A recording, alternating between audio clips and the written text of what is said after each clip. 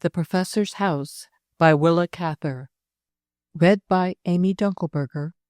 Book 1, The Family, Section 1. The moving was over and done. Professor St. Peter was alone in the dismantled house, where he had lived ever since his marriage, where he had worked out his career and brought up his 2 daughters. It was almost as ugly as it is possible for a house to be, square, 3 stories in height, painted the color of ashes, the front porch just too narrow for comfort, with a slanting floor and sagging steps. As he walked slowly about the empty, echoing rooms on that bright September morning, the professor regarded thoughtfully the needless inconveniences he had put up with for so long, the stairs that were too steep, the halls that were too cramped, the awkward oak mantels with thick round posts crowned by bumptious wooden balls over green-tiled fireplaces. Certain wobbly stair treads, certain creaky boards in the upstairs hall had made him wince many times a day for 20-odd years, and they still creaked and wobbled. He had a deft hand with tools. He could easily have fixed them, but there were always so many things to fix, and there was not time enough to go round. He went into the kitchen, where he had carpentered under a succession of cooks, went up to the bathroom on the 2nd floor, where there was only a painted tin tub. The taps were so old that no plumber could ever screw them tight enough to stop the drip. The window could only be coaxed up and down by wriggling, and the doors of the linen closet didn't fit. He had sympathized with his daughter's dissatisfaction, though he could never quite agree with them that the bath should be the most attractive room in the house. He had spent the happiest years of his youth in a house at Versailles, where it distinctly was not, and he had known many charming people who had no bath at all. However, as his wife said, if your country has contributed one thing at least to civilization, why not have it? Many a night, after blowing out his study lamp, he had leaped into that tub, clad in his pajamas, to give it another coat of some one of the many paints that were advertised to behave like porcelain and didn't. The professor in pajamas was not an unpleasant sight. For looks, the fewer clothes he had on, the better. Anything that clung to his body showed it to be built upon extremely good bones, with the slender hips and springy shoulders of a tireless swimmer. Though he was born on Lake Michigan, of mixed stock, Canadian French on one side and American farmers on the other, St. Peter was commonly said to look like a Spaniard. That was possibly because he had been in Spain a good deal, and was an authority on certain phases of Spanish history. He had a long brown face with an oval chin over which he wore a closed-trimmed Van Dyke, like a tuft of shiny black fur. With his silky, very black hair, he had a tawny skin with gold lights in it, a hawk nose, and hawk-like eyes, brown and gold and green. They were set in ample cavities with plenty of room to move about, under thick, curly black eyebrows that turned up sharply at the outer ends, like military mustaches. His wicked-looking eyebrows made his students call him Mephistopheles, and there was no evading the searching eyes underneath them, eyes that in a flash could pick out a friend or an unusual stranger from a throng. They had lost none of their fire, though just now the man behind them was feeling a diminution of ardor. His daughter Kathleen, who had done several successful studies of him in watercolor, had once said, "The thing that really makes Papa handsome is the modeling of his head between the top of his ear and his crown. It is quite the best thing about him." That part of his head was high, polished, hard as bronze, and the close-growing black hair threw off a streak of light along the rounded ridge where the skull was fullest. The mold of his head on the side was so individual and definite, so far from casual, that it was more like a statue's head than a man's. From one of the dismantled windows the professor happened to look out into his back garden, and at that cheerful sight he went quickly downstairs and escaped from the dusty air and brutal light of the empty rooms. His walled-in garden had been the comfort of his life, and it was the one thing his neighbors held against him.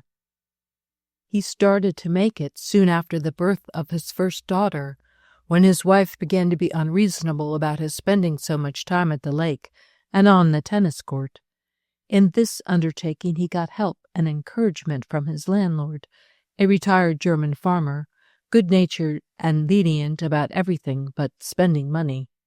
If the professor happened to have a new baby at home, or a faculty dinner, or an illness in the family, or any unusual expense, Appelhof cheerfully waited for the rent, but pay for repairs he would not. When it was a question of the garden, however, the old man sometimes stretched a point.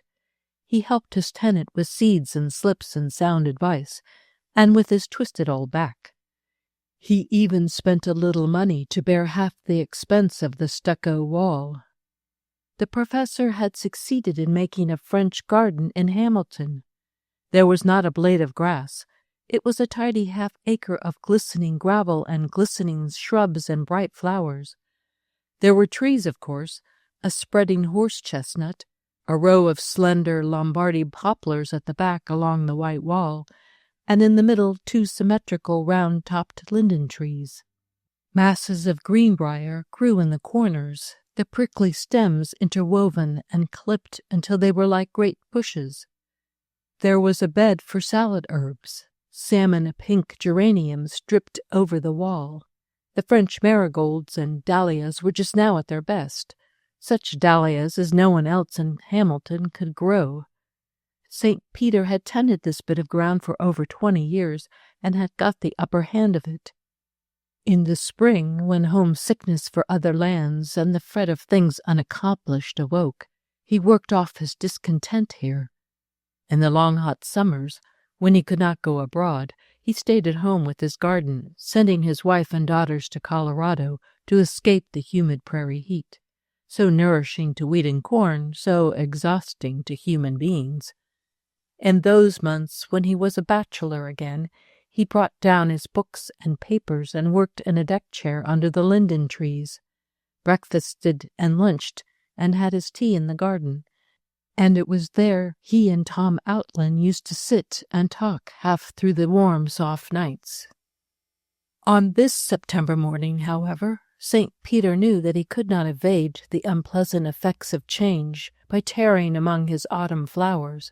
He must plunge in like a man and get used to the feeling that under his workroom there was a dead, empty house. He broke off a geranium blossom, and with it still in his hand, went resolutely up 2 flights of stairs to the 3rd floor, where, under the slope of the mansard roof, there was one room still furnished.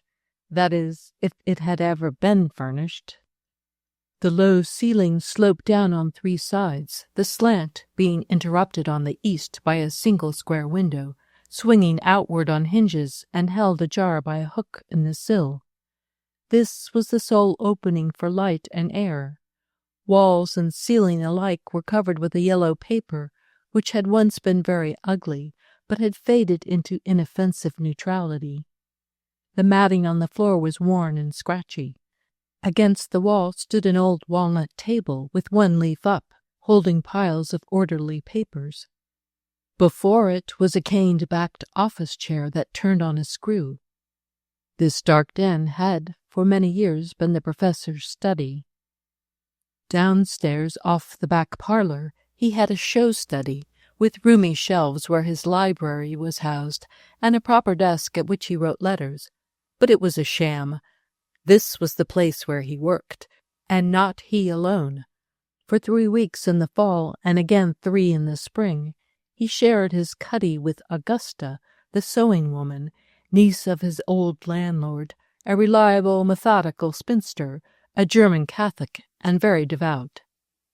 Since Augusta finished her day's work at 5 o'clock, and the professor on weekdays worked here only at night, they did not elbow each other too much.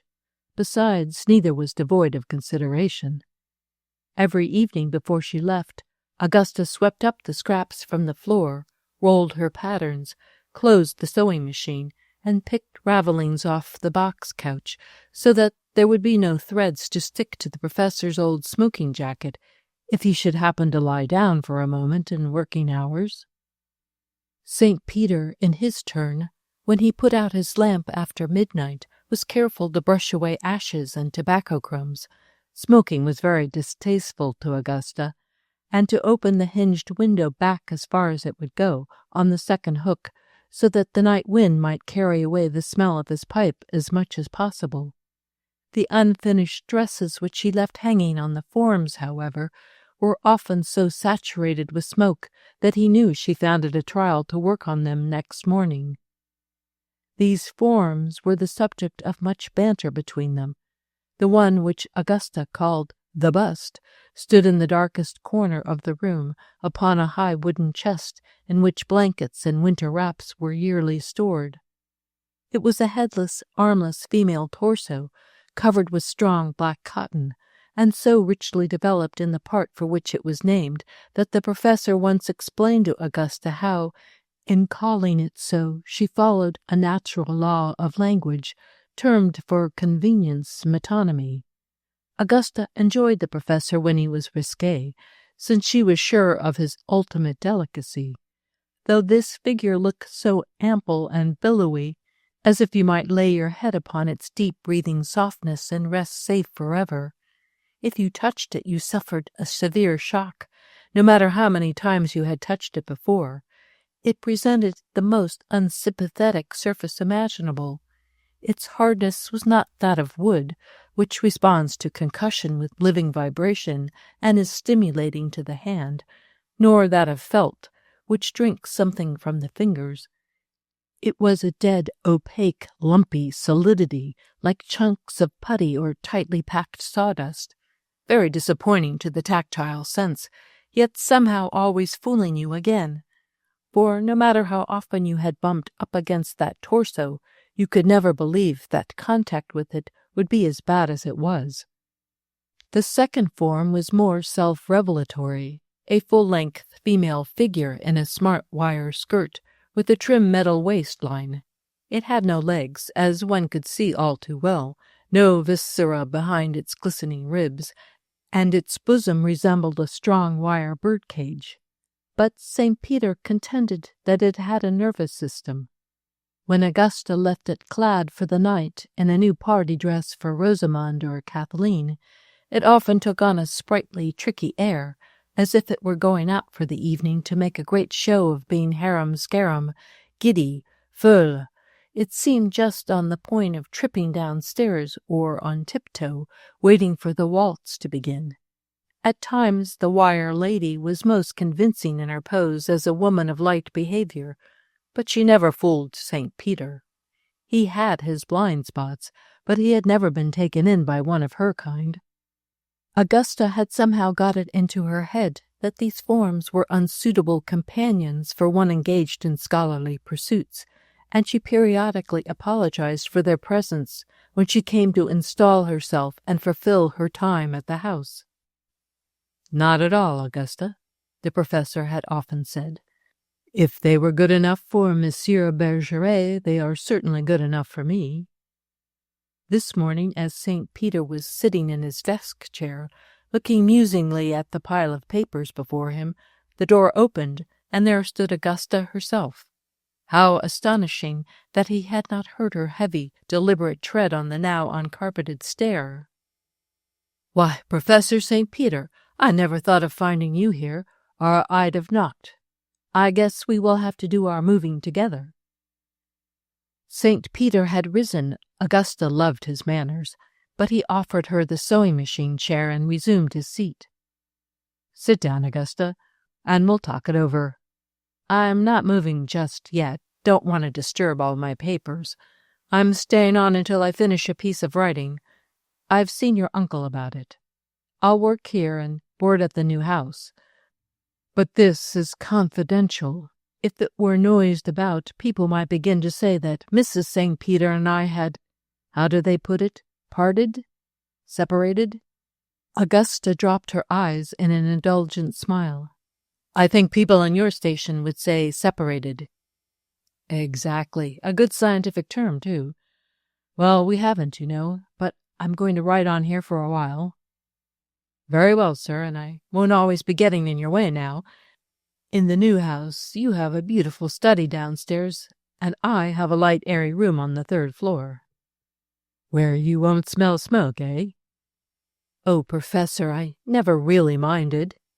Augusta spoke with feeling. She rose and took up the black bust in her long arms. The professor also rose very quickly. What are you doing? She laughed. Oh, I'm not going to carry them through this street, Professor. The grocery boy is downstairs with his cart to wheel them over. Wheel them over? Why, yes, to the new house, Professor. I've come a week before my regular time to make curtains and hem linen for Mrs. St. Peter. I'll take everything over this morning except the sewing machine. That's too heavy for the cart, so the boy will come back for it with the delivery wagon. Would you just open the door for me, please? No, I won't. Not at all. You don't need her to make curtains. I can't have this room changed if I'm going to work here. He can take the sewing machine, yes, but put her back on the chest where she belongs, please. She does very well there. St. Peter had got to the door and stood with his back against it. Augusta rested her burden on the edge of the chest. But next week I'll be working on Mrs. St. Peter's clothes, and I'll need the forms. As the boy's here, he'll just wheel them over, she said soothingly. I'm damned if he will. They shan't be wheeled. They stay right there in their own place.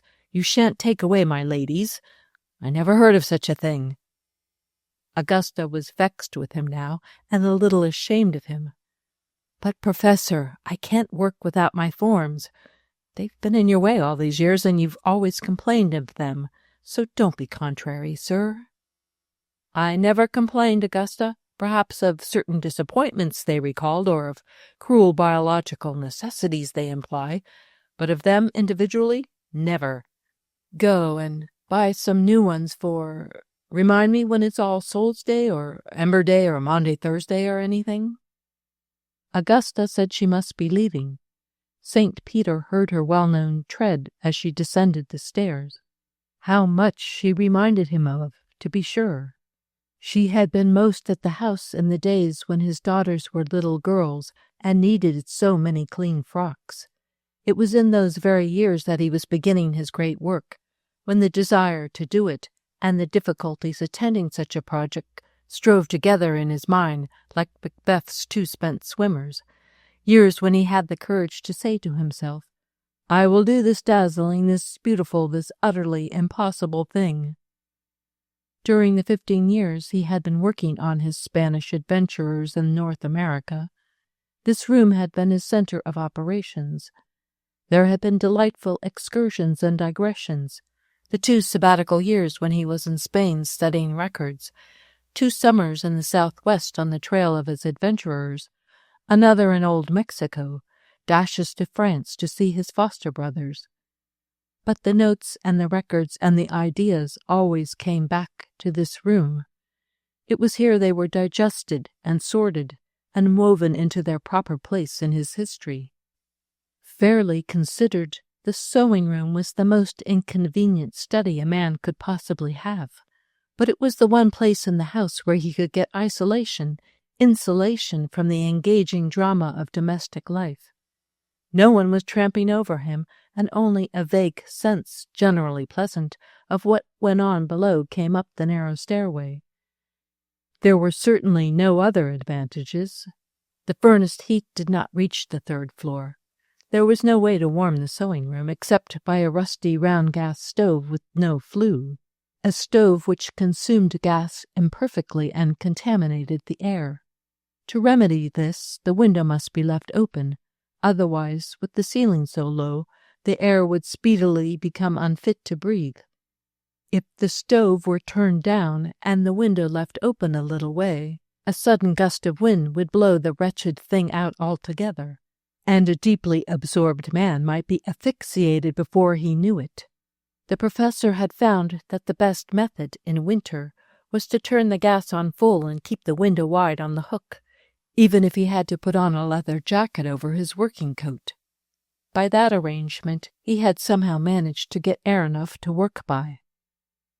He wondered now why he had never looked about for a better stove, a newer model, or why he had not at least painted this one, flaky with rust. But he had been able to get on only by neglecting negative comforts. He was by no means an ascetic.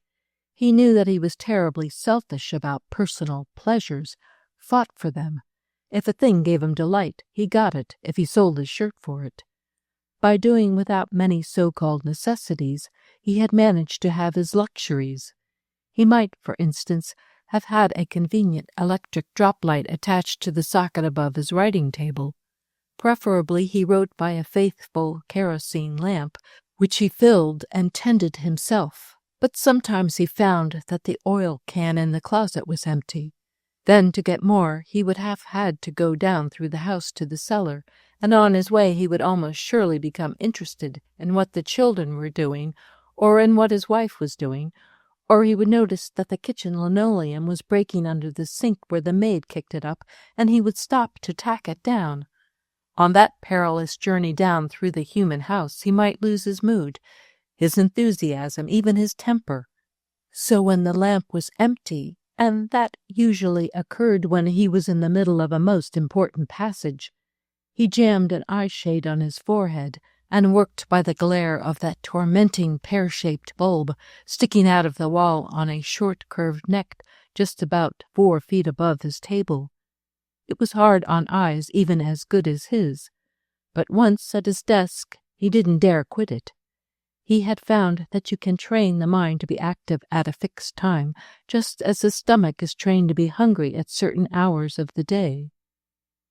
If someone in the family happened to be sick, he didn't go to his study at all. 2 evenings of the week he spent with his wife and daughters, and one evening he and his wife went out to dinner, or to the theater, or a concert. That left him only 4. He had Saturdays and Sundays, of course, and on those 2 days he worked like a miner under a landslide.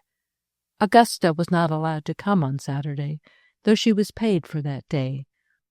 All the while that he was working so fiercely by night, he was earning his living during the day, carrying full university work and feeding himself out to hundreds of students in lectures and consultations. But that was another life. St. Peter had managed for years to live 2 lives, both of them very intense. He would willingly have cut down on his university work, would willingly have given his students chaff and sawdust. Many instructors had nothing else to give them and got on very well. But his misfortune was that he loved youth. He was weak to it. It kindled him. If there was one eager eye, one doubting, critical mind, one lively curiosity in a whole lecture-room full of commonplace boys and girls, he was its servant. That ardor could command him. It hadn't worn out with years, this responsiveness, any more than the magnetic currents wear out. It had nothing to do with time. But he had burned his candle at both ends to some purpose. He had got what he wanted. By many petty economies of purse, he had managed to be extravagant with not a cent in the world but his professor's salary. He didn't, of course, touch his wife's small income from her father. By eliminations and combinations so many and subtle that it now made his head ache to think of them, he had done full justice to his university lectures, and at the same time carried on an engrossing piece of creative work. A man can do anything if he wishes to enough, St. Peter believed. Desire is creation, is the magical element in that process. If there were an instrument by which to measure desire, one could foretell achievement. He had been able to measure it roughly just once in his student Tom Outland, and he had foretold. There was one fine thing about this room that had been the scene of so many defeats and triumphs. From the window he could see, far away, just on the horizon, a long blue hazy smear. Lake Michigan, the inland sea of his childhood. Whenever he was tired and dull, when the white pages before him remained blank or were full of scratched-out sentences, then he left his desk, took the train to a little station 12 miles away, and spent a day on the lake with his sailboat, jumping out to swim, floating on his back alongside, then climbing into his boat again. When he remembered his childhood, he remembered blue water. There were certain human figures against it, of course, his practical, strong-willed Methodist mother, his gentle, weaned-away Catholic father, the old Canuck grandfather, various brothers and sisters. But the great fact in life, the always possible escape from dullness, was the lake. The sun rose out of it. The day began there. It was like an open door that nobody could shut. The land, in all its dreariness, could never close in on you. You had only to look at the lake, and you knew you would soon be free. It was the first thing one saw in the morning across the rugged cow pasture studded with shaggy pines, and it ran through the days like the weather, not a thing thought about, but a part of consciousness itself. When the ice chunks came in of a winter morning, crumbly and white, throwing off gold and rose-colored reflections from a copper-colored sun behind the gray clouds, he didn't observe the detail or know what it was that made him happy. But now, 40 years later, he could recall all its aspects perfectly. They had made pictures in him when he was unwilling and unconscious, when his eyes were merely open wide. When he was 8 years old, his parents sold the lakeside farm and dragged him and his brothers and sisters out to the wheatlands of central Kansas. St. Peter nearly died of it. Never could he forget the few moments on the train when that sudden, innocent blue across the sand dunes was dying forever from his sight. It was like sinking for the third time. No later anguish, and he had had his share, went so deep or seemed so final. Even in his long, happy student years with the Thériault family in France, that stretch of blue water was the one thing he was homesick for. In the summer he used to go with the Thériault boys to Brittany or to the Languedoc coast, but his lake was itself as the Channel and the Mediterranean were themselves.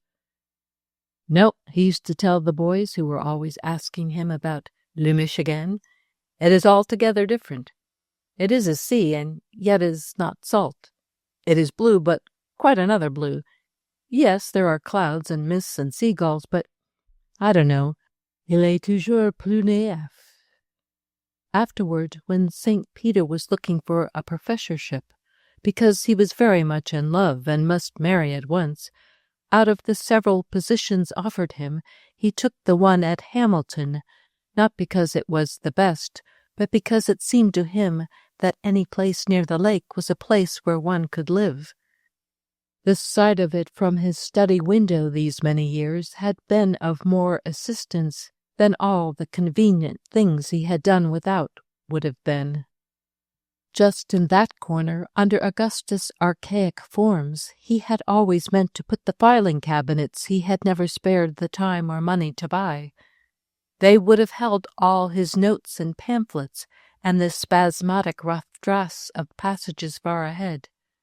But he had never got them, and now he really didn't need them. It would be like locking the stable after the horse is stolen. For the horse was gone. That was the thing he was feeling most just now. In spite of all he'd neglected, he had completed his Spanish Adventurers in 8 volumes, without filing cabinets or money or a decent study or a decent stove, and without encouragement, heaven knew. For all the interest the first 3 volumes awoke in the world, he might as well have dropped them into Lake Michigan. They had been timidly reviewed by other professors of history in technical and educational journals. Nobody saw that he was trying to do something quite different. They merely thought he was trying to do the usual thing and had not succeeded very well. They recommended to him the more even and genial style of John Fiske. St. Peter hadn't, he could honestly say, cared a whoop.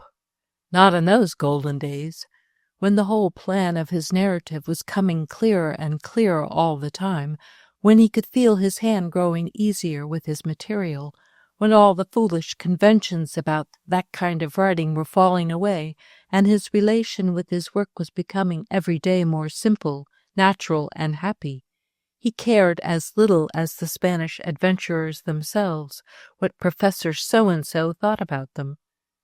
With the 4th volume he began to be aware that a few young men, scattered about the United States and England, were intensely interested in his experiment. With the 5th and 6th, they began to express their interest in lectures and in print. The last 2 volumes brought him a certain international reputation and what were called rewards, among them the Oxford Prize for History, with its £5,000, which had built him the new house into which he did not want to move. "Godfrey," his wife had gravely said one day when she detected an ironical turn in some remark he made about the new house, "is there something you would rather have done with that money than to have built a house with it?" "Nothing, my dear, nothing. If with that check I could have bought back the fun I had writing my history, you'd never have got your house. But one couldn't get that for $20,000. The great pleasures don't come so cheap. There is nothing else, thank you." Section 2. That evening St. Peter was in the new house, dressing for dinner.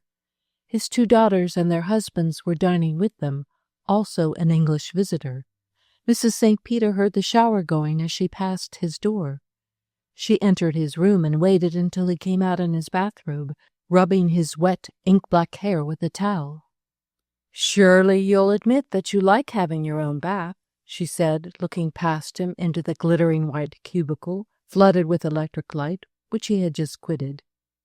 "Whoever said I didn't? But more than anything else, I like my closets. I like having room for all my clothes, without hanging one coat on top of another, and not having to get down on my marrow bones and fumble in dark corners to find my shoes."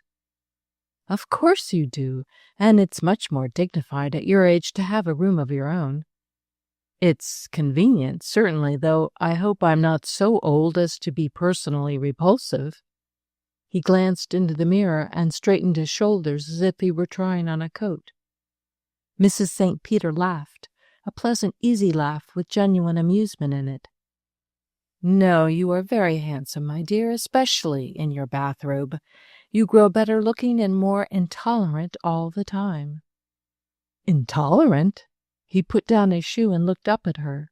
The thing that stuck in his mind constantly was that she was growing more and more intolerant about everything except her sons-in-law, that she would probably continue to do so, and that he must school himself to bear it. "I suppose it's a natural process," she went on, "but you ought to try seriously, I mean, to curb it where it affects the happiness of your daughters. You are too severe with Scott and Louis. All young men have foolish vanities. You had plenty." St. Peter sat with his elbows on his knees, leaning forward and playing absently with the tassels of his bathrobe. "Why, Lillian, I have exercised the virtue of patience with those 2 young men more than with all the thousands of young ruffians who have gone through my classrooms. My forbearance is overstrained. It's gone flat. That's what's the matter with me." "Oh, Godfrey, how can you be such a poor judge of your own behavior? But we won't argue about it now. You'll put on your dinner coat, and do try to be sympathetic and agreeable tonight."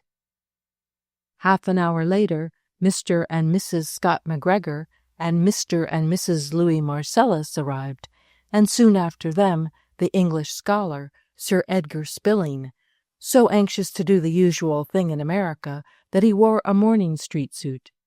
He was a gaunt, rugged, large-boned man of 50, with long legs and arms, a pear-shaped face, and a drooping pre-war mustache.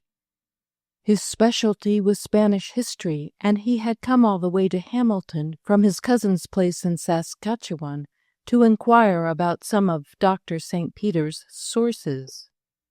Introductions over, it was the professor's son-in-law, Louis Marcellus, who took Sir Edgar in hand.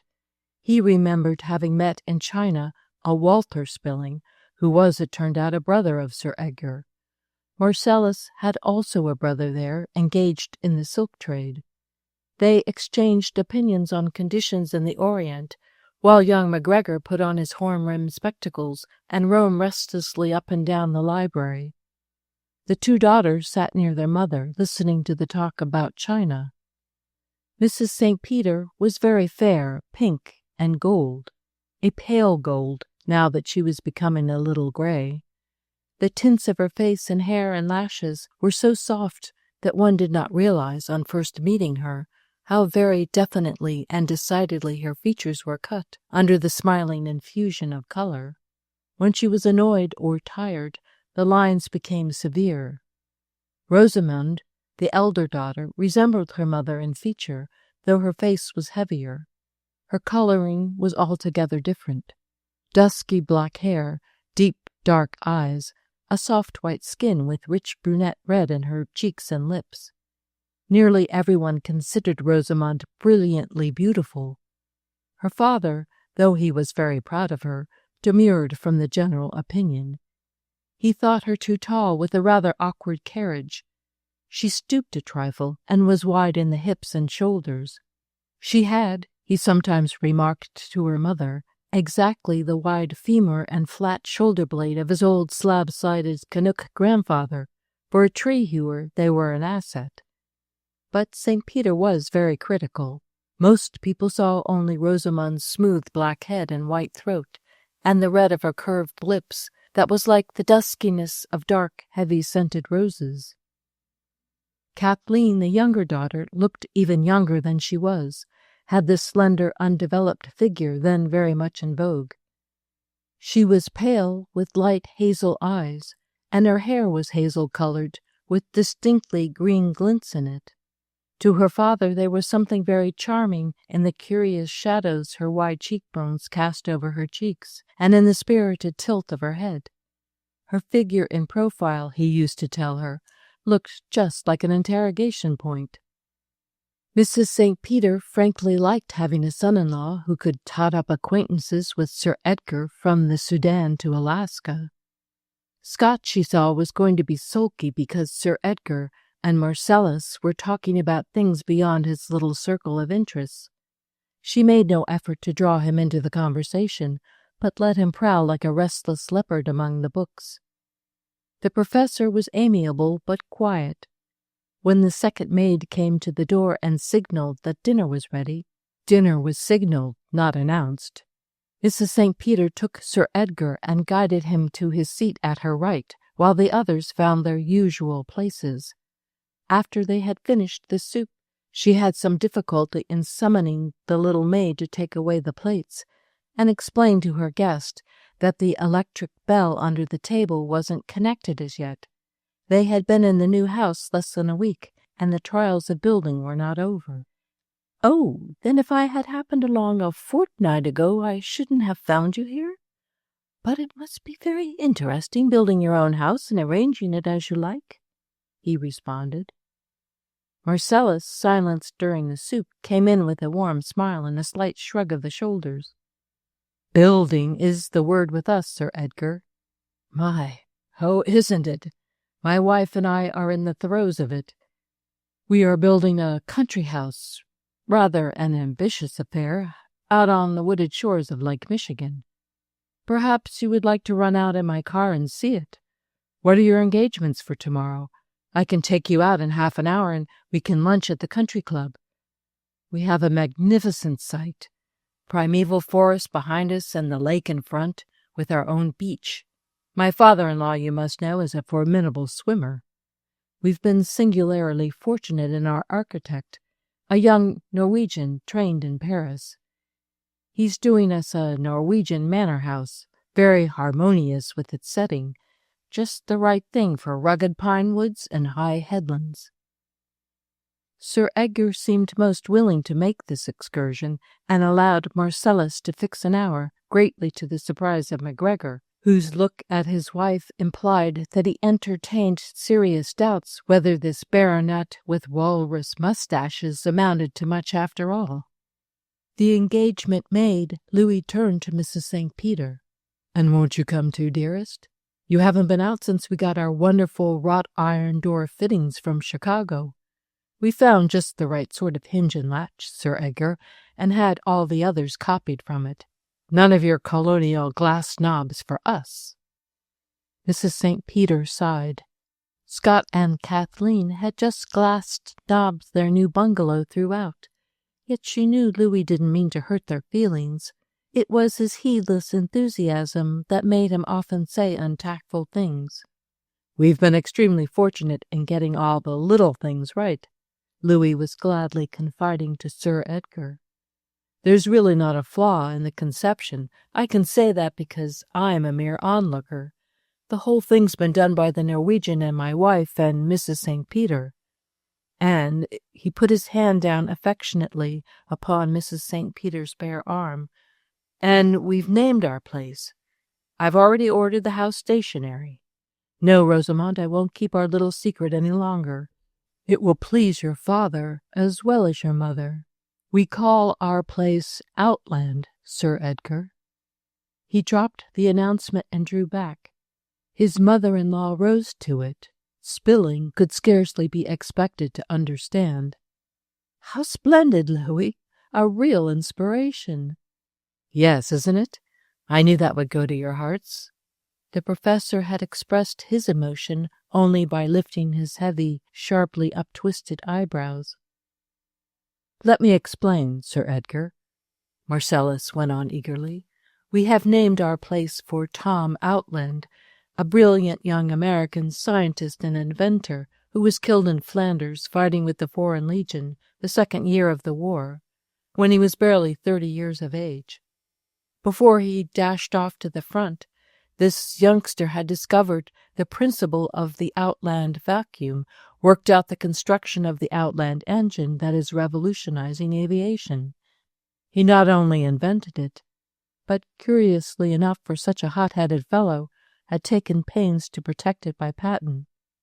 He had no time to communicate his discovery or to commercialize it, simply bolted to the front and left the most important discovery of his time to take care of itself." Sir Edgar, fork arrested, looked a trifle dazed. "Am I to understand that you are referring to the inventor of the Outland engine?" Louis was delighted. "Exactly that. Of course, you would know all about it. My wife was young Outland's fiancée, is virtually his widow. Before he went to France, he made a will in her favor. He had no living relatives, indeed. Toward the close of the war, we began to sense the importance of what Outland had been doing in his laboratory. I am an electrical engineer by profession. We called in the assistance of experts and got the idea over from the laboratory to the trade. The monetary returns have been, and are, of course, large." While Louis paused long enough to have some intercourse with the roast before it was taken away, Sir Edgar remarked that he himself had been in the air service during the war in the construction department, and that it was most extraordinary to come thus by chance upon the genesis of the Outland engine. "You see," Louis told him, "Outland got nothing out of it but death and glory. Naturally, we feel terribly indebted.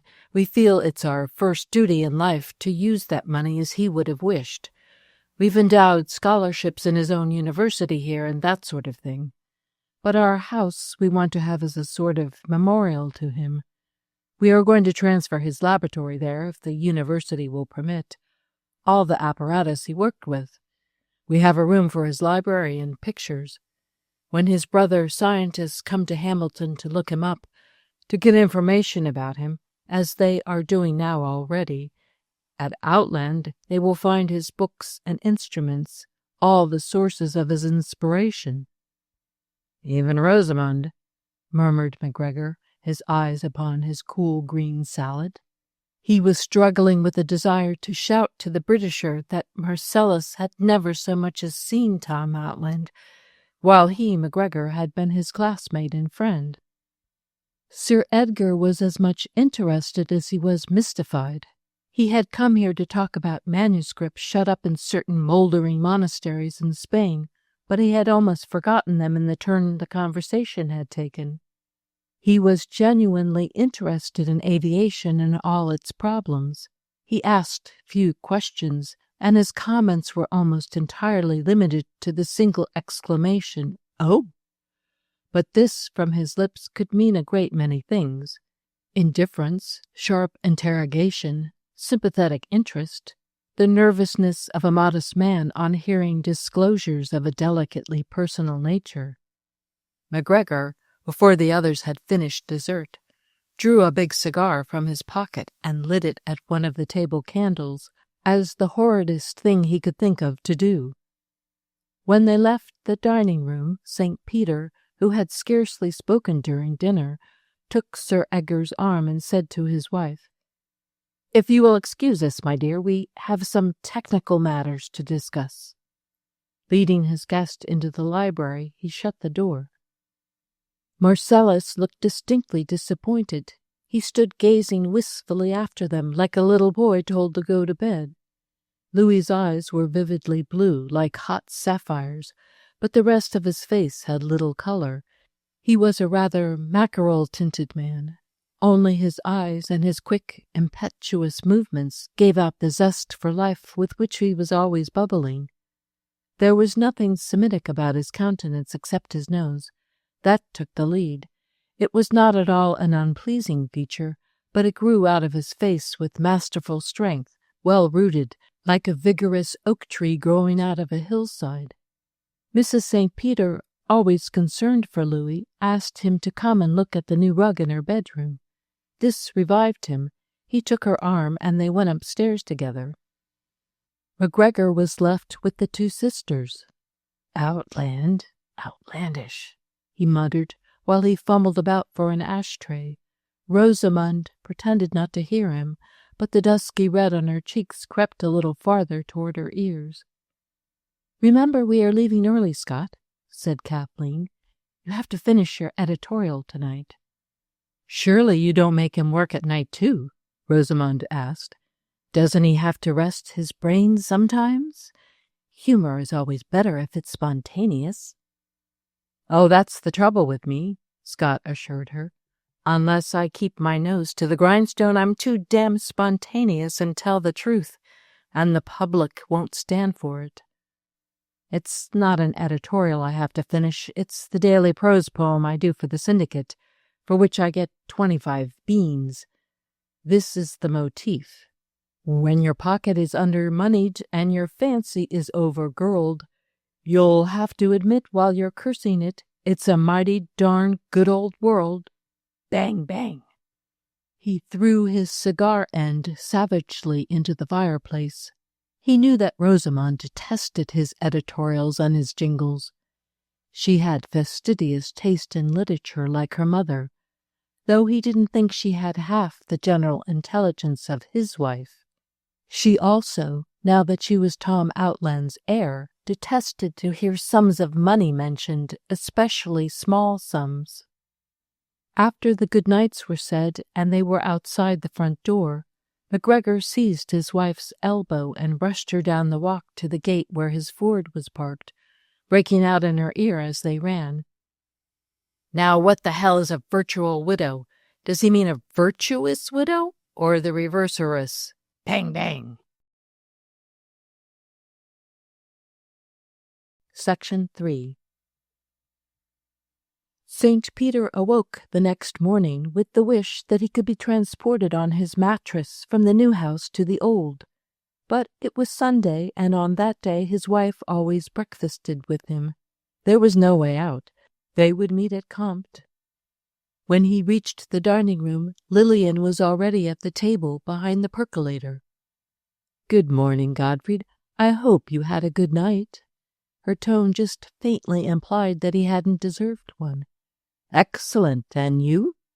"I had a good conscience." She smiled ruefully at him. "How can you let yourself be ungracious in your own house?" "Oh, dear. And I went to sleep happy in the belief that I hadn't said anything amiss the whole evening. Nor anything aright that I heard. Your disapproving silence can kill the life of any company." "It didn't seem to last night. You're entirely wrong about Marcellus. He doesn't notice." He's too polite to take notice, but he feels it. He's very sensitive under a well-schooled impersonal manner." St. Peter laughed. "Nonsense, Lillian. If he were, he couldn't pick up a dinner party and walk off with it, as he almost always does. I don't mind when it's our dinner, but I hate seeing him do it in other people's houses. Be fair, Godfrey. You know that if you'd once begun to talk about your work in Spain, Louis would have followed it up with enthusiasm. Nobody is prouder of you than he. That's why I kept quiet. Support can be too able, certainly too fluent. There you are, the dog in the manger. You won't let him discuss your affairs, and you're annoyed when he talks about his own. I admit I can't bear it when he talks about Outland as his affair. I mean Tom, of course, not their confounded place. This calling it after him passes my comprehension, and Rosamond's standing for it. It's brazen impudence." Mrs. St. Peter frowned pensively. "I knew you wouldn't like it, but they were so pleased about it, and their motives are so generous." "Hang it! Outland doesn't need their generosity. They've got everything he ought to have had, and the least they can do is to be quiet about it, and not convert his very bones into a personal asset. It all comes down to this, my dear. One likes the florid style, or one doesn't. You yourself used not to like it. And will you give me some more coffee, please?" She refilled his cup and handed it across the table. "Nice hands," he murmured, looking critically at them as he took it. "Always such nice hands." "Thank you. I dislike floridity when it is beaten up to cover the lack of something, to take the place of something. I never disliked it when it came from exuberance. Then it isn't floridness, it's merely strong color." "Very well. Some people don't care for strong color. It fatigues them." He folded his napkin. "Now I must be off to my desk." "Not quite yet. You never have time to talk to me. Just when did it begin, Godfrey, in the history of manners, that convention that if a man were pleased with his wife or his house or his success, he shouldn't say so frankly?" Mrs. St. Peter spoke thoughtfully, as if she had considered this matter before. "Oh, it goes back a long way. I rather think it began in the age of chivalry, King Arthur's knights. Whoever it was lived in that time. Some feeling grew up that a man should do fine deeds and not speak of them, and that he shouldn't speak the name of his lady, but sing of her as a Phyllis or a Nicolette. It's a nice idea. Reserve about one's deepest feelings keeps them fresh." "The Oriental peoples didn't have an age of chivalry. They didn't need one," Lillian observed. "And this reserve, it becomes in itself ostentatious, a vainglorious vanity." "Oh, my dear, all is vanity. I don't dispute that. Now, I must really go, and I wish I could play the game as well as you do. I have no enthusiasm for being a father-in-law. It's you who keep the ball rolling." "I fully appreciate that." "Perhaps," mused his wife as he rose, "it's because you didn't get the son-in-law you wanted. And yet he was highly colored, too." The professor made no reply to this. Lillian had been fiercely jealous of Tom Outland. As he left the house, he was reflecting that people who are intensely in love when they marry, and who go on being in love, always meet with something which suddenly or gradually makes a difference. Sometimes it is the children, or the grubbiness of being poor, sometimes a second infatuation. In their own case it had been, curiously enough, his pupil, Tom Outland. St. Peter had met his wife in Paris when he was but 24 and studying for his doctorate. She too was studying there.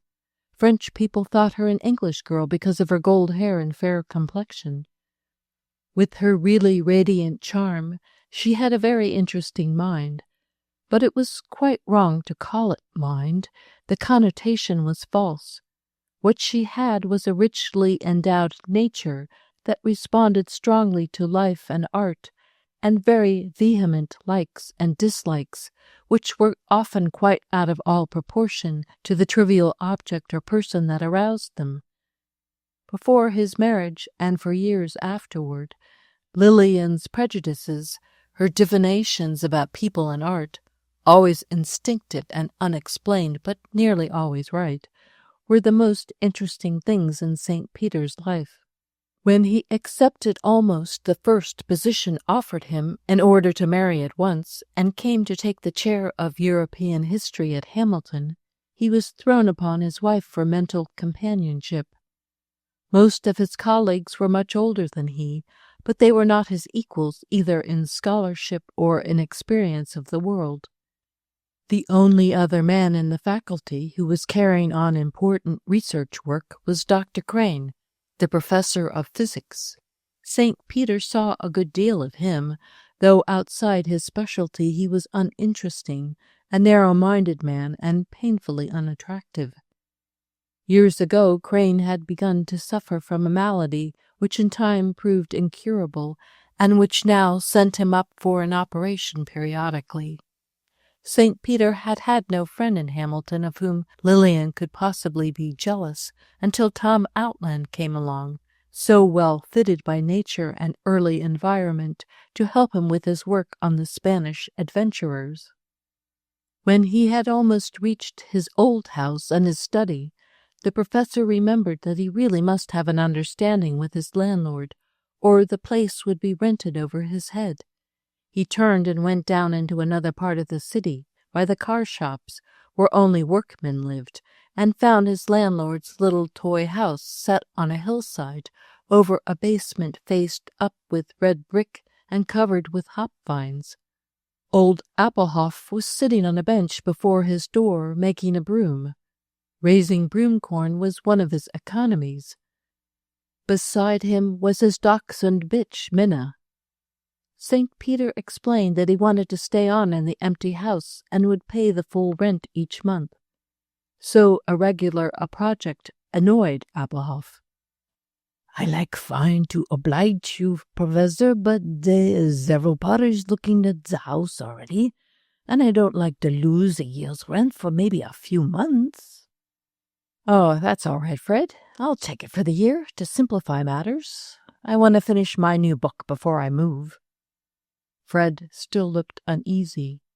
"I better see the insurance man, eh? It says for purposes of domestic dwelling." "He won't object." "Let's have a look at your garden. What a fine crop of apples and sickle pears you have." "I don't like them trees what don't bear nothing," said the old man with sly humor, remembering the professor's glistening barren shrubs and the good ground wasted behind his stucco wall.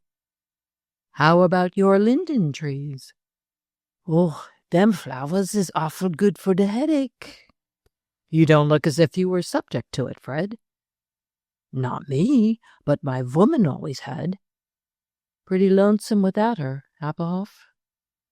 "I miss her, Professor, but I ain't just lonesome." The old man rubbed his bristly chin. "My Minna here is most like a person, and then I got so many things to think about." "Have you? Pleasant things, I hope?" "Well, all kinds. When I was young in the old country, I had it hard to get my wife at all, and I never had time to think. When I come to this country, I had to work so terrible hard on that farm to make crops and pay debts that I was like a horse. Now I have it easy, and I take time to think about all them things." St. Peter laughed. "We all come to it, Applehoff. That's one thing I'm renting your house for, to have room to think. Good morning." Crossing the public park on his way back to the old house, he espied his professional rival and enemy, Professor Horace Langtry, taking a Sunday morning stroll, very well got up in English clothes he had brought back from his customary summer in London, with a bowler hat of unusual block and a horned-handled walking stick. In 20 years the two men had scarcely had speech with each other beyond a stiff good morning. When Langtry first came to the university, he looked hardly more than a boy, with curly brown hair and such a fresh complexion that the students called him Lily Langtry. His round pink cheeks and round eyes and round chin made him look rather like a baby grown big. All these years had made little difference, except that his curls were now quite gray, his rosy cheeks even rosier, and his mouth dropped a little at the corners, so that he looked like a baby suddenly grown old and rather cross about it. Seeing St. Peter, the younger man turned abruptly into a side alley, but the professor overtook him. "Good morning, Langtry. These elms are becoming real trees at last. They've changed a good deal since we first came here." Dr. Langtry moved his rosy chin sideways over his high double collar. "Good morning, Dr. St. Peter. I really don't remember much about the trees. They seem to be doing well now." St. Peter stepped abreast of him. "There have been many changes, Langtry, and not all of them are good. Don't you notice a great difference in the student body as a whole? In the new crop that comes along every year now, how different they are from the ones of our early years here." The smooth chin turned again, and the other professor of European history blinked. "In just what respect?" "In the all-embracing respect of quality. We have hosts of students, but they're a common sort." "Perhaps. I can't say I've noticed it." The air between the two colleagues was not thawing out any. A church bell rang. Langtry started hopefully. "You must excuse me, Dr. St. Peter. I'm on my way to service." The professor gave it up with a shrug. All right, Langtry, as you will." "Quelle folie!"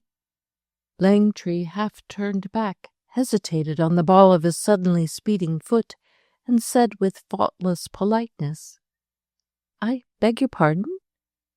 St. Peter waved his hand with the gesture of negation and detained the churchgoer no longer. He sauntered along slackly through the hot summer sunshine, wondering why Langtry didn't see the absurdity of their long grudge. They had always been directly opposed in matters of university policy, until it had almost become a part of their professional duties to outwit and cramp each other. When young Langtry first came there, his specialty was supposed to be American history. His uncle was president of the Board of Regents and very influential in state politics. The institution had to look to him, indeed, to get its financial appropriations passed by the legislature. Langtry was a Tory in his point of view and was considered very English in his tone and manner. His lectures were dull, and the students didn't like him. Every inducement was offered to make his courses popular. Liberal credits were given for collateral reading. A student could read almost anything that had ever been written in the United States and get credit for it in American history.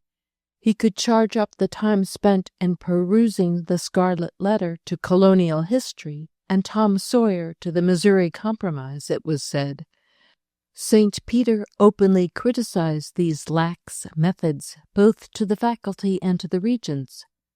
Naturally, Madame Langtry paid him out. During the professor's second sabbatical year in Spain, Horace and his uncle together very nearly got his department away from him. They worked so quietly that it was only at the 11th hour that St. Peter's old students throughout the state got wind of what was going on, dropped their various businesses and professions for a few days, and came up to the capital in dozens and saved his place for him. The opposition had been so formidable that when it came time for his third year away, the professor had not dared ask for it, but had taken an extension of his summer vacation instead. The fact that he was carrying on another line of work than his lectures, and was publishing books that weren't strictly textbooks, had been used against him by Langtry's uncle. As Langtry felt that the unpopularity of his course was due to his subject, a new chair was created for him. There couldn't be two heads in European history, so the Board of Regents made for him a chair of Renaissance history, or, as St. Peter said, a Renaissance chair of history.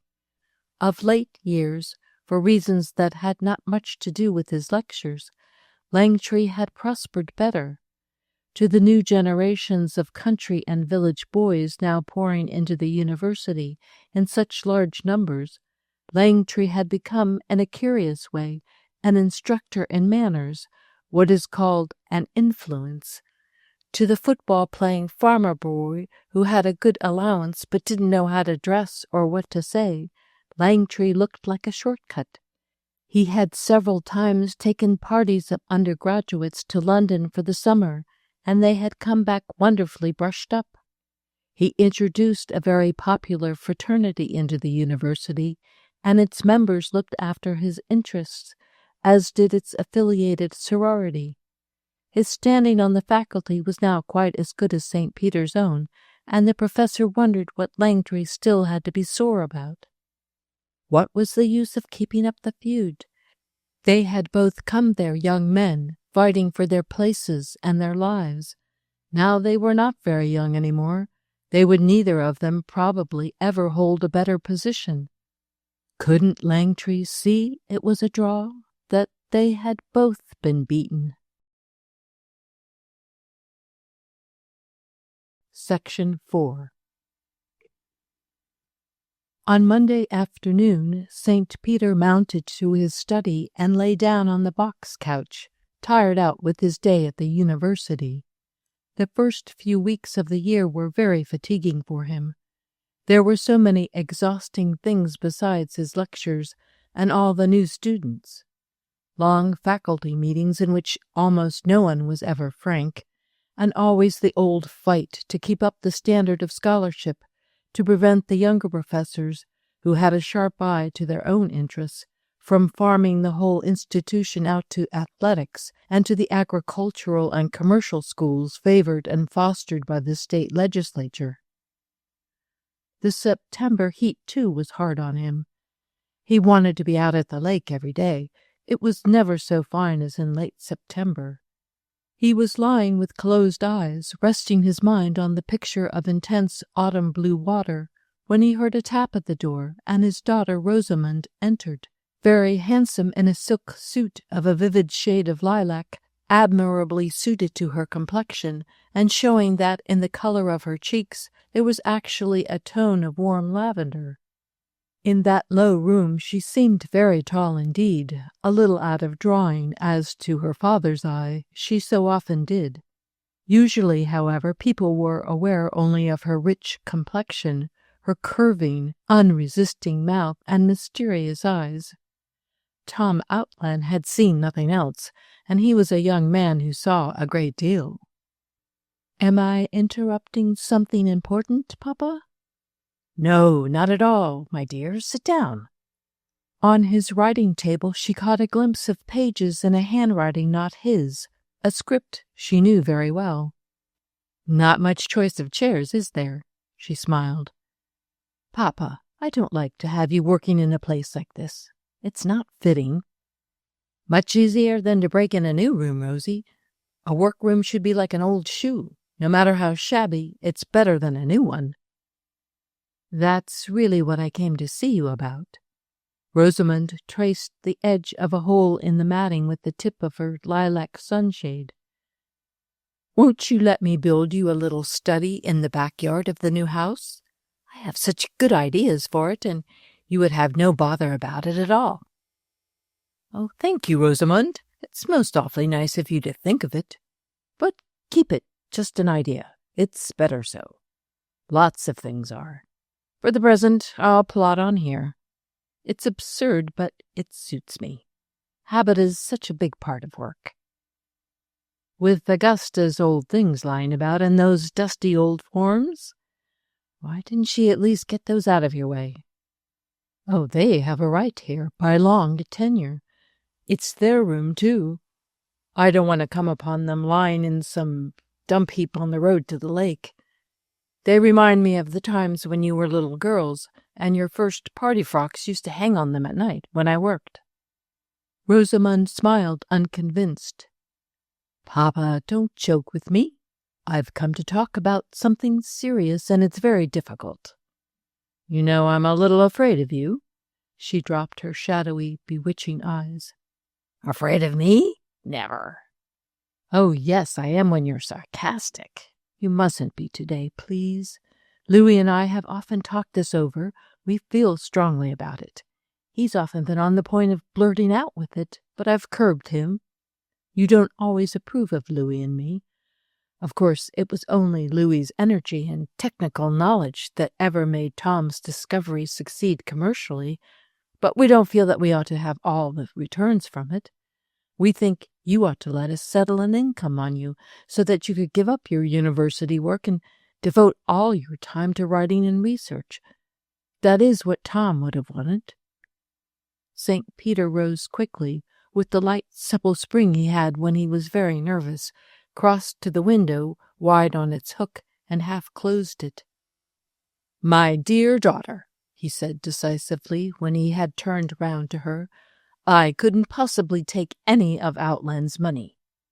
"But why not? You were the best friend he had in the world. He owed more to you than to anyone else, and he hated having you hampered by teaching. He admired your mind, and nothing would have pleased him more than helping you to do the work you do better than anyone else. If he were alive, that would be one of the first things he would use this money for. But he is not alive, and there was no word about me in his will, and so there is nothing to build your pretty theory upon. It's wonderfully nice of you and Louis, and I'm very pleased, you know. But Tom was so impractical, Father. He never thought it would mean more than a liberal dress allowance for me, if he thought at all. I don't know. He never spoke to me about it." St. Peter smiled quizzically. "I'm not so sure about his impracticalness. When he was working on that gas, he once remarked to me that there might be a fortune in it. To be sure, he didn't wait to find out whether there was a fortune, but that had to do with quite another side of him. Yes, I think he knew his idea would make money, and he wanted you to have it, with him or without him." The young woman's face grew troubled. "Even if I married?" "He wanted you to have whatever would make you happy." She sighed luxuriously. "Louis has done that. The only thing that troubles me is I feel you ought to have some of this money, that he would wish it. He was so full of gratitude, felt that he owed you so much." Her father again rose with that guarded, nervous movement. "Once and for all, Rosamund, understand that he owed me no more than I owed him. Nothing hurts me so much as to have any member of my family talk as if we had done something fine for that young man, brought him out, produced him. In a lifetime of teaching, I've encountered just one remarkable mind, but for that I'd consider my good years largely wasted. And there can be no question of money between me and Tom Outland. I can't explain just how I feel about it, but it would somehow damage my recollections of him, would make that episode in my life commonplace like everything else, and that would be a great loss to me. I'm purely selfish in refusing your offer. My friendship with Outland is the one thing I will not have translated into the vulgar tongue." His daughter looked perplexed and a little resentful. "Sometimes," she murmured, "I think you feel I oughtn't to have taken it either." "You had no choice. For you it was settled by his own hand.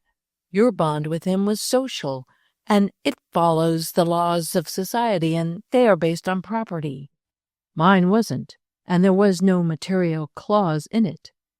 He empowered you to carry out all his wishes, and I realize that you have responsibilities, but none toward me.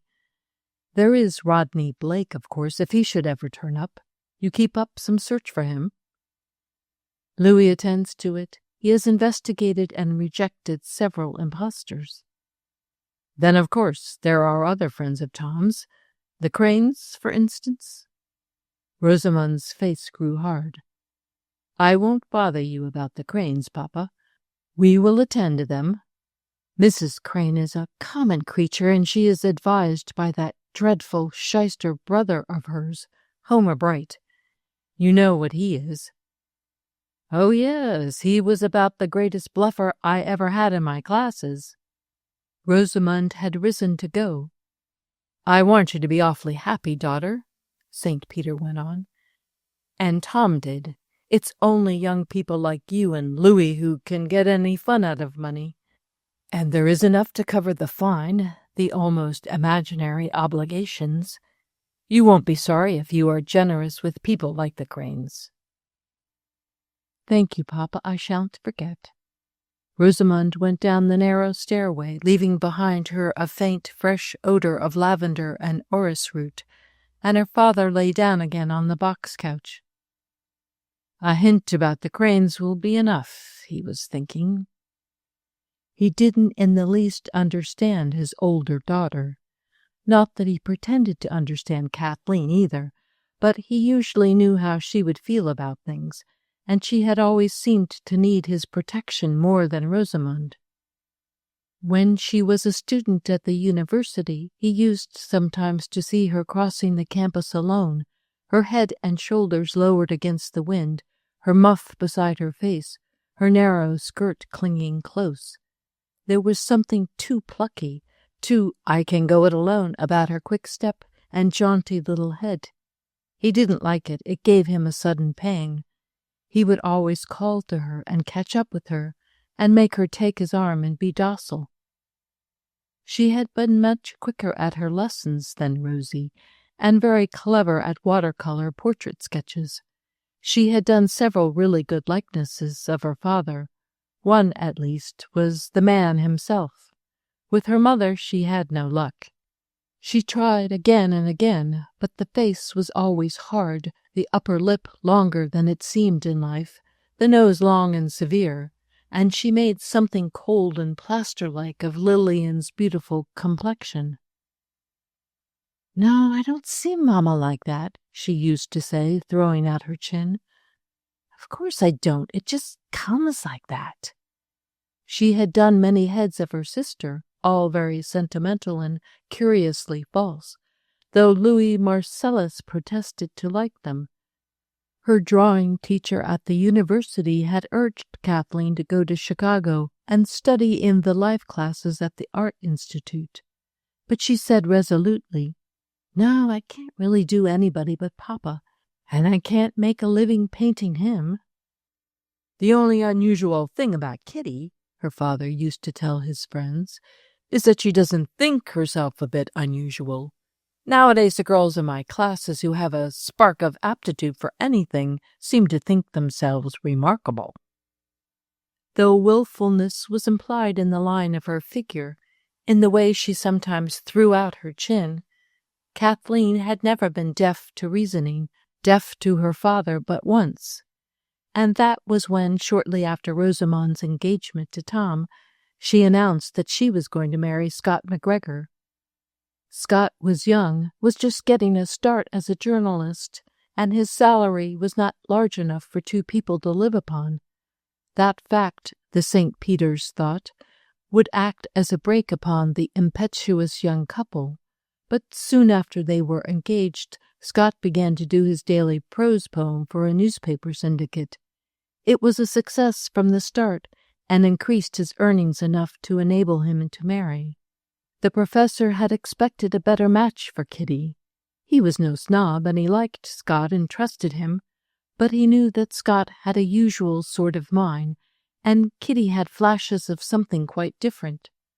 Her father thought a more interesting man would make her happier. There was no holding her back, however, and the curious part of it was that after the very first, her mother supported her. St. Peter had a vague suspicion that this was somehow on Rosamond's account more than on Kathleen's. Lillian always worked things out for Rosamond, yet at the time he couldn't see how Kathleen's marriage would benefit Rosie. "Rosie is like your second self," he once declared to his wife. "But you never pampered yourself at her age as you do her." Section 5. It was an intense September noon, warm, windy, golden, with the smell of ripe grapes and drying vines in the air, and the lake rolling blue on the horizon. Scott McGregor, going into the west corner of the university campus, caught sight of Mrs. St. Peter just ahead of him, walking in the same direction. He ran and caught up with her. "Hello, Lillian. Going in to see the professor?" "So am I. I want him to go swimming with me. I'm cutting work. Shall we drop in and hear the end of his lecture, or sit down here on a bench in the sun?" "We can go quietly to the door and listen. If it's not interesting, we can come back and sit down for a chat." "Good. I came early to overhear a bit. This is the hour he's with his seniors, isn't it?" They entered and went along the hall until they came to number 17. The door was ajar, and at the moment one of the students was speaking. When he finished, they heard the professor reply to him. "No, Miller, I don't myself think much of science as a phase of human development. It has given us a lot of ingenious toys. They take our attention away from the real problems, of course, and since the problems are insoluble, I suppose we ought to be grateful for distraction. But the fact is, the human mind, the individual mind, has always been made more interesting by dwelling on the old riddles, even if it makes nothing of them. Science hasn't given us any new amazements except of the superficial kind we get from witnessing dexterity and sleight of hand. It hasn't given us any richer pleasures as the Renaissance did, nor any new sins, not one. Indeed, it takes our old ones away. It's the laboratory, not the Lamb of God, that taketh away the sins of the world. You'll agree there is not much thrill about a physiological sin. We were better off when even the prosaic matter of taking nourishment could have the magnificence of a sin. I don't think you help people by making their conduct of no importance. You impoverish them. As long as every man and woman who crowded into the cathedrals on Easter Sunday was a principal in a gorgeous drama with God, glittering angels on one side and the shadows of evil coming and going on the other, life was a rich thing. The king and the beggar had the same chance at miracles and great temptations and revelations. And that's what makes men happy, believing in the mystery and importance of their own little individual lives. It makes us happy to surround our creature needs and bodily instincts with as much pomp and circumstance as possible.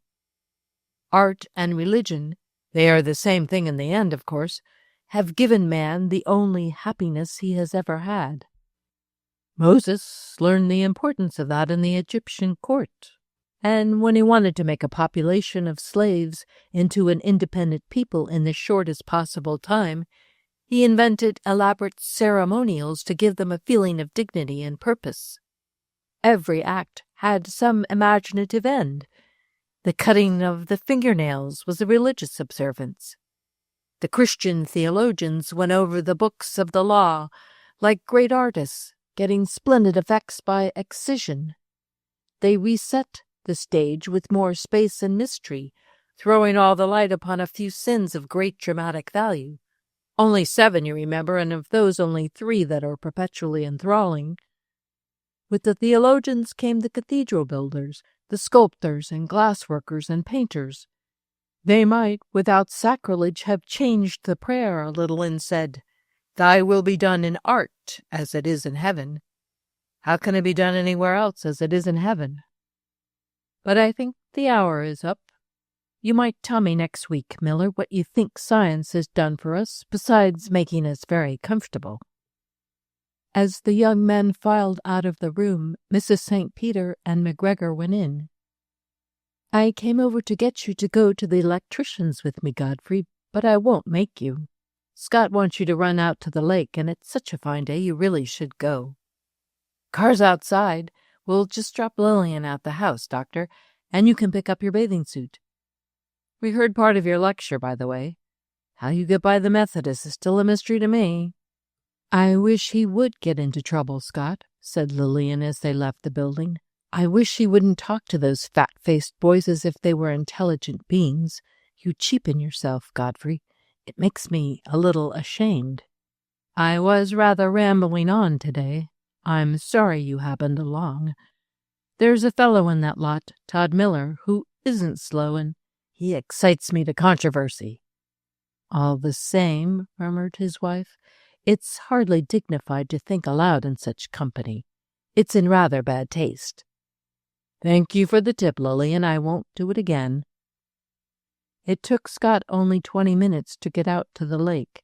He drew up at the bit of beach St. Peter had bought for himself years before, a little triangle of sand running out into the water, with a bathhouse and 7 shaggy pine trees on it.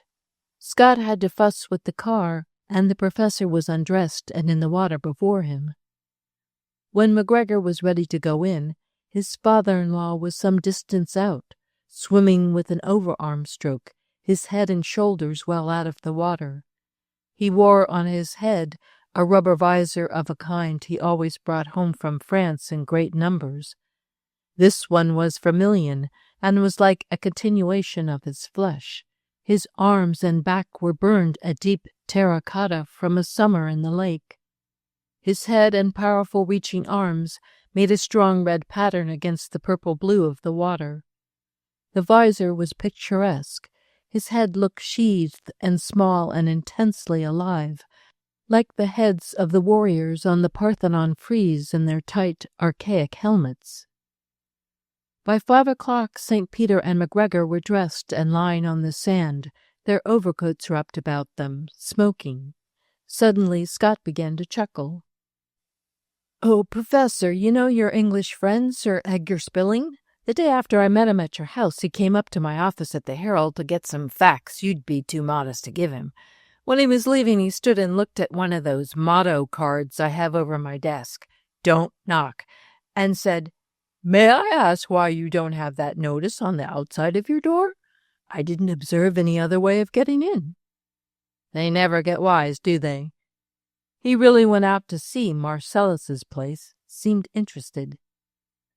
"Doctor, are you going to let them call that place after Tom?"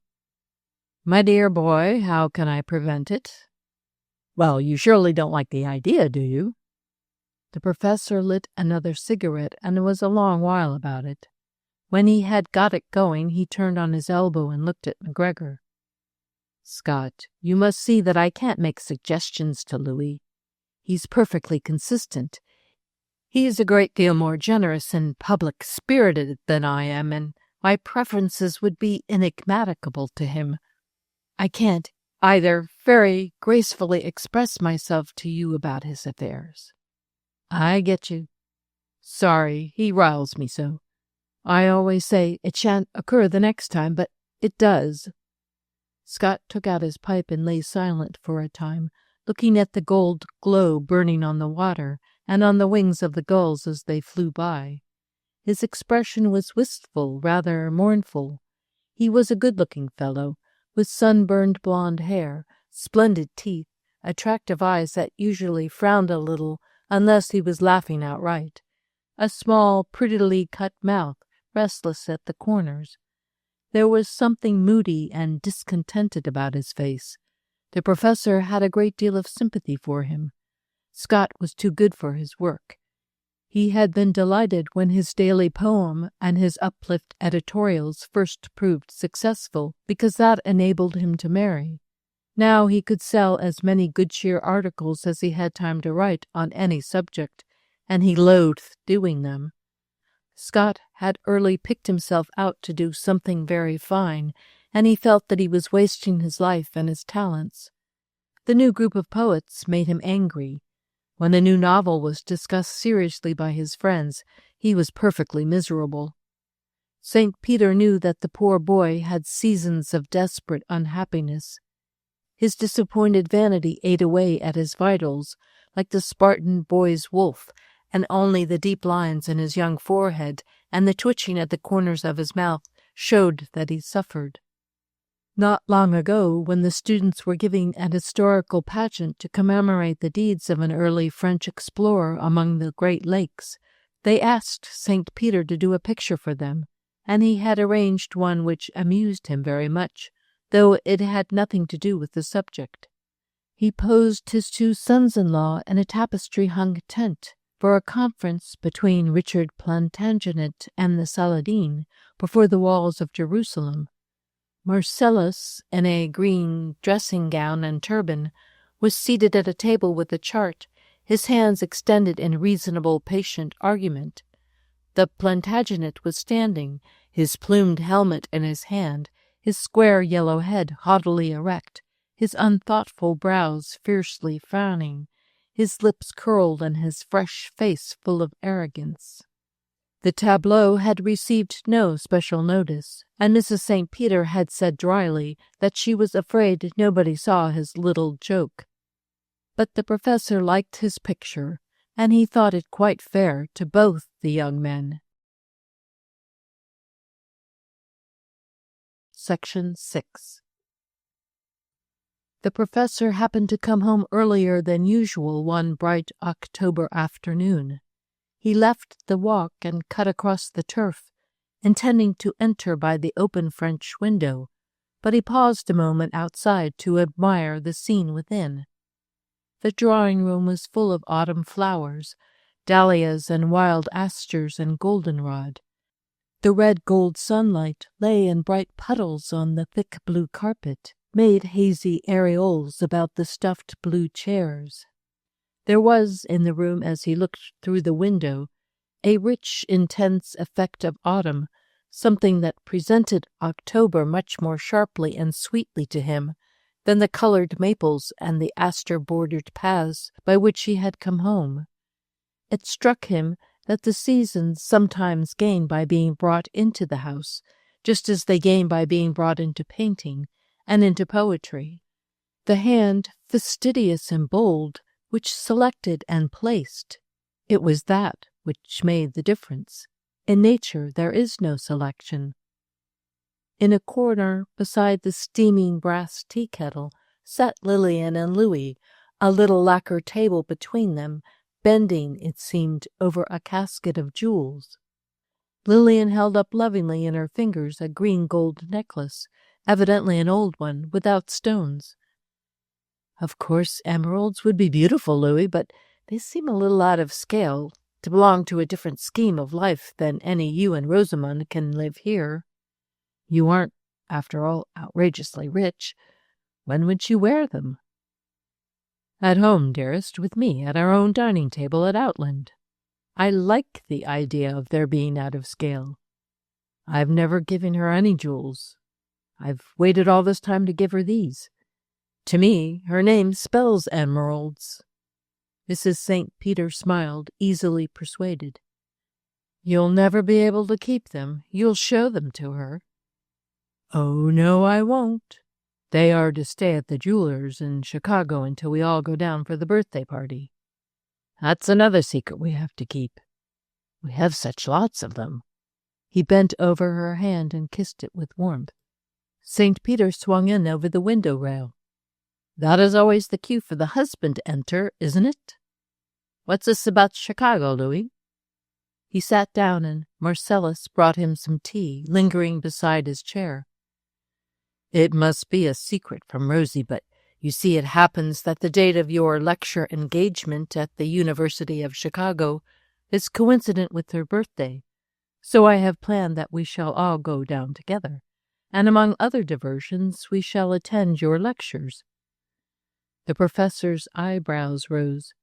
"Busman's holiday for the ladies, I should say. But not for me.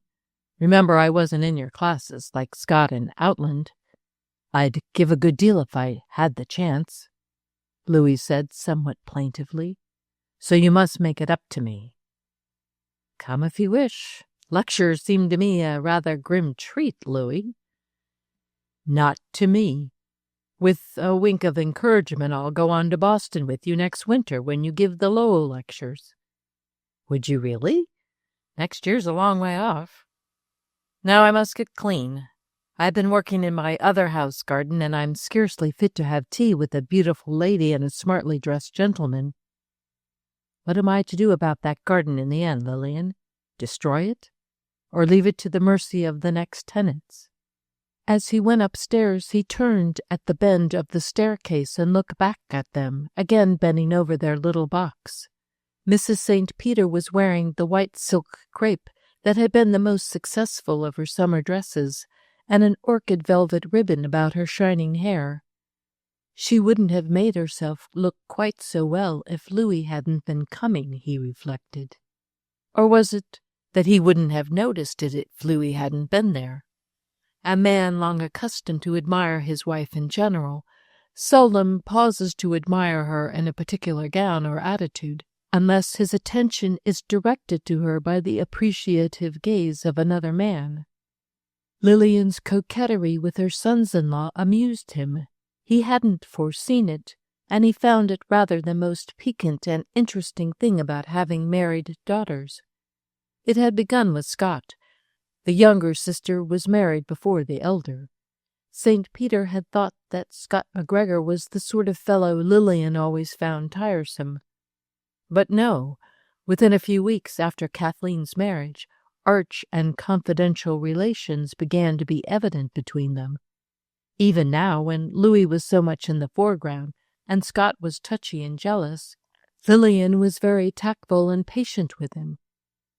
With Louis, Lillian seemed to be launching into a new career, and Gottfried began to think that he understood his own wife very little.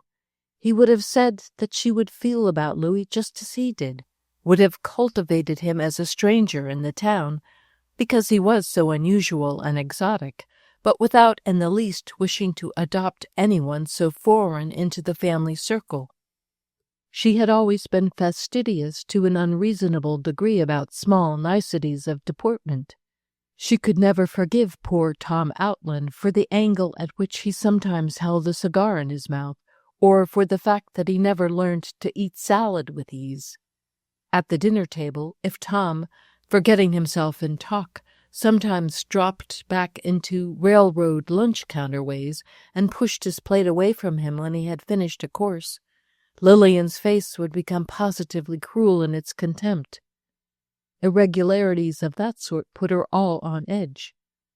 But Louis could hurry audibly through his soup or kiss her resoundingly on the cheek at a faculty reception, and she seemed to like it. Yes, with her sons-in-law she had begun the game of being a woman all over again. She dressed for them, planned for them, schemed in their interests. She had begun to entertain more than for years past. The new house made a plausible pretext, and to use her influence and charm in the little anxious social world of Hamilton. She was intensely interested in the success and happiness of these two young men, lived in their careers as she had once done in his. It was splendid, St. Peter told himself. She wasn't going to have to face a stretch of boredom between being a young woman and being a young grandmother. She was less intelligent and more sensible than he had thought her. When Gottfried came downstairs ready for dinner, Louis was gone. He walked up to the chair where his wife was reading and took her hand. "My dear," he said quite delicately, "I wish you could keep Louis from letting his name go up for the arts and letters. It's not safe yet. He's not been here long enough. They're a fussy little bunch, and he ought to wait until they know him better." "You mean someone will blackball him? Do you really think so?" "But the country club—" "Yes, Lillian, the country club is a big affair and needs money. The arts and letters is a little group of fellows and, as I said, fussy." "Scott belongs," said Mrs. St. Peter rebelliously. "Did he tell you?" "No, he didn't, and I shall not tell you who did. But if you're tactful, you can save Louis's feelings." Mrs. St. Peter closed her book without glancing down at it. A new interest shone in her eyes and made them look quite through and beyond her husband. "I must see what I can do with Scott," she murmured. St. Peter turned away to hide a smile. An old student of his, a friend who belonged to the Outland period, had told him laughingly that he was sure Scott would blackball Marcellus if his name ever came to the vote. "You know Scott is a kid in some things," the friend had said. "He's a little sore at Marcellus and says a secret ballot is the only way he can ever get him where it wouldn't hurt Mrs. St. Peter." While the professor was eating his soup, he studied his wife's face in the candlelight. It had changed so much since he found her laughing with Louis, and especially since he had dropped the hint about the arts and letters. It had become, he thought, too hard for the orchid velvet in her hair. Her upper lip had grown longer and stiffened as it always did when she encountered opposition. "Well," he reflected, "it will be interesting to see what she can do with Scott. That will make rather a test case." Section 7. Early in November there was a picturesque snowstorm, and that day Kathleen telephoned her father at the university, asking him to stop on his way home in the afternoon and help her to decide upon some new furs. As he approached McGregor's spick-and-span bungalow at 4 o'clock, he saw Louise Pierce Arrow standing in front, with Ned, the chauffeur and gardener, in the driver's seat. Just then Rosamond came out of the bungalow alone and down the path to the sidewalk without seeing her father. He noticed a singularly haughty expression on her face, her brows drawn together over her nose. The curl of her lips was handsome but terrifying. He observed also something he had not seen before, a coat of soft purple-gray fur that quite disguised the wide, slightly stooping shoulders he regretted in his truly beautiful daughter.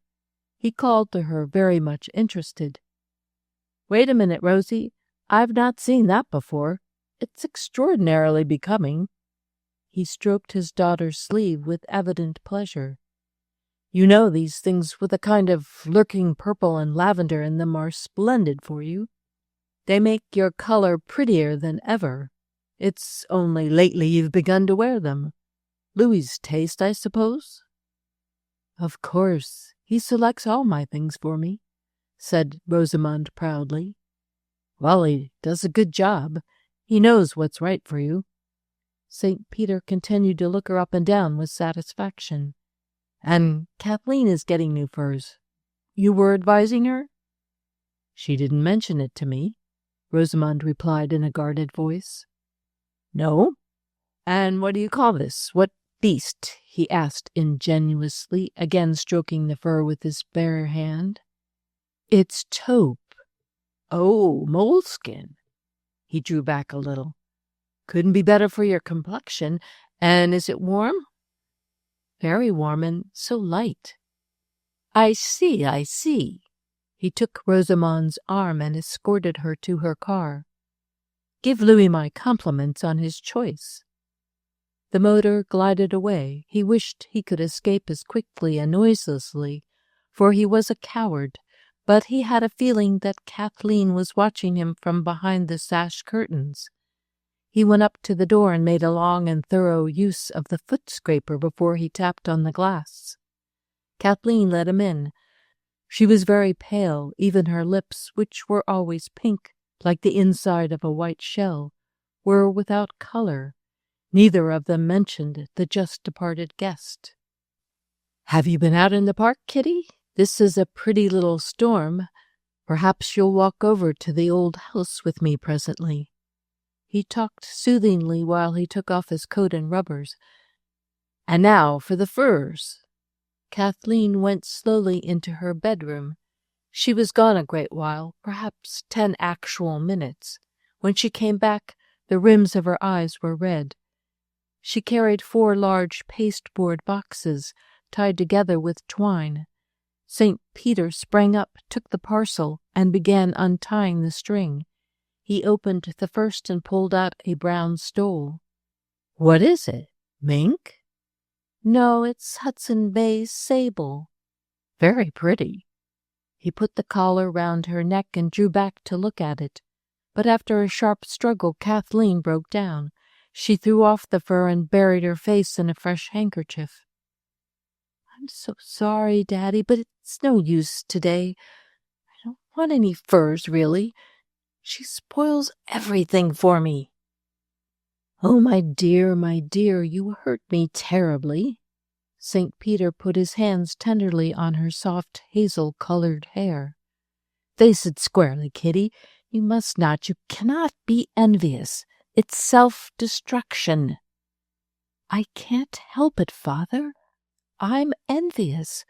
I don't think I would be if she let me alone, but she comes here with her magnificence and takes the life out of all our poor little things. Everybody knows she's rich. Why does she have to keep rubbing it in?" "But, Kitty, dear, you wouldn't have her go home and change her coat before coming to see you." "Oh, it's not that, Father. It's everything.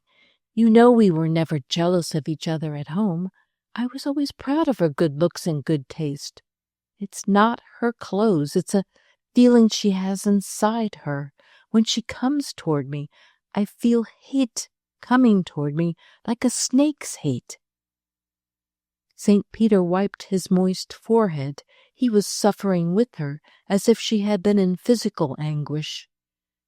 "We can't, dear, we can't in this world let ourselves think of things, of comparisons like that. We are all too susceptible to ugly suggestions. If Rosamond has a grievance, it's because you've been untactful about Louis." "Even if I have, why should she be so revengeful? Does she think nobody else calls him a Jew? Does she think it's a secret? I don't mind being called a Gentile." "It's all in the way it's done, you know, Kitty, and you've shown that you are a little bored with all their new things now, haven't you?" "I've shown that I don't like the way she overdresses, I suppose. I would never have believed that Rosie could do anything in such bad taste. While she is here among her old friends, she ought to dress like the rest of us." "But doesn't she? It seems to me her things look about like yours." "Oh, Father, you're so simple, and Mother is very careful not to enlighten you. We go to the guild to sew for the mission fund, and Rosie comes in a handmade French frock that costs more than all our dresses put together." "But if hers are no prettier, what does it matter how much they cost?" He was watching Kathleen fearfully. Her pale skin had taken on a greenish tinge. There was no doubt about it. He had never happened to see that change occur in a face before, and he had never realized to what an ugly, painful transformation the common phrase "green with envy" referred. "Oh, foolish! They are prettier, though you may not see it. It's not just the clothes." She looked at him intently, and her eyes in their reddened rims expanded and cleared. "It's everything. When we were at home, Rosamond was a kind of ideal to me. What she thought about everything decided it for me. But she's entirely changed. She's become Louis. Indeed, she's worse than Louis. He and all this money have ruined her." "Oh, Daddy, why didn't you and Professor Crane get to work and stop all this before it began? You were to blame. You knew that Tom had left something that was worth a lot, both of you. Why didn't you do something? You let it lie there in Crane's laboratory for this Marcellus to come along and exploit until he almost thinks it's his own idea." "Things might have turned out the same anyway," her father protested. "Whatever the process earned was Rosamond's. I wasn't in the mood to struggle with manufacturers. I know nothing of such things. And Crane needs every ounce of his strength for his own experiments. He doesn't care about anything but the extent of space." "He'd better have taken a few days off and saved his friend's reputation. Tom trusted him with everything." "It's too foolish. That poor man being cut to pieces by surgeons all the time, and picking up the little that's left of himself and bothering about the limitations of space. Much good they'll do him." St. Peter rose, took both of his daughter's hands, and stood laughing at her. "Come now, you have more brains than that, Kitty. It happens you do understand that whatever poor Crane can find out about space is more good to him than all the money the Marcelluses will ever have.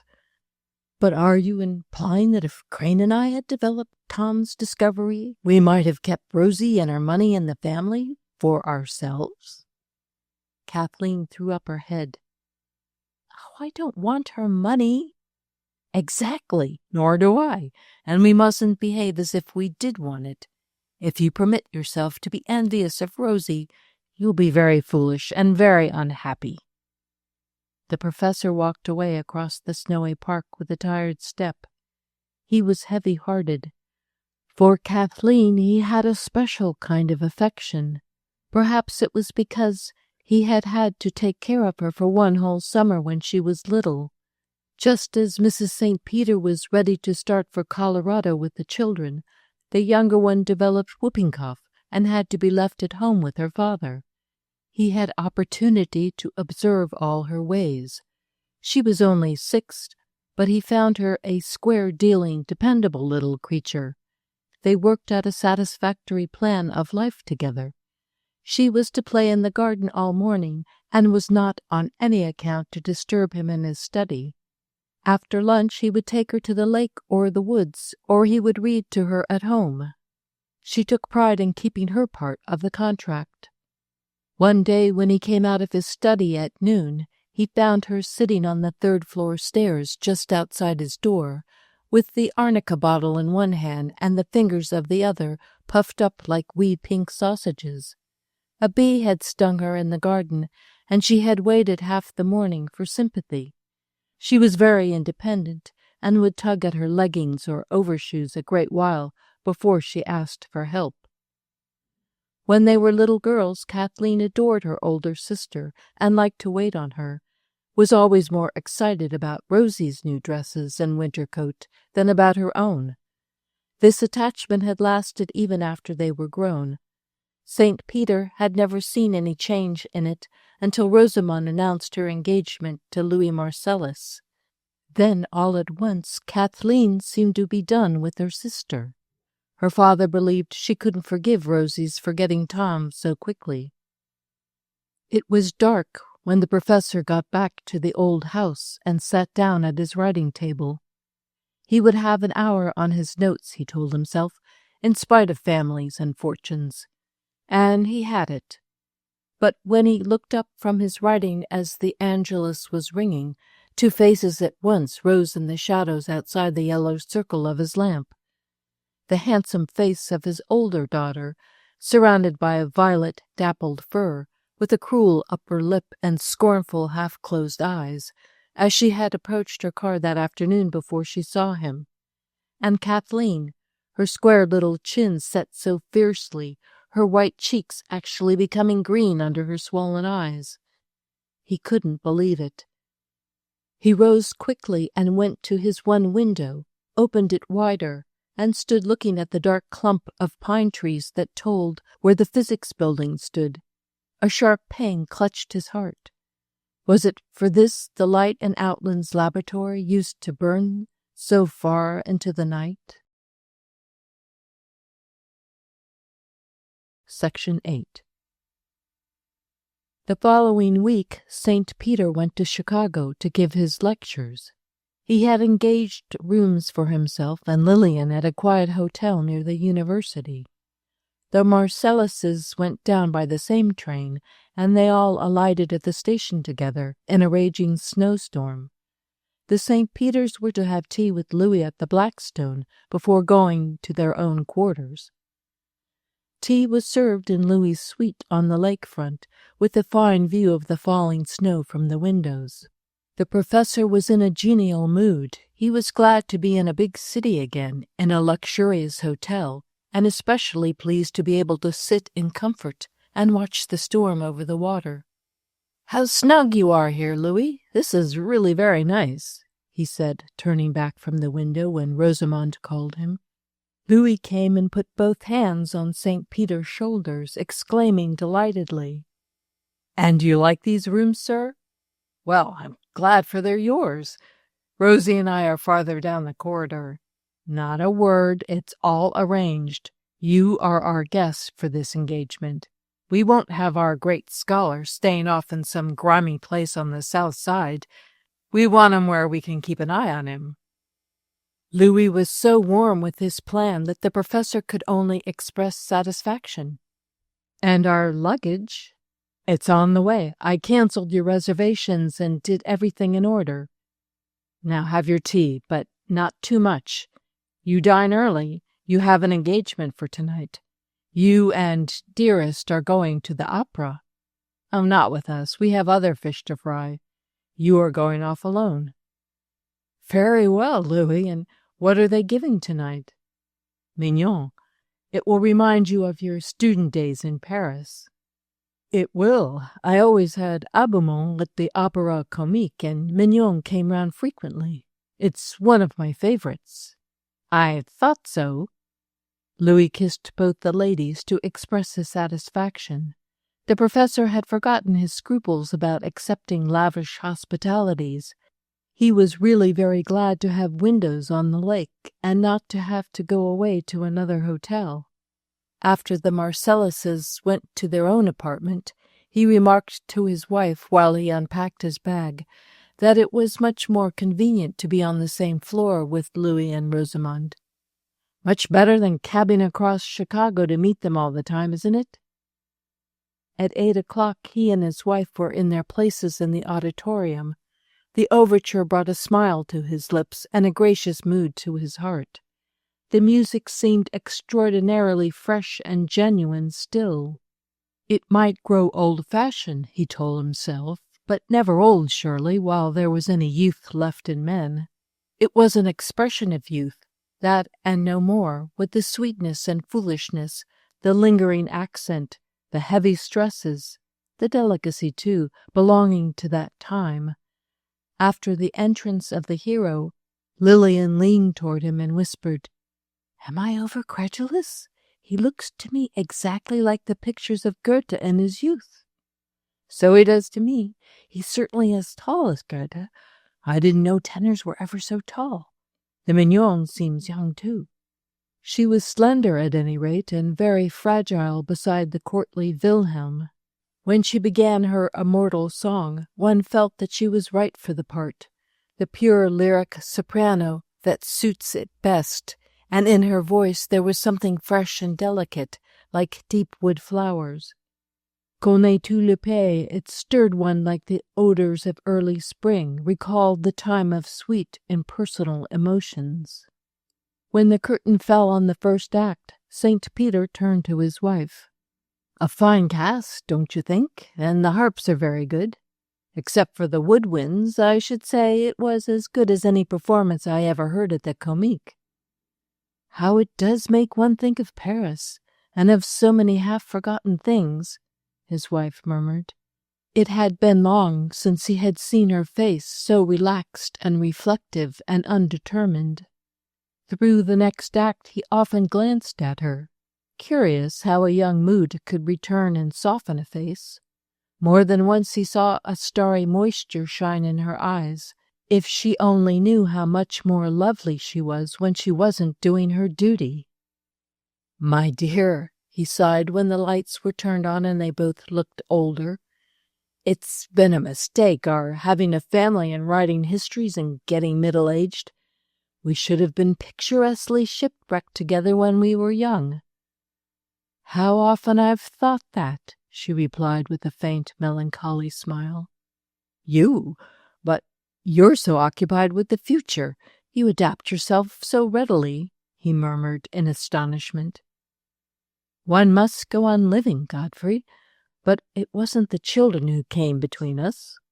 There was something lonely and forgiving in her voice, something that spoke of an old wound, healed and hardened and hopeless. You too?" he breathed in amazement. He took up one of her gloves and began drawing it out through his fingers. She said nothing, but he saw her lip quiver, and she turned away and began looking at the house through the glasses. He likewise began to examine the audience. He wished he knew just how it seemed to her. He had been mistaken, he felt. The heart of another is a dark forest, always, no matter how close it has been to one's own. Presently the melting music of the tenor's last aria brought their eyes together in a smile not altogether sad. That night, after he was in bed, among unaccustomed surroundings and a little wakeful, St. Peter still played with his idea of a picturesque shipwreck, and he cast about for the particular occasion he would have chosen for such a finale. Before he went to sleep, he found the very day, but his wife was not in it. Indeed, nobody was in it but himself and a weather-dried little sea captain from the Hautes-Pyrénées, half a dozen spry seamen, and a line of gleaming snow peaks, agonizingly high and sharp along the southern coast of Spain. Louis arranged the birthday dinner in the public dining room of the hotel, and 3 of the professor's colleagues dined with them on that occasion. Louis had gone out to the university to hear St. Peter lecture, had met some of the faculty, and immediately invited them to dinner. They accepted. When was a professor known to refuse a good dinner? Rosamond was presented with her emeralds, and, as St. Peter afterward observed to his wife, practically all the guests in the dining room were participants in the happy event. Lillian was doubtless right when she told him that, all the same, his fellow professors went away from the Blackstone that night respecting Godfrey St. Peter more than they had ever done before, and if they had marriageable daughters, they were certainly envying him his luck. "That," her husband replied, "is my chief objection to public magnificence. It seems to show everybody up in the worst possible light. I'm not finding fault with anyone but myself, understand. When I consented to occupy an apartment I couldn't afford, I let myself in for whatever might follow." They got back to Hamilton in bitter weather.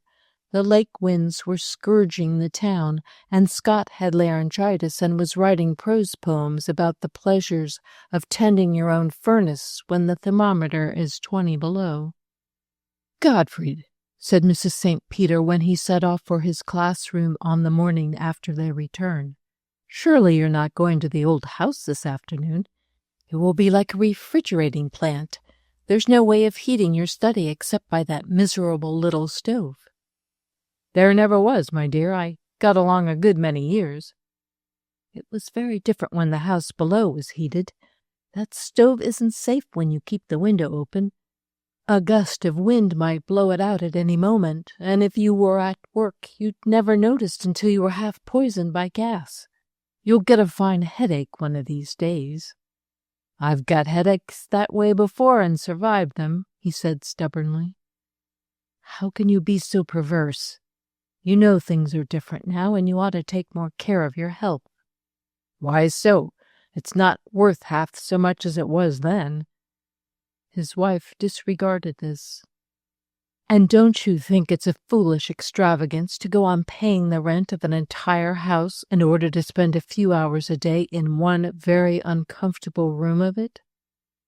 The professor's dark skin reddened, and the ends of his formidable eyebrows ascended toward his black hair. "It's almost my only extravagance," he muttered fiercely. "How irritable and unreasonable he is becoming," his wife reflected as she heard him putting on his overshoes in the hall. Section 9. For Christmas Day the weather turned mild again. There would be a family dinner in the evening, but St. Peter was going to have the whole day to himself in the old house. He asked his wife to put him up some sandwiches so that he needn't come back for lunch. He kept a few bottles of sherry in his study, in the old chest under the forms. Fortunately, he had brought back a great deal of it from his last trip to Spain. It wasn't foresight. Prohibition was then unthinkable, but a lucky accident. He had gone with his innkeeper to an auction and bought in a dozen dozens of a sherry that went very cheap. He came home by the City of Mexico and got the wine through without duty. As he was crossing the park with his sandwiches, he met Augusta coming back from Mass. "Are you still going to the old house, Professor?"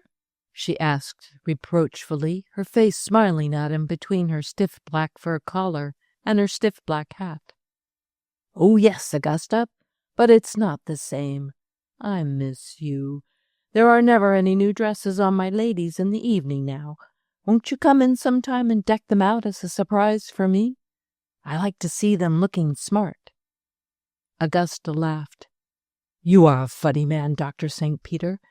If anyone else said the things you do to your classes, I'd be scandalized. But I always tell people you don't mean half you say." "And how do you know what I say to my classes, may I ask?" "Why, of course they go out and talk about it when you say slighting things about the church," she said gravely. "But really, Augusta, I don't think I ever do." "Well, they take it that way. They are not as smart as you, and you ought to be careful." "It doesn't matter. What they think today they'll forget tomorrow." He was walking beside Augusta with a slack, indifferent stride, very unlike the step he had when he was full of something. "That reminds me, I've been wanting to ask you a question. That passage in the service about the mystical rose, lily of Zion, tower of ivory, is that the Magnificat?" Augusta stopped and looked at him. "Why, Professor, did you receive no religious instruction at all?" "How could I, Augusta? My mother was a Methodist. There was no Catholic church in our town in Kansas, and I guess my father forgot his religion." "That happens in mixed marriages." Augusta spoke meaningly. "Ah, yes, I suppose so. But tell me, what is the Magnificat, then?" "The Magnificat begins, 'Doth magnify my soul, doth magnify the Lord.' You must know that." "But I thought the Magnificat was about the Virgin." "Oh, no, Professor, the Blessed Virgin composed the Magnificat." St. Peter became intensely interested. "Oh, she did?" Augusta spoke gently, as if she were prompting him, and did not wish to rebuke his ignorance too sharply. "Why, yes, just as soon as the angel had announced to her that she would be the mother of our Lord, the Blessed Virgin composed the Magnificat. I always think of you as knowing everything, Dr. St. Peter." "And you're always finding out how little I know. Well, you don't give me away. You are very discreet." Their ways parted, and both went on more cheerful than when they met. The professor climbed to his study, feeling quite as though Augusta had been there and brightened it up for him. Surely she had said that the Blessed Virgin sat down and composed the Magnificat. Augusta had been with them often in the holiday season, back in the years when holidays were holidays indeed. He had grown to like the reminders of herself that she left in his workroom, especially the toilettes upon the figures. Sometimes she made those terrible women entirely plausible. In the early years, no matter how hard he was working, he had always felt the sense of holiday, of a special warmth and fragrance in the air, steal up to his study from the house below. When he was writing his best, he was conscious of pretty little girls in fresh dresses, of flowers and greens in the comfortable shabby sitting-room, of his wife's good looks and good taste, even of a better dinner than usual under preparation downstairs. All the while he had been working so fiercely at his 8 big volumes, he was not insensible to the domestic drama that went on beneath him. His mind had played delightedly with all those incidents, just as when Queen Matilda was doing the long tapestry now shown at Bayeux, working her chronicle of the deeds of knights and heroes. Alongside the big pattern of dramatic action, she and her women carried the little playful pattern of birds and beasts that are a story in themselves. So, to him, the most important chapters of his history were interwoven with personal memories. On this Christmas morning, with that sense of the past in his mind, the professor went mechanically to work, and the morning disappeared. Before he knew it was passing, The bells from Augusta's church across the park rang out and told him it was gone. He pushed back his papers and arranged his writing table for lunch. He had been working hard, he judged, because he was so hungry.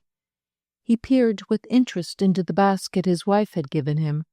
A wicker bag it was, really, that he had once bought full of strawberries at Gibraltar. Chicken sandwiches with lettuce leaves, red California grapes, and 2 shapely long-necked russet pears.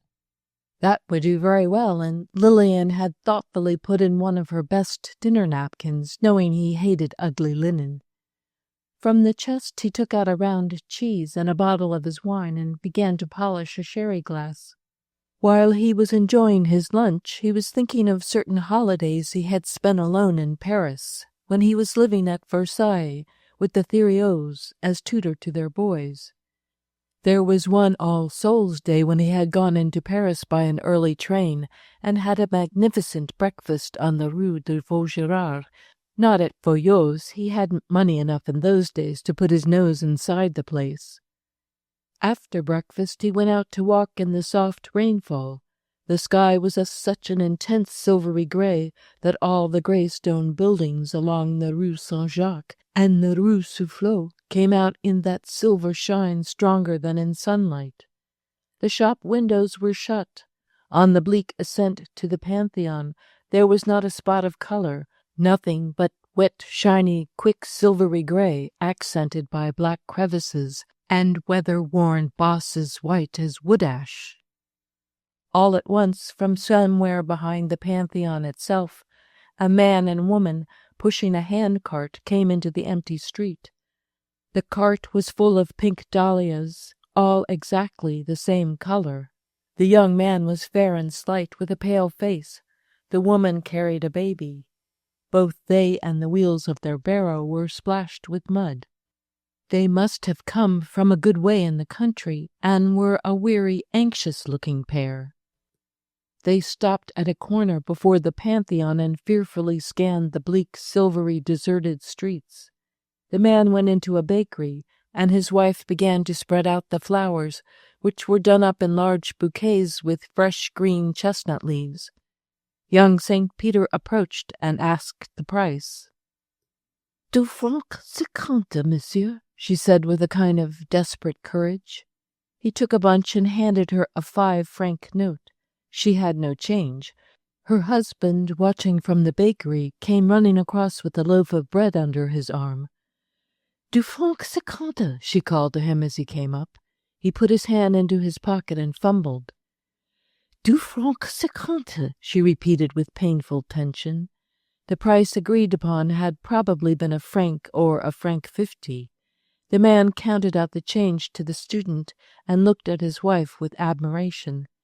St. Peter was so pleased with his flowers that it hadn't occurred to him to get more, but all his life he had regretted that he didn't buy 2 bunches and push their fortunes a little further. He had never again found dahlias of such a beautiful color, or so charmingly arranged with bright chestnut leaves. A moment later he was strolling down the hill, wondering to whom he could give his bouquet, when a pathetic procession filed past him through the rain. The girls of a charity school came walking 2 and 2, in hideous dark uniforms and round felt hats without ribbon or bow, marshalled by 4 black-bonneted nuns. They were all looking down, all but one, the pretty one, naturally, and she was looking sideways, directly at the student and his flowers. Their eyes met. She smiled, and just as he put out his hand with the bouquet, one of the sisters flapped up like a black crow and shut the girl's pretty face from him. She would have to pay for that smile, he was afraid. Godfrey spent his day in the Luxembourg Gardens, and walked back to the Gare Saint-Lazare at evening with nothing but his return ticket in his pocket, very glad to get home to Versailles in time for the family dinner. When he first went to live with the Thériaults, he had found Madame Thériault severe and exacting, stingy about his laundry and grudging about the cheese and fruit he ate for dinner. But in the end she was very kind to him. She never pampered him, but he could depend upon her. Her 3 sons had always been his dearest friends. Gaston, the one he loved best, was dead, killed in the Boxer uprising in China. But Pierre still lived at Versailles, and Charles had a business in Marseille. When he was in France, their homes were his. They were much closer to him than his own brothers. It was one summer when he was in France, with Lillian and the 2 little girls, that the idea of writing a work upon the early Spanish explorers first occurred to him, and he had turned at once to the Thériaults. After giving his wife enough money to finish the summer and get home, he took the little that was left and went down to Marseille to talk over his project with Charles Thériault Fil, whose mercantile house did a business with Spain and Cork. Clearly, St. Peter would have to be in Spain as much as possible for the next few years, and he would have to live there very cheaply. The Thériaults were always glad of a chance to help him, not with money, they were too French and too logical for that, but they would go to any amount of trouble and no inconsiderable expense to save him a few thousand francs. That summer Charles kept him for 3 weeks in his oleander buried house in the Prado, until his little brig, L'Espoir, sailed out of the new port with a cargo for Algeciras. The captain was from the Haute-Pyrénées, and his spare crew were all Provençals, seamen trained in that hard school of the Gulf of Lyons. On the voyage everything seemed to feed the plan of the work that was forming in St. Peter's mind: the skipper, the old Catalan second mate, the sea itself. One day stood out above the others. All day long they were skirting the south coast of Spain. From the rose of dawn to the gold of sunset, the ranges of the Sierra Nevadas towered on their right, snow-peak after snow-peak, high beyond the flight of fancy, gleaming like crystal and topaz. St. Peter lay looking up at them from a little boat riding low in the purple water, and the design of his book unfolded in the air above him, just as definitely as the mountain ranges themselves, and the design was sound. He had accepted it as inevitable, had never meddled with it, and it had seen him through. It was late on Christmas afternoon when the professor got back to the new house, but he was in such a happy frame of mind that he feared nothing, not even a family dinner. He quite looked forward to it, on the contrary. His wife heard him humming his favorite air from Matrimonio Segreto while he was dressing. That evening the 2 daughters of the house arrived almost at the same moment. When Rosamond threw off her cloak in the hall, her father noticed that she was wearing her new necklace. Kathleen stood looking at it, and was evidently trying to find courage to say something about it, when Louis helped her by breaking in. "And, Kitty, you haven't seen our jewels. What do you think? Just look at it." "I was looking. It's too lovely." "It's very old, you see, the gold. What a work I had finding it. She doesn't like anything showy, you know, and she doesn't care about intrinsic values. It must be beautiful, first of all." "Well, it is that, surely." Louis walked up and down, admiring his wife. "She carries off things like that, doesn't she? And yet, you know, I like her in simple things, too." He dropped into reflection, just as if he were alone and talking to himself. "I always remember a little bracelet she wore the night I first met her. A turquoise set in silver, wasn't it?" "Yes, a turquoise set in dull silver.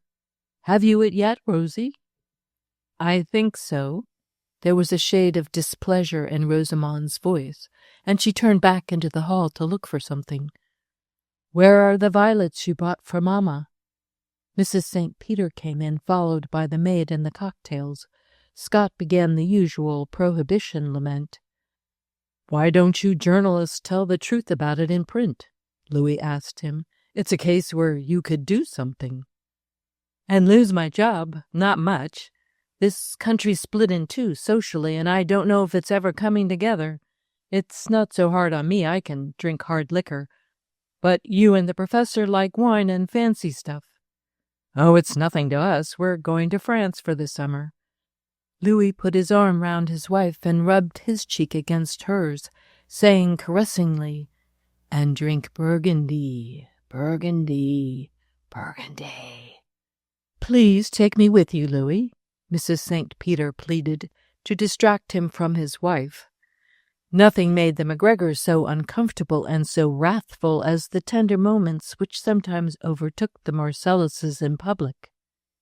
"We are going to take you, and Papa too. That's our plan. I take him for safety. If I traveled on the continent alone with two such handsome women, it wouldn't be tolerated. There would be a trumped-up quarrel and a stiletto, and then somebody would be a widow," turning again to his wife. "Come here, Louis." Mrs. St. Peter beckoned him. "I have a confession to make. I'm afraid there's no dinner for you tonight." "No dinner for me?" "No, there's nothing either you or Godfrey will like. It's Scott's dinner tonight. Your tastes are so different I can't compromise. And this is his, from the cream soup to the frozen pudding." "But who said I didn't like cream soup and frozen pudding?" Louis held out his hands to show their guiltlessness. "And are there haricots verts and cream sauce? I thought so, and I like those too. The truth is, dearest," he stood before her and tapped her chin with his finger, "the truth is that I like all Scott's dinners. It's he who doesn't like mine. He's the intolerant one." "True for you, Louis," laughed the professor. "And it's that way about lots of things," said Louis a little plaintively. "Kitty," said Scott as they were driving home that night, Kathleen in the driver's seat beside him, "that silver bracelet Louis spoke of was one of Tom's trinkets, wasn't it? Do you suppose she has some feeling for him still under all this pomposity?" "I don't know, and I don't care. But, oh, Scott, I do love you very much," she cried vehemently. He pinched off his driving glove between his knees and snuggled his hand over hers, inside her muff. "Sure?" he muttered. "Yes, I do," she said fiercely, squeezing his knuckles together with all her might. "Awful nice of you to have told me all about it at the start, Kitty. Most girls wouldn't have thought it necessary. I'm the only one who knows, ain't I?" "The only one who has ever known." "And I'm just the one another girl wouldn't have told. Why did you, Kit?" "I don't know. I suppose even then I must have had a feeling that you were the real one." Her head dropped on his shoulder. "You know you are the real one, don't you?" "I guess."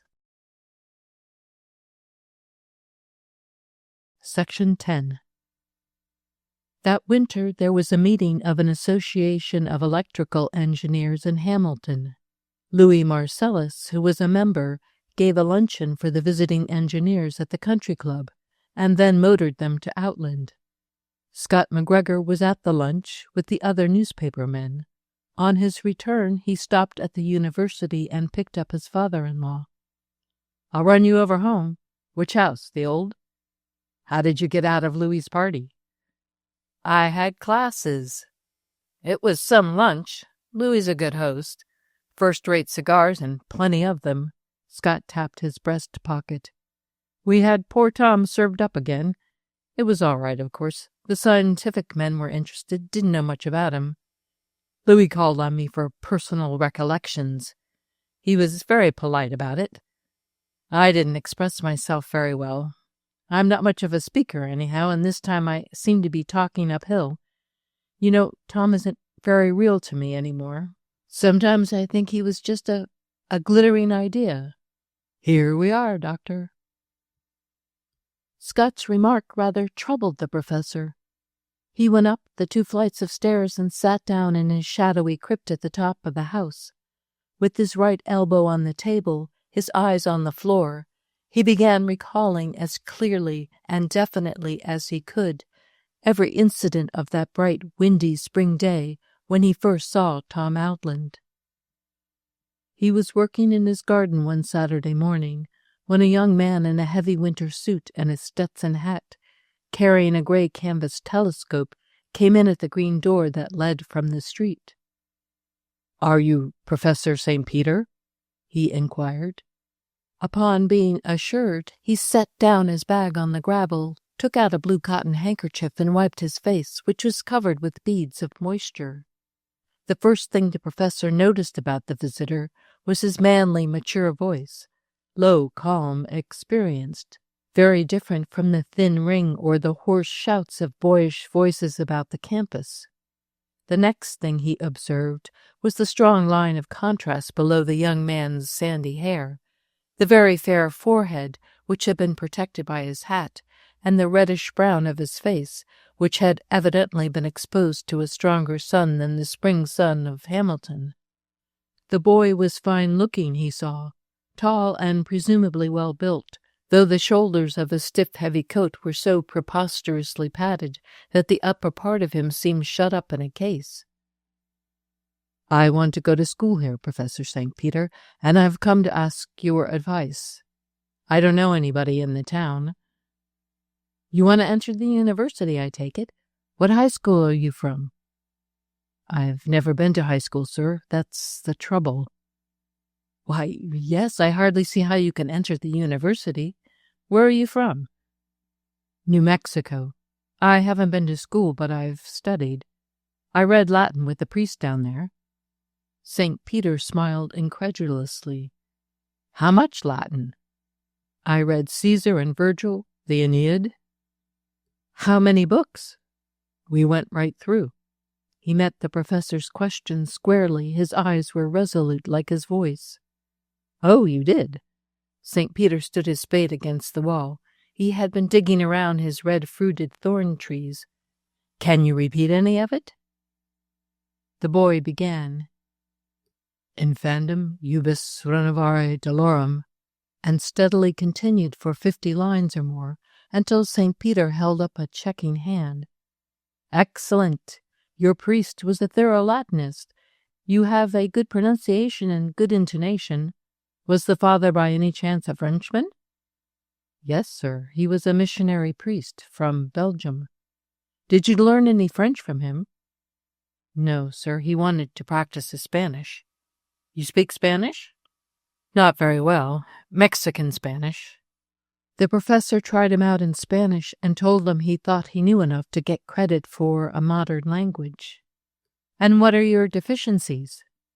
"I've never had any mathematics or science, and I write a very bad hand." "That's not unusual," St. Peter told him.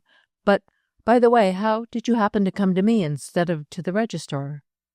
"I just got in this morning, and your name was the only one here I knew. I read an article by you in a magazine about Fray Marcos. Father Duchesne said it was the only thing with any truth in it he'd read about our country down there." The professor had noticed before that whenever he wrote for popular periodicals, it got him into trouble. "Well, what are your plans, young man? And by the way, what is your name?" "Tom Outland." The professor repeated it. It seemed to suit the boy exactly. "How old are you?" "I'm 20. He blushed, and St. Peter supposed he was dropping off a few years, but he found afterward that the boy didn't know exactly how old he was. "I thought I might get a tutor and make up my mathematics this summer." "Yes, that could be managed. How are you fixed for money?" Outland's face grew grave. "I'm rather awkwardly fixed. If you were to write to Tarpon, New Mexico, to inquire about me, you'd find I have money in the bank there, and you'd think I had been deceiving you. But it's money I can't touch while I'm able-bodied. It's in trust for someone else. But I've got $300 without any string on it, and I'm hoping to get work here. I've been bossing a section gang all winter, and I'm in good condition. I'll do anything but wait table. I won't do that." On this point he seemed to feel strongly. The professor learned some of his story that morning. His parents, he said, were mover people, and both died when they were crossing southern Kansas in a prairie schooner. He was a baby and had been informally adopted by some kind people who took care of his mother in her last hours, a locomotive engineer named O'Brien and his wife. This engineer was transferred to New Mexico and took the foundling boy along with his own children.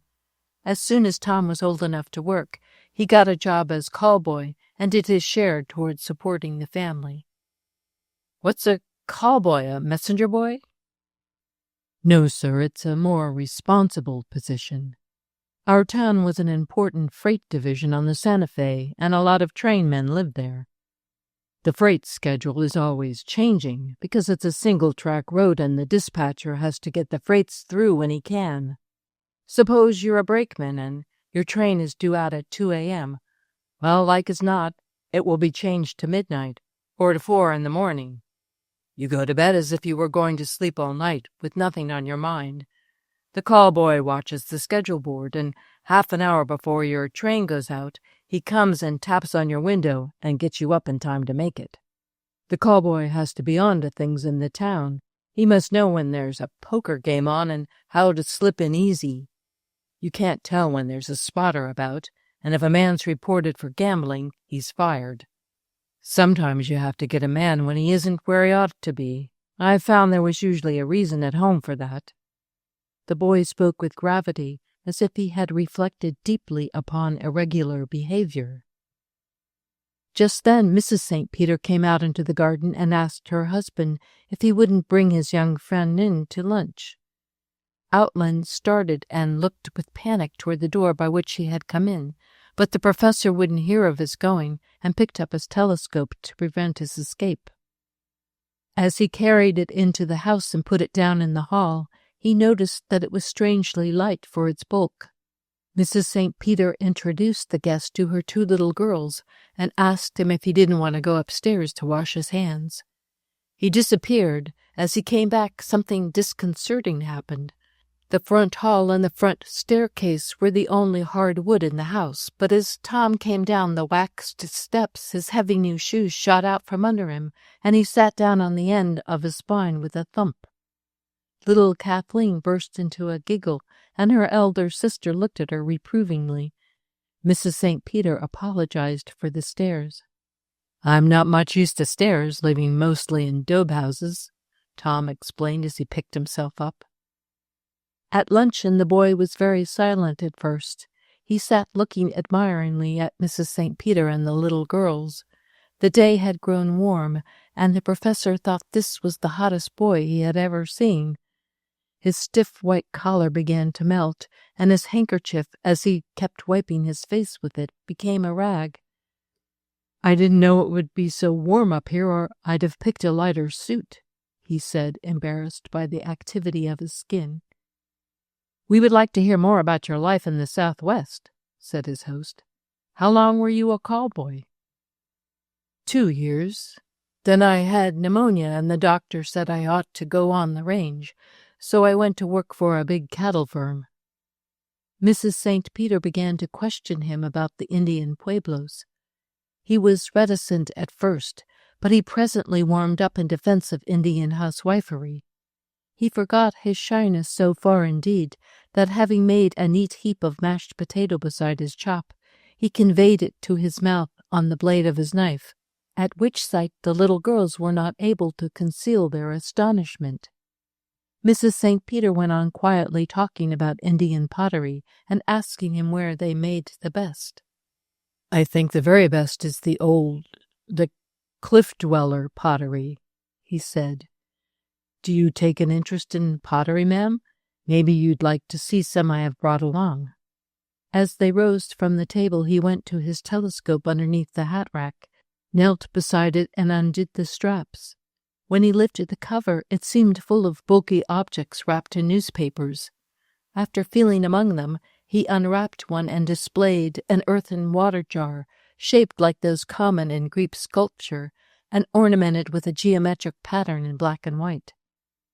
"That's one of the real old ones. I know, for I got it out myself. I don't know just how old, but there's pinyon trees 300 years old by their rings, growing up in the stone trail that leads to the ruins where I got it." "Stone trail? Pinyons?" she asked. "Yes, deep narrow trails in white rock, worn by their moccasin feet coming and going for generations." and these old pinyon trees have come up in the trails since the race died off. You can tell something about how long ago it was by them." He showed her a coating of black on the underside of the jar. "That's not from the firing. See, I can scratch it off. It's soot from when it was on the cook fire last, and that was before Columbus landed, I guess. Nothing makes these people seem so real to me as their old pots with the fire black on them." As she gave it back to him, he shook his head. "That one's for you, ma'am, if you like it." "Oh, I couldn't think of letting you give it to me. You must keep it for yourself or put it in a museum." But that seemed to touch a sore spot. "Museums," he said bitterly. "They don't care about our things. They want something that came from Crete or Egypt. I'd break my jars sooner than they should get them. But I'd like this one to have a good home among your nice things." He looked about appreciatively. "I've no place to keep them. They're in my way, especially that big one. My trunk is at the station, but I was afraid to leave the pottery. You don't get them out whole like that very often." "But get them out of what? From where? I want to know all about it." "Maybe someday, ma'am, I can tell you," he said, wiping his sooty fingers on his handkerchief. His reply was courteous but final. He strapped his bag and picked up his hat, then hesitated and smiled. Taking a buckskin bag from his pocket, he walked over to the window seat where the children were and held out his hand to them, saying, "These I would like to give to the little girls." In his palm lay 2 lumps of soft blue stone, the color of robin's eggs or of the sea on halcyon days of summer. The children marveled. "Oh, what are they?" "Turquoises, just the way they come out of the mine before the jewelers have tampered with them and made them look green. The Indians like them this way." Again Mrs. St. Peter demurred. She told him very kindly that she couldn't let him give his stones to the children. "They are worth a lot of money." "I'd never sell them. They were given to me by a friend. I have a lot and they're of no use to me, but they'll make pretty playthings for little girls." His voice was so wistful and winning that there was nothing to do. "Hold them still a moment," said the professor, looking down not at the turquoises but at the hand that held them. The muscular, many-lined palm, the long, strong fingers with soft ends, the straight little finger, the flexible, beautifully shaped thumb that curved back from the rest of the hand, as if it were its own master. What a hand! He could see it yet, with the blue stones lying in it. In a moment the stranger was gone, and the St. Peter family sat down and looked at one another. He remembered just what his wife had said on that occasion. "Well, this is something new in students, Godfrey. We ask a poor, perspiring tramp boy to lunch to save his pennies, and he departs leaving princely gifts." Yes, the professor reflected, after all these years, that was still true. Fellows like Outland don't carry much luggage, yet one of the things you know them by is their sumptuous generosity, and when they are gone, all you can say of them is that they departed leaving princely gifts. With a good tutor, young Outland had no difficulty in making up 3 years' mathematics in 4 months. Latin, he owned, had been hard for him, but in mathematics he didn't have to work. He had merely to give his attention. His tutor had never known anything like it, but St. Peter held the boy at arm's length. As a young teacher full of zeal, he had been fooled more than once. He knew that the wonderful seldom holds water, that brilliancy has no staying power, and the unusual becomes commonplace by a natural law. In those first months, Mrs. St. Peter saw more of their protégé than her husband did. She found him a good boarding place, took care that he had proper summer clothes, and that he no longer addressed her as ma'am.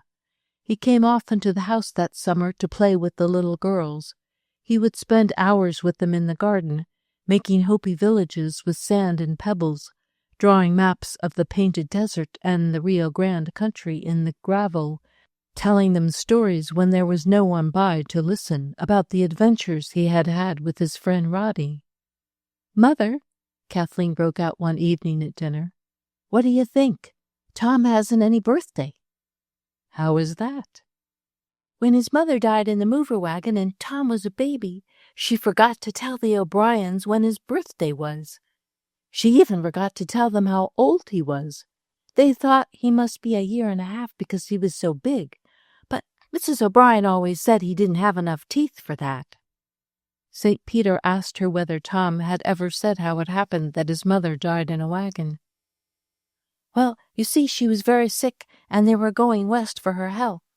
And one day when they were camped beside a river, Tom's father went in to swim and had a cramp or something and was drowned. Tom's mother saw it and it made her worse. She was there all alone till some people found her and drove her on to the next town to a doctor.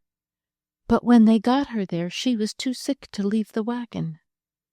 They drove her into the O'Brien's yard because that was nearest the doctor's, and Mrs. O'Brien was a kind woman, and she died in a few hours. Does Tom know anything about his father? Nothing, except that he was a school teacher in Missouri. His mother told the O'Briens that much, but the O'Briens were just lovely to him. St. Peter had noticed that in stories Tom told the children there were no shadows. Kathleen and Rosamond regarded his freelance childhood as a gay adventure they would gladly have shared.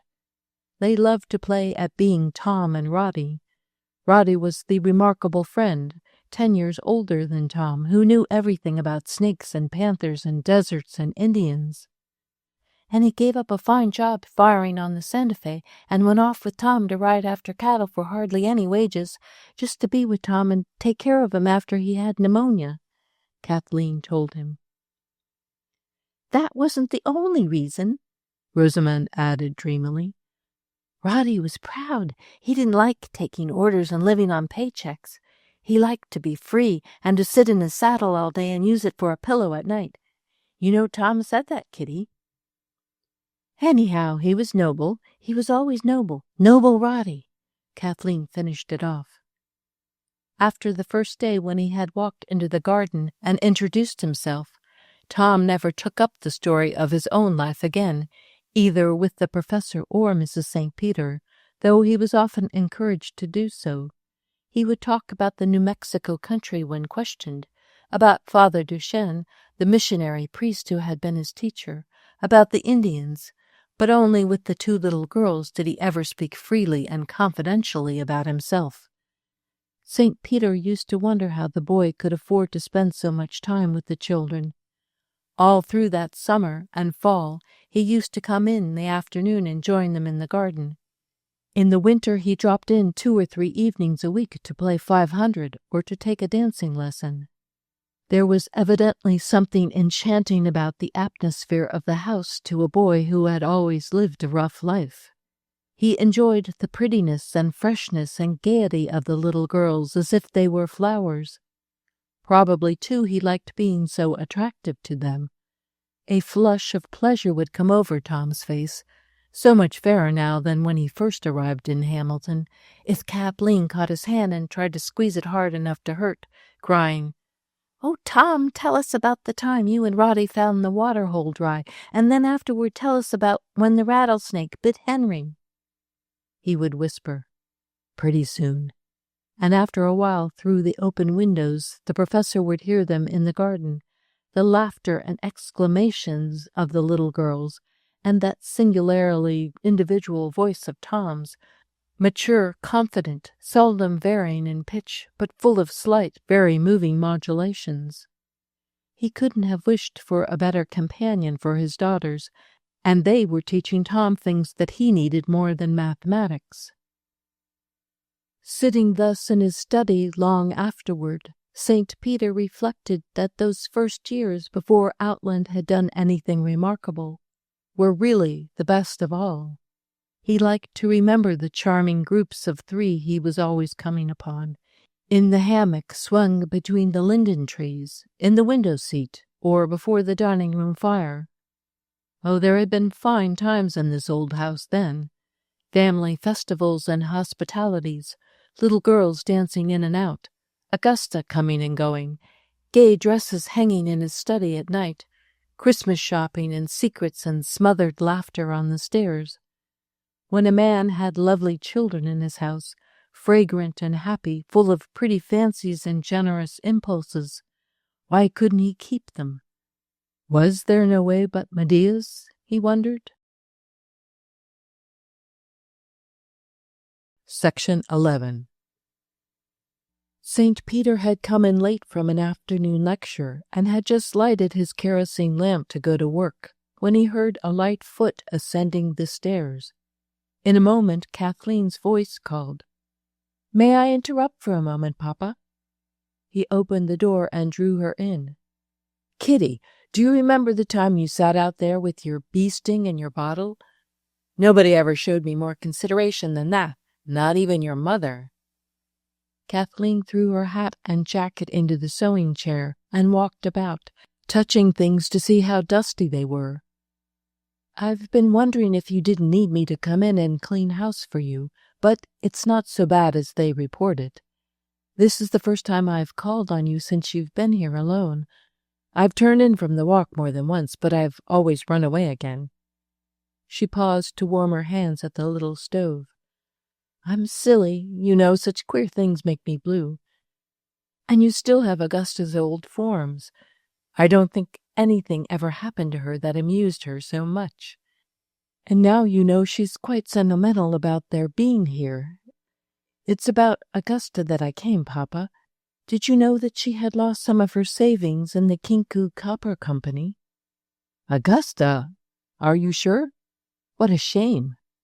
"Yes, she was sewing for me last week. I noticed that she seemed depressed and hadn't much appetite for lunch, which you know is unusual for Augusta.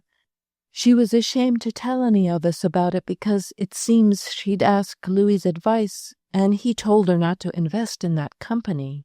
But a lot of the people in her church were putting money into it, and of course that made it seem all right to her. She lost $500, a fortune for her, and Scott says she'll never get a cent of it back." "$500, murmured St. Peter. "Let me see it. $3 a day, that means 166 days. Now what can we do about it?" "Of course we must do something. I knew you'd feel that way, Father." "Certainly. Among us we must cover it. I'll speak to Rosamond tonight." "You needn't, dear." Kathleen tossed her head. "I've been to her. She refuses." "Refuses? She can't refuse, my dear. I'll have a word to say." The firmness of his tone and the quick rush of claret color under his skin were a gratification to his daughter. "She says that Louis took the trouble to speak to his banker and to several copper men before he advised Augusta, and that if she doesn't learn her lesson this time, she will do the same thing over again. Rosamond said they would do something for Augusta later, but she didn't say what. Leave Rosamond to me. I'll convince her." "Even if you can do anything with her, she's determined to make Augusta admit her folly, and it can't be done that way. Augusta is terribly proud. When I told her customers ought to make it up to her, she was very haughty and said she wasn't that kind of a sewing woman, that she gave her ladies good measure for their money. Scott thought we could buy stock in some good company and tell her we had used our influence and got an exchange, but that she must keep quiet about it. We could manage some such little fib. She knows so little about business. I know I can get the Dudleys and the Browns to help. We needn't go to the Marcelluses." "Wait a few days. It's a disgrace to us as a family not to make it up ourselves. On her account, we oughtn't to let Rosamond out. She's altogether too blind to responsibilities of that kind. In a world full of blunderers, why should Augusta have to pay scrupulously for her mistakes? It's very petty of Rosie, really." Kathleen started to speak, stopped, and turned away. "Scott will give $100, she said a moment later. "That's very generous of him. I'll give another, and Rosie shall make up the rest. If she doesn't, I'll speak to Louis. He's an absolutely generous chap. I've never known him to refuse to give either time or money." Kathleen's eyes suddenly brightened. "Why, Daddy, you have Tom's Mexican blanket. I never knew he gave it to you. I've often wondered what became of it." She picked up from the foot of the box couch a purple blanket, faded in streaks to amethyst, with a pale yellow stripe at either end. "Oh yes, I often get chilly when I lie down, especially if I turn the stove out, which your mother says I ought always to do. Nothing could part me from that blanket." He wouldn't have given it to anybody but you. It was like his skin. Do you remember how horsey it smelled when he first brought it over and showed it to us? Just like a livery stable. It had been strapped behind the saddle on so many sweating cow ponies. In damp weather that smell is still perceptible. Kathleen stroked it thoughtfully. "Roddy brought it up from old Mexico, you know. He gave it to Tom that winter he had pneumonia. Tom ought to have taken it to France with him.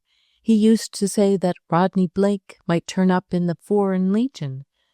If he had taken this, it might have been like the wooden cups that were always revealing Ami and Emile to each other." St. Peter smiled and patted her hand on the blanket. "Do you know, Kitty, I sometimes think I ought to go out and look for Blake myself. He's on my conscience. If that country down there weren't so everlastingly big." "Oh, Father, that was my romantic dream when I was little, finding Roddy. I used to think about it for hours when I was supposed to be taking my nap. I used to swim rivers and climb mountains and wander about with Navajos and rescue Roddy at the most critical moments, when he was being stabbed in the back or drugged in a gambling house, and bring him back to Tom. You know, Tom told us about him long before he ever told you. You children used to live in his stories. You cared more about them than all your adventure books." "I still do," said Kathleen, rising. "Now that Rosamond has Outland, I consider Tom's Mesa entirely my own." St. Peter put down the cigarette he had just lighted with anticipation. "Can't you stay a while, Kitty? I almost never see anyone who remembers that side of Tom. It was nice, all those years, when he was in and out of the house, like an older brother. Always very different from the other college boys, wasn't he? Always had something in his voice, in his eyes. One seemed to catch glimpses of an unusual background behind his shoulders when he came into the room." Kathleen smiled wanly. "Yes, and now he's all turned out chemicals and dollars and cents, hasn't he? But not for you and me. Our Tom is much nicer than theirs." She put on her jacket and went out of the study and quickly down the stairs. Her father, on the landing, looked after her until she disappeared. When she was gone, he still stood there, motionless, as if he were listening intently, or trying to fasten upon some fugitive idea. Section 12. St. Peter was breakfasting at 6:30, alone, reading last night's letters, while he waited for the coffee to percolate. It had been long since he had had an 8 o'clock class, but this year the schedule committee had slyly put him down for one. "He can afford to take a taxi over now," the dean remarked. After breakfast, he went upstairs and into his wife's room. "I have a rendezvous with a lady," he said, tossing an envelope upon her counterpane. She read a note from Mrs. Crane, the least attractive of the faculty ladies, requesting an interview with the professor at his earliest convenience. As she wished to see him quite alone, might she come to his study in the old house, where she understood he still worked? "Poor Gottfried," murmured his wife. "One ought not to joke about it." St. Peter went into his own room to get a handkerchief and came back, taking up his suspended sentence. "I'm afraid it means poor Crane is coming up for another operation, or, worse still, that the surgeons tell her another would be useless. It's like the pit and the pendulum. I feel as if the poor fellow were strapped down on a revolving disc that comes around under the knife just so often."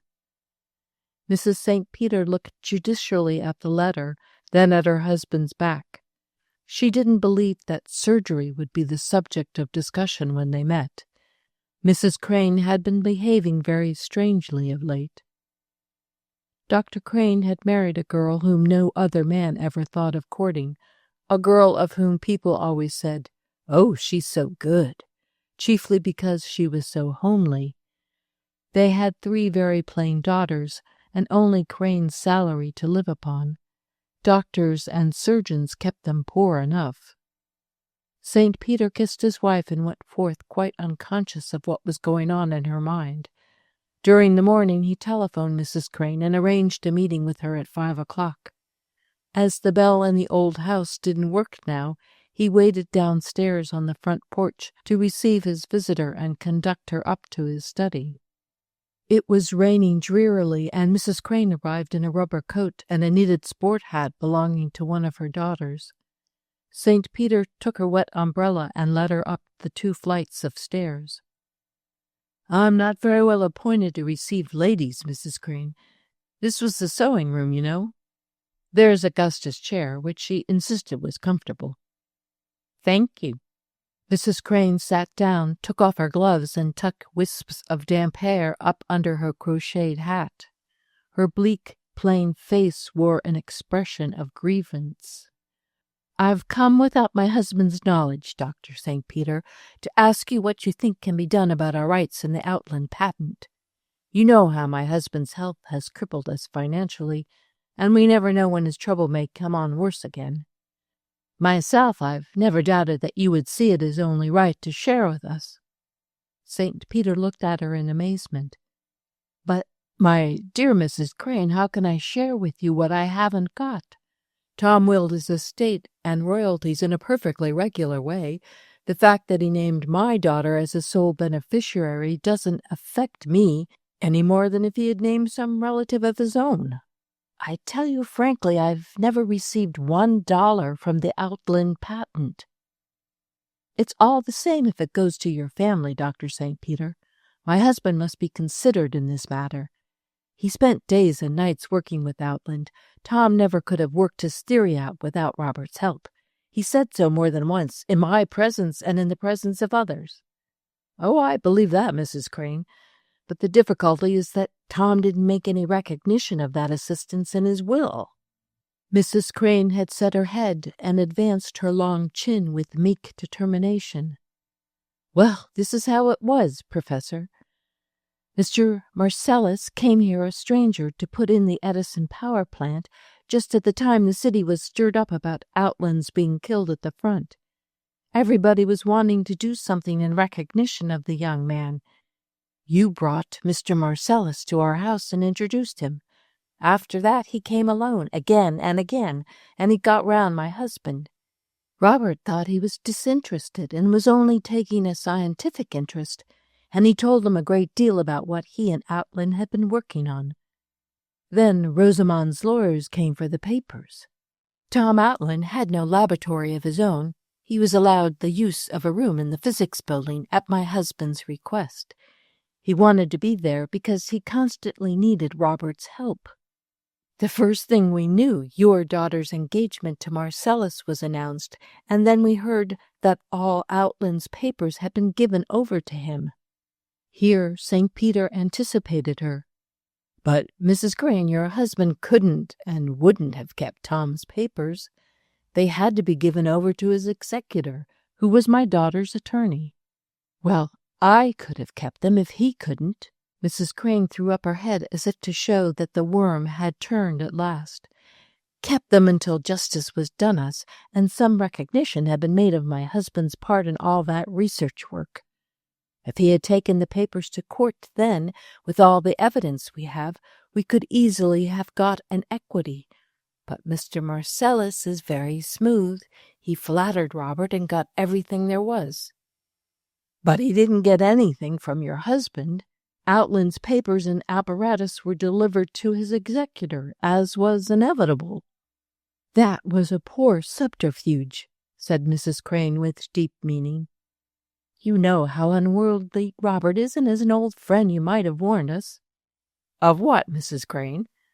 "Why, that Marcellus saw there was a fortune in the gas my husband and his pupil had made, and we could have asked for our equity before we gave your son-in-law a free hand with everything." St. Peter felt very unhappy. He began walking up and down the little room. "Heaven knows I'd like to see Crane get something out of it, but how?" "How?" I've thought a great deal about this matter, and I've blamed Tom for making that kind of will. I don't think it occurred to the boy that the will would ever be probated. He expected to come back from the war and develop the thing himself. I doubt whether Robert, with all his superior knowledge, would have known the twists and turns by which the patent could be commercialized. It took a great deal of work and a special kind of ability to do that. A salesman's ability?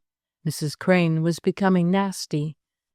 If you like, but certainly Robert would have been no man to convince manufacturers and machinists any more than I would. A great deal of money was put into it, too, before any came back. Every cent Marcellus had, and all he could borrow. He took heavy chances. Crane and I together could never have raised 100th part of the capital that was necessary to get the thing started. Without capital to make it go, Tom's idea was merely a formula written out on paper. It had lain for 2 years in your husband's laboratory, and would have lain there for years more before he or I would have done anything about it. Mrs. Crane's dreary face took on more animation than he had supposed it capable of. It had lain there because it belonged there and was made there. My husband was done out of it by an adventurer, and his friendship for you tied his hands. I must say you've shown very little consideration for him. You might have warned us never to let those papers go. You see Robert getting weaker all the time and having those terrible operations, and our girls going shabby and teaching in the ward schools, and Rosamond riding about in a limousine and building country houses, and you do nothing about it. You take your honors, you've deserved them, we never forget that, and move into your new house, and you don't remember what it is to be in straitened circumstances. St. Peter drew his chair nearer to Mrs. Crane and addressed her patiently. Mrs. Crane, if you had any legal rights in the patent, I'd defend them against Rosamond as soon as against anyone else. I think she ought to recognize Dr. Crane's long friendship and helpfulness to Tom in some way.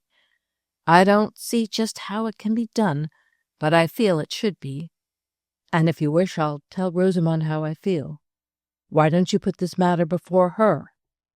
I don't care to ask anything of Mrs. Marcellus.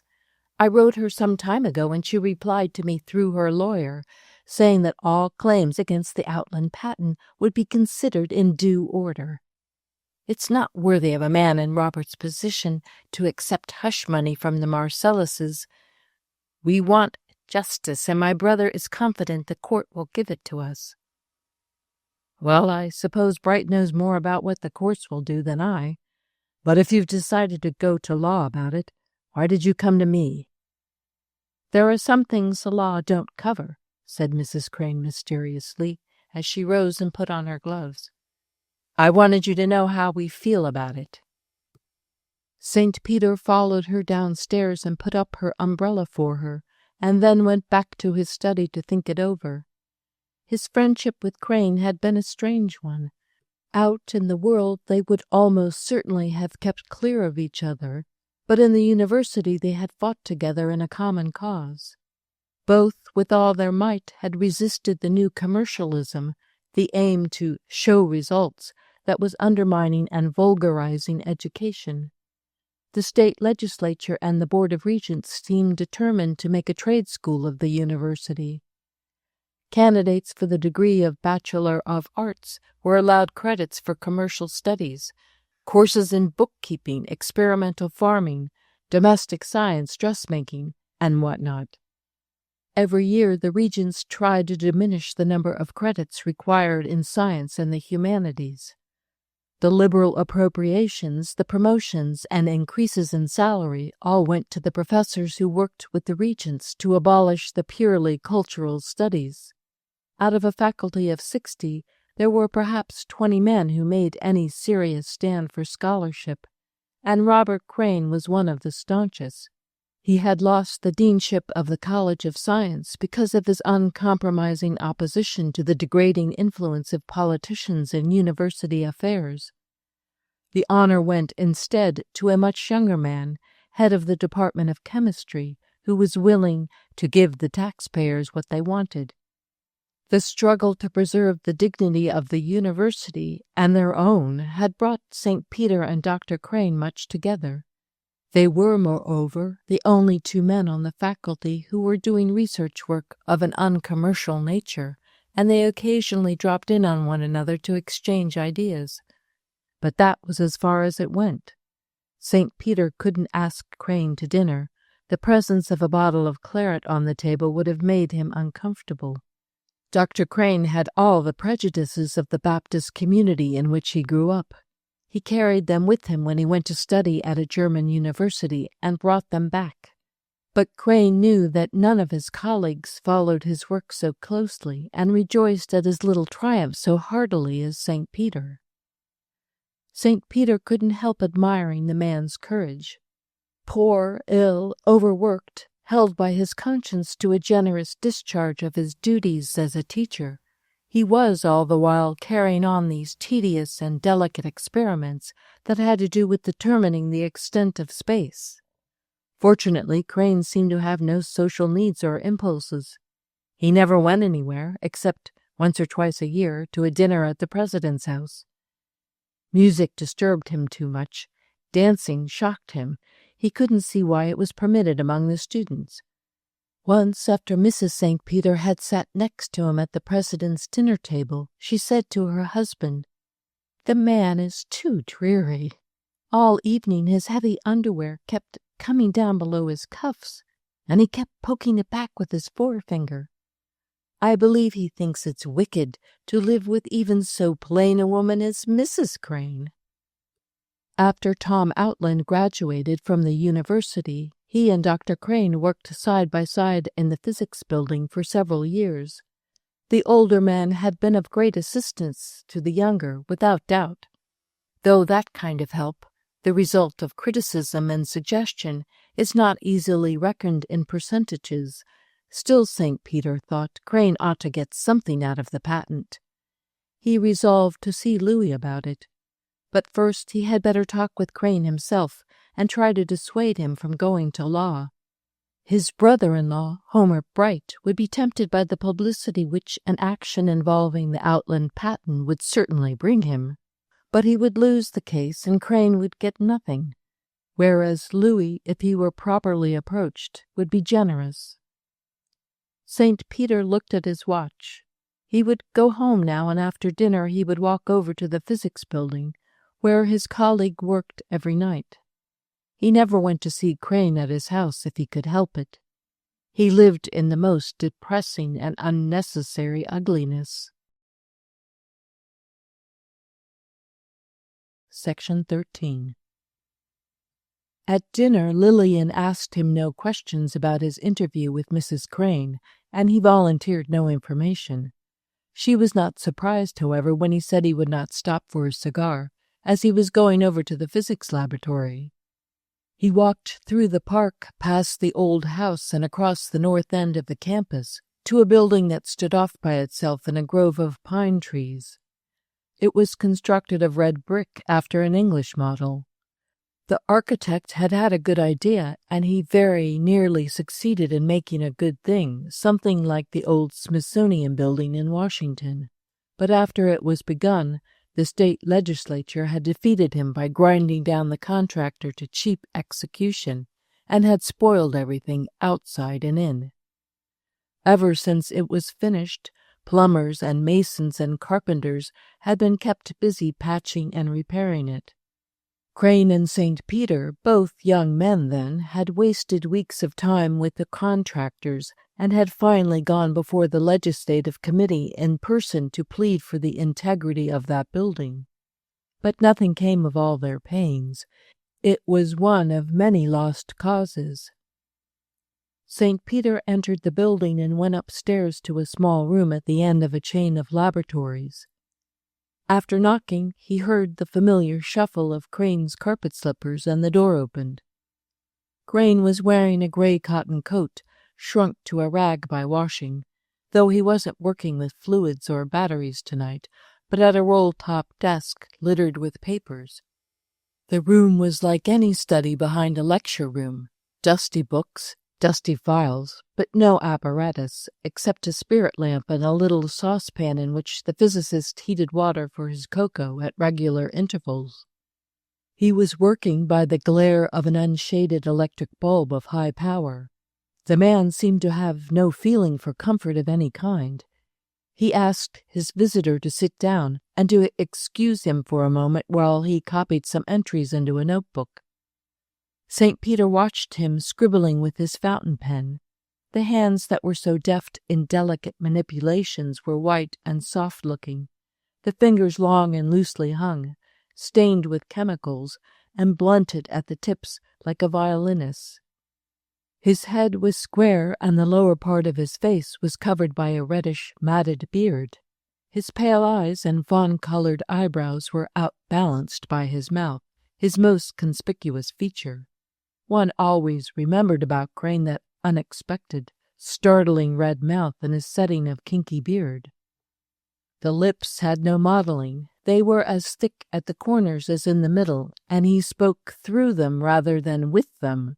He seemed painfully conscious of them. St. Peter saw no use in beating about the bush. As soon as Crane put down his pen, he remarked that Mrs. Crane had been to see him that afternoon. His colleague flushed, took up a large celluloid paper knife, and began shutting and unshutting his hands about the blade. "I want to know exactly how you feel about this and what the facts are," St. Peter began. "We've never discussed it before, and there may be things I know nothing about. Did Tom ever say that he meant you to have a share in his profits, if there were any?" "No, not exactly that." Dr. Crane moved his shoulders about in his tight coat and looked embarrassed and unhappy. "More than once he said in a general way that he hoped it would go on my account as well as on his own, and that we would use the income for further experiments." "Did he talk much about the possible commercial value of the gas while he was trying to make it?" "Not much. No, very seldom. Perhaps not more than half a dozen times in the 3 years he was working in my laboratory. But whenever he did, he spoke as if there would be something in it for both of us if our gas became remunerative." "Just how much was it, our gas, Crane?" "Strictly speaking, of course, it wasn't. The idea was Outland's. He benefited by my criticism, and I often helped him with his experiments. He never acquired a nice laboratory technique. He would fail repeatedly in some perfectly sound experiment because of careless procedure." "Do you think he would have arrived at his results without your help?" Dr. Crane was clenching the paper knife with both hands. "That I cannot say. He was impatient. He might have got discouraged and turned to something else. He would have been much slower in getting his results, at any rate. His conception was right, but very delicate manipulation was necessary, and he was a careless experimenter." St. Peter felt that this was becoming nothing less than cross-examination. He tried to change the tone of it. "I want to see you get recognition and compensation for whatever part you had in his experiments, if there's any way to get it. But you've been neglectful, Crane. You haven't taken the proper steps. Why in the world didn't you have some understanding with Tom when he was getting his patent? You knew all about it." "It didn't occur to me then. We'd finished the experiments, and I put them out of my mind. I was trying to concentrate on my own work. His results weren't as interesting scientifically as I'd expected them to be. While his manuscripts and formula were lying here those 2 years, did you ever make the gas or give any study to its behavior?" "No, of course not. It's off my own line and didn't interest me." "Then it's only since this patent has begun to make money that it does interest you?" Dr. Crane twisted his shoulders. "Yes, it's the money. Heaven knows I'd like to see you get some of it, but why did you put it off so long? Why didn't you make some claim when you delivered the papers to his executor, since you hadn't done so before? Why didn't you bring the matter up to me then, and let me make a claim against the estate for you?" Dr. Crane could endure his chair no longer. He began to walk softly about in his slippers, looking at nothing, but as he talked, picking up objects here and there, drawing tools, his cocoa cup, a china cream pitcher, turning them round and carefully putting them down again, just as he often absently handled pieces of apparatus when he was lecturing. "I know," he said, "appearances are against me, but you must understand my negligence. You know how little opportunity a man has to carry on his own line of investigation here. You know how much time I give to any of my students who are doing honest work. Outland was, of course, the most brilliant pupil I ever had, and I gave him time and thought without stint. Gladly, of course. If he were reaping the rewards of his discovery himself, I'd have nothing to say, though I've not the least doubt he would compensate me liberally. But it does not seem right that a stranger should profit, and not those who helped him. You, of course, do profit, indirectly if not directly. You cannot shut your eyes to the fact that this money, coming into your family, has strengthened your credit and your general security. That's as it should be. But your claim was less definite than mine. I spent time and strength I could ill afford to spare on the very series of experiments that led to this result. Marcellus gets the benefit of my work, as well as of Outland's. I have certainly been ill-used, and as you say, it's difficult to get recompense when I ask for it so late. It's not to my discredit, certainly, that I didn't take measures to protect my interests. I never thought of my students' work in terms of money. There were others who did, and I was not considered," he concluded bitterly. "Why don't you put in a claim to Marcellus for your time and expert advice?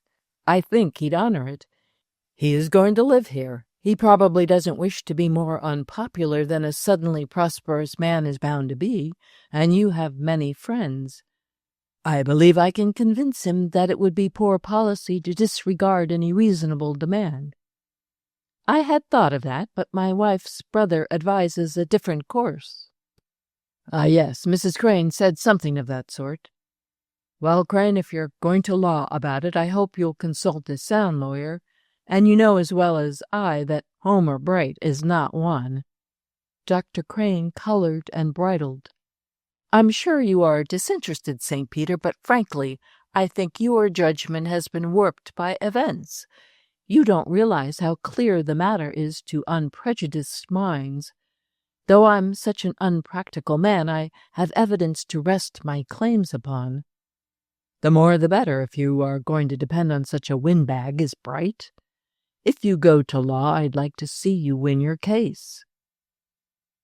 St. Peter said good night, went down the stairs and out through the dark pine trees. "Evidence," Crane said.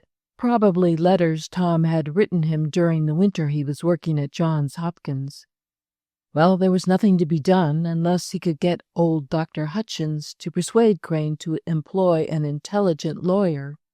Homer Bright's rhetoric might influence a jury in a rape or bigamy case, but it would antagonize a judge in an equity court.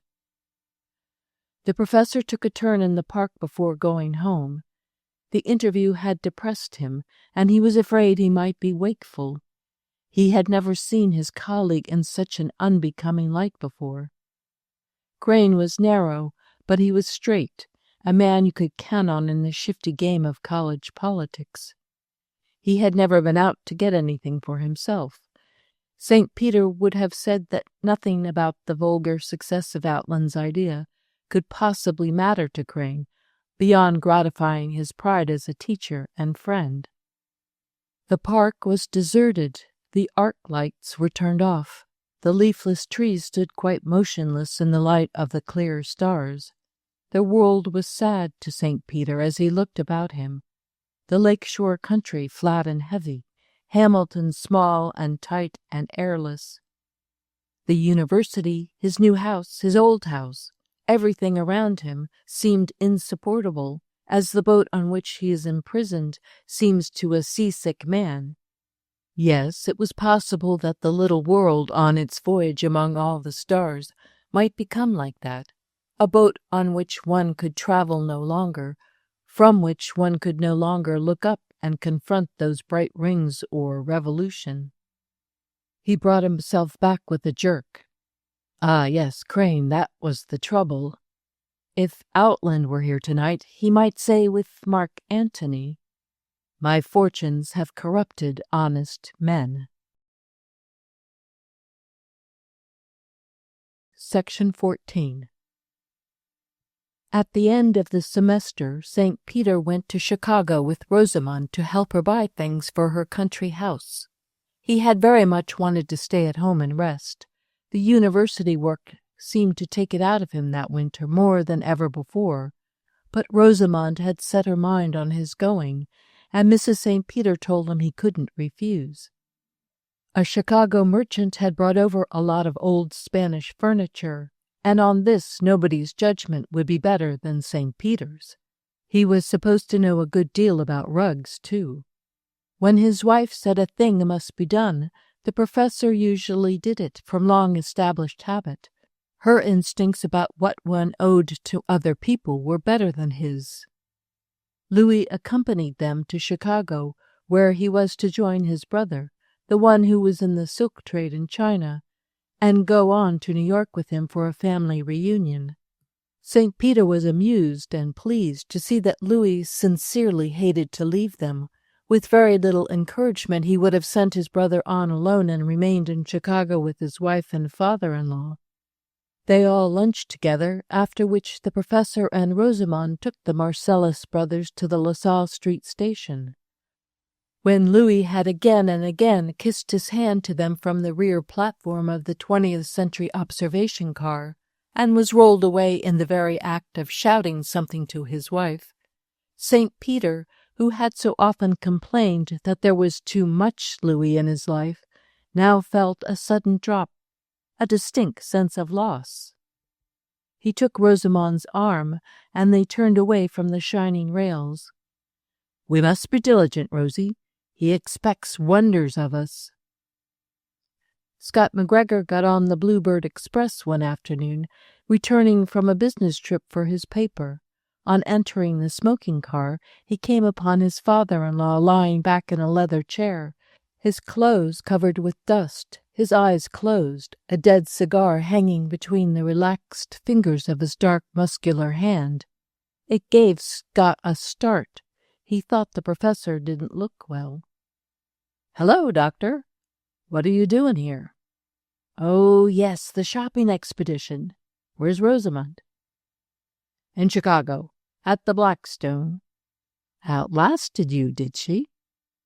"That's it." The professor smiled apologetically, as if he were ashamed to admit it.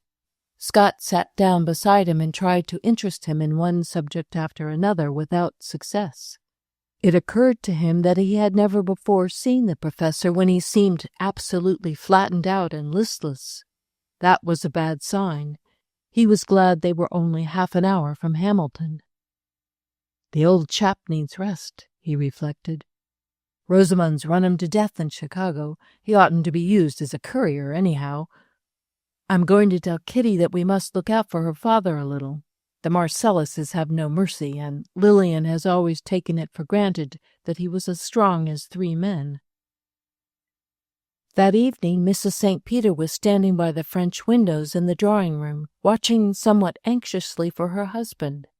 The Chicago train was usually punctual, and surely he would have taken a cab from the station, for it was a raw February night with a freezing wind blowing off the lake. St. Peter arrived on foot, however. As he came through the gate, she could see by his walk and the set of his shoulders that he was very tired. She hurried to open the front door and asked him why he hadn't come up in a taxi.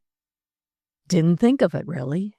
I'm a creature of habit, and that's one of the things I never used to do." "And in your lightest overcoat. I thought you only wore this one because you were going to buy a new fur coat in Chicago." "Well, I didn't," he said rather shortly. "Let's omit the verb to buy in all forms for a time." Keep dinner back a little, will you, Lillian? I want to take a warm bath and dress. I did get rather chilled coming up."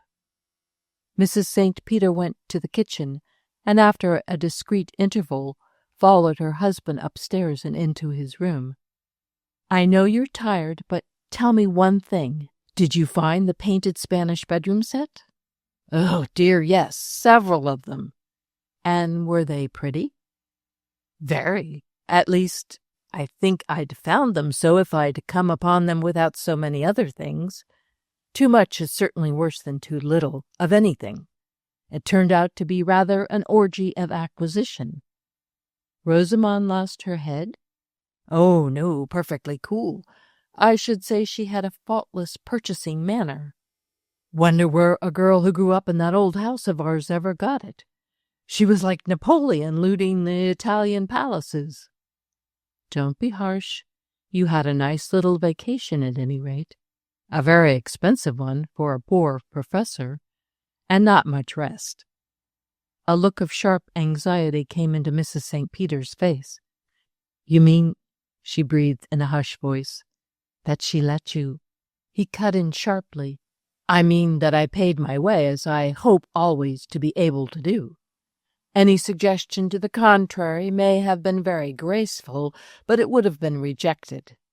I am quite ready to permit myself a little extravagance to be of service to the women of my family. Any other arrangement is humiliating." "Then that was why you didn't get your fur coat?" "That may have been one reason. I was not much in the humor for it." Mrs. St. Peter went swiftly downstairs to make him a cocktail. She sensed an unusual weariness in him and felt, as it were, the bitter taste on his tongue. A man, she knew, could get from his daughter a peculiar kind of hurt, one of the cruelest that flesh is heir to. Her heart ached for Godfrey. When the professor had been warmed and comforted by a good dinner, he lit a cigar and sat down before the hearth to read. After a while his wife saw that the book had slid to his knees, and he was looking into the fire. Studying his dark profile, she noticed that the corners of his funny eyebrows rose, as if he were amused by something. "What are you thinking about, Godfrey?" she said presently. "Just then you were smiling quite agreeably." "I was thinking," he answered absently, "about Euripides. how when he was an old man he went and lived in a cave by the sea, and it was thought queer at the time. It seems that houses had become insupportable to him.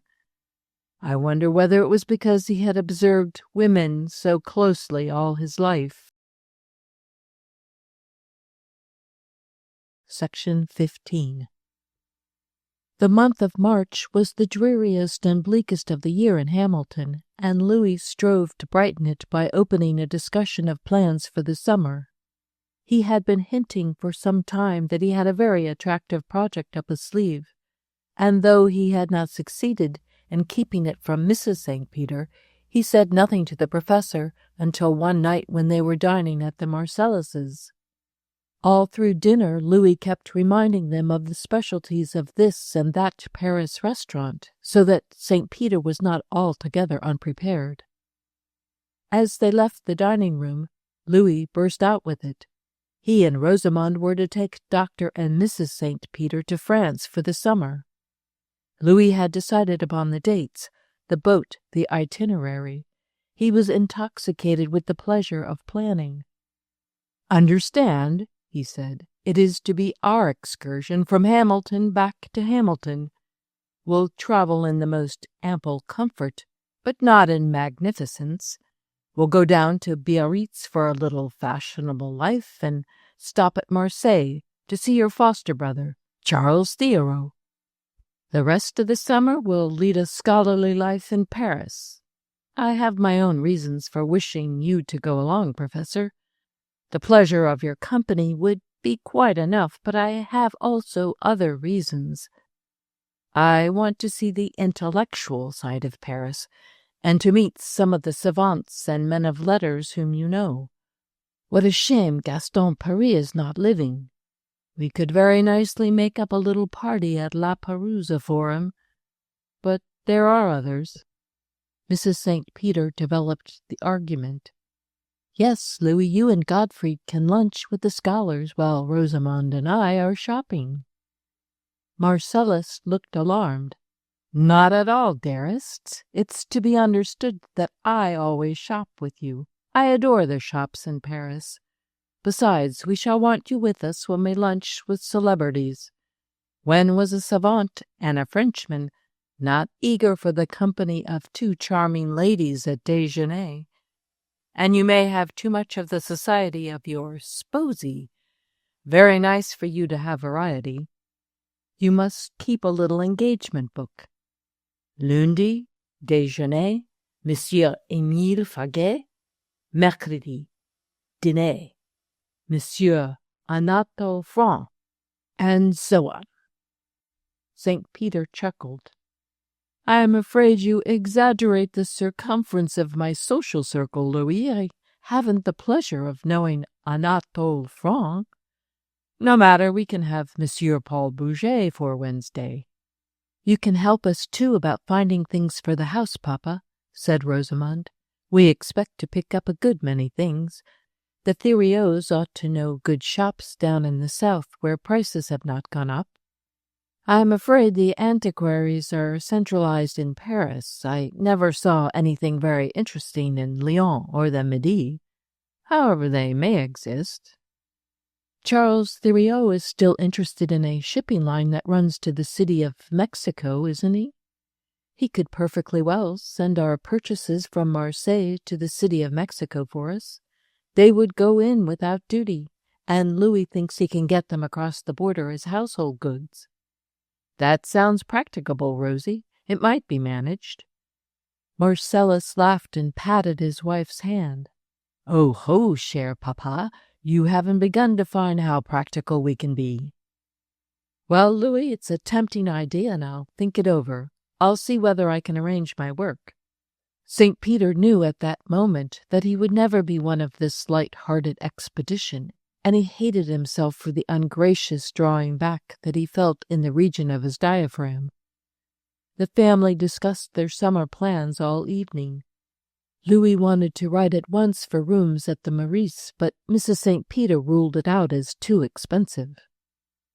That night, after he was in bed, St. Peter tried in vain to justify himself in his inevitable refusal. He liked Paris and he liked Louis, but one couldn't do one's own things in another person's way. Selfish or not, that was the truth. Besides, he would not be needed. He could trust Louis to take every care of Lillian, and nobody could please her more than her son-in-law. Both filles, apparently, were meant by Providence to take the husband's place when husbands had ceased to be lovers. Marcellus never forgot one of the 100 foolish little attentions that Lillian loved. Best of all, he admired her extravagantly. Her distinction was priceless to him. Many people admired her, but Louis more than most. That worldliness, that willingness to get the most out of occasions and people, which had developed so strongly in Lillian in the last few years, seemed to Louis as natural and proper as it seemed unnatural to Godfrey. It was an element that had always been in Lillian, and as long as it resulted in mere fastidiousness, was not a means to an end, St. Peter had liked it too. He knew it was due to this worldliness, even more than to the fact that his wife had a little money of her own, that she and his daughters had never been drab and a little pathetic, like some of the faculty women. They hadn't much, but they were never absurd. They never made shabby compromises. If they couldn't get the right thing, they went without.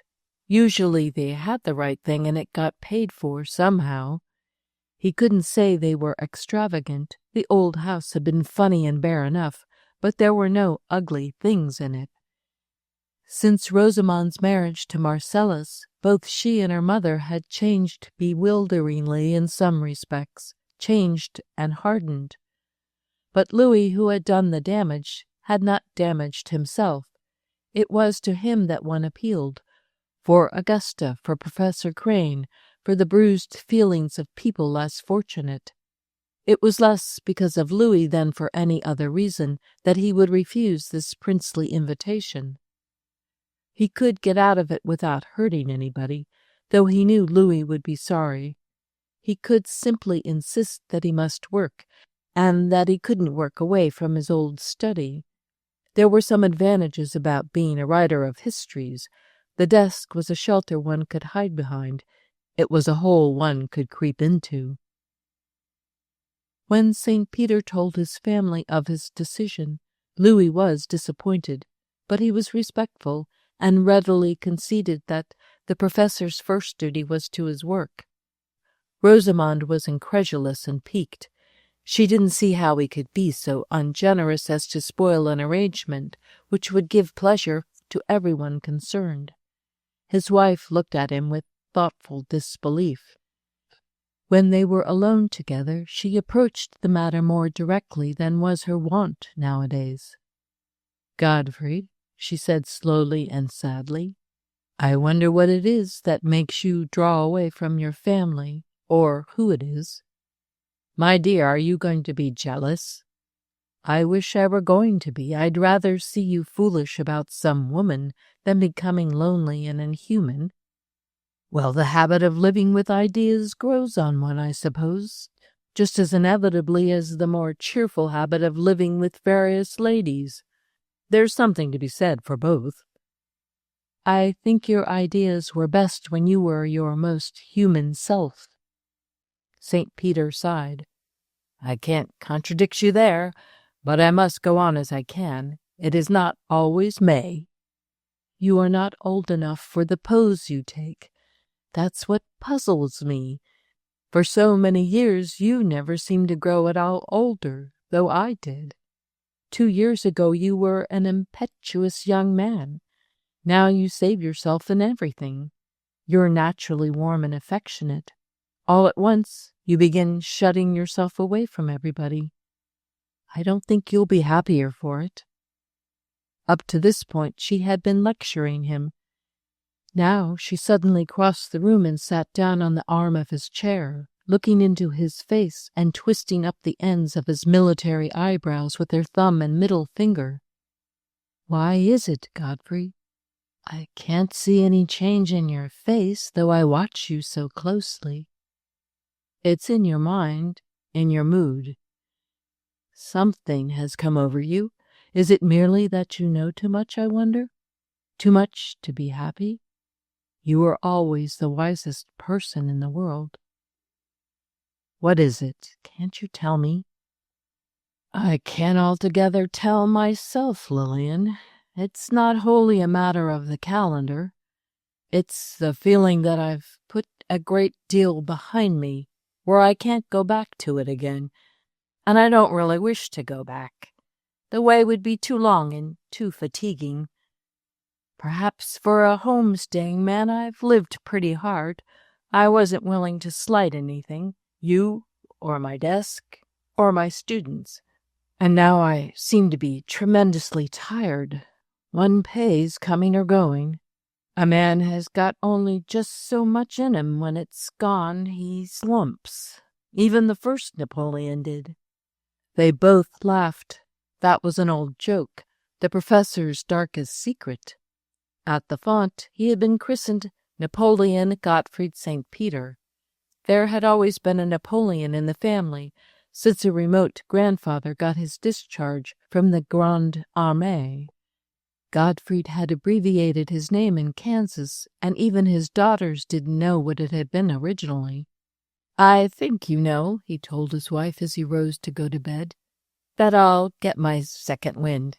But for the present, I don't want anything very stimulating. Paris is too beautiful and too full of memories." Section 16. One Saturday morning in the spring, when the professor was at work in the old house, he heard energetic footsteps running up the uncarpeted stairway. Louis's voice called, "Cher papa, shall I disturb you too much?" St. Peter rose and opened to him. Louis was wearing his golf stockings and a purple jacket with a fur collar.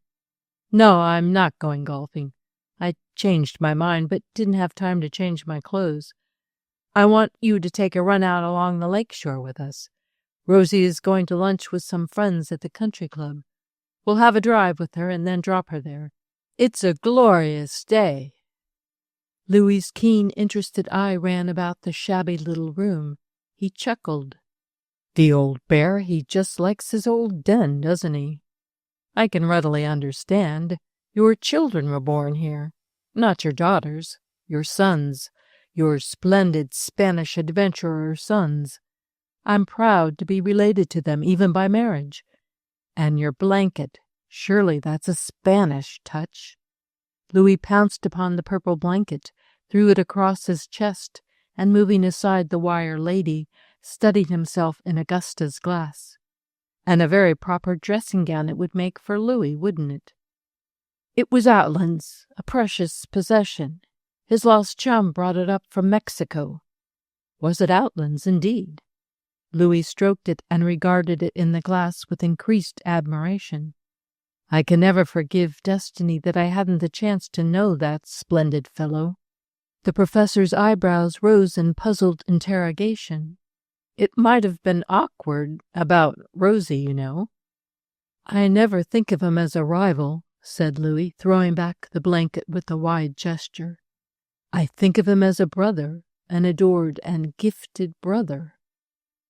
Half an hour later they were spinning along through the country, just coming green, Rosamond and her father on the back seat, Louis facing them. It struck the professor that Louis had something on his mind. His restless, bright eyes watched his wife narrowly, as if to seize an opportune moment. "You know, Doctor," he said presently, "we've decided to give up our house before we go abroad and cut off the rent.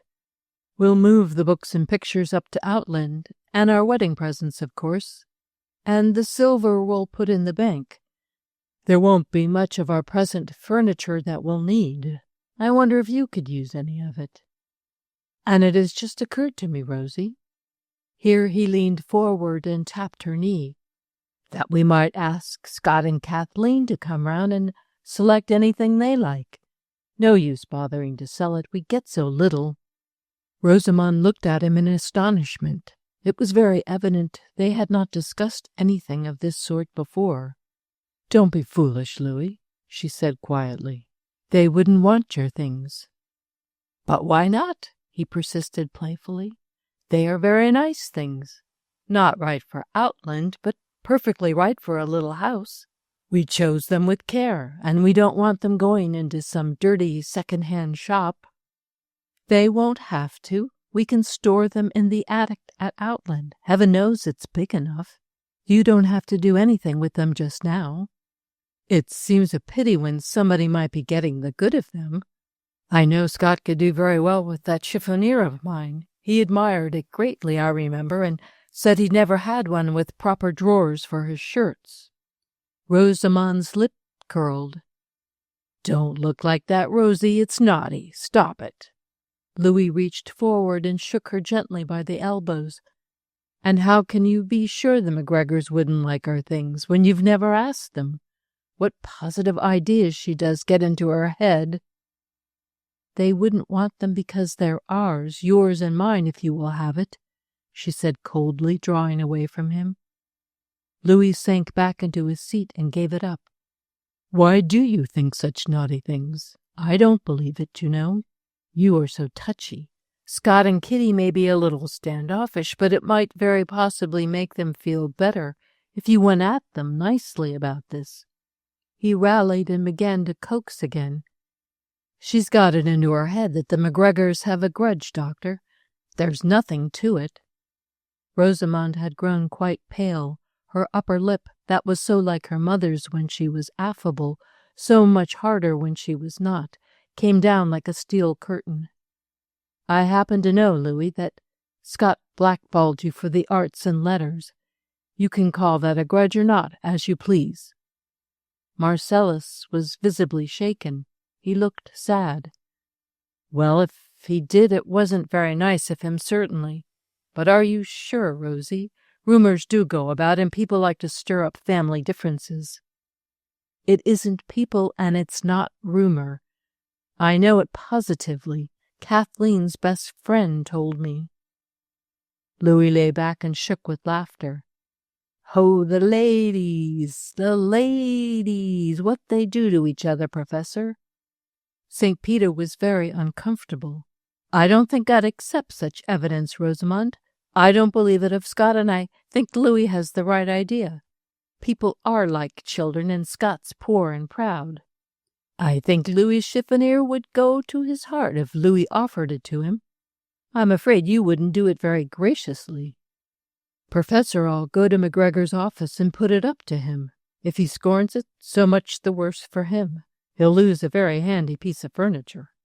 Rosamond's paleness changed to red. Fortunately, they were spinning over the gravel loops that led through shaven turf to the country club.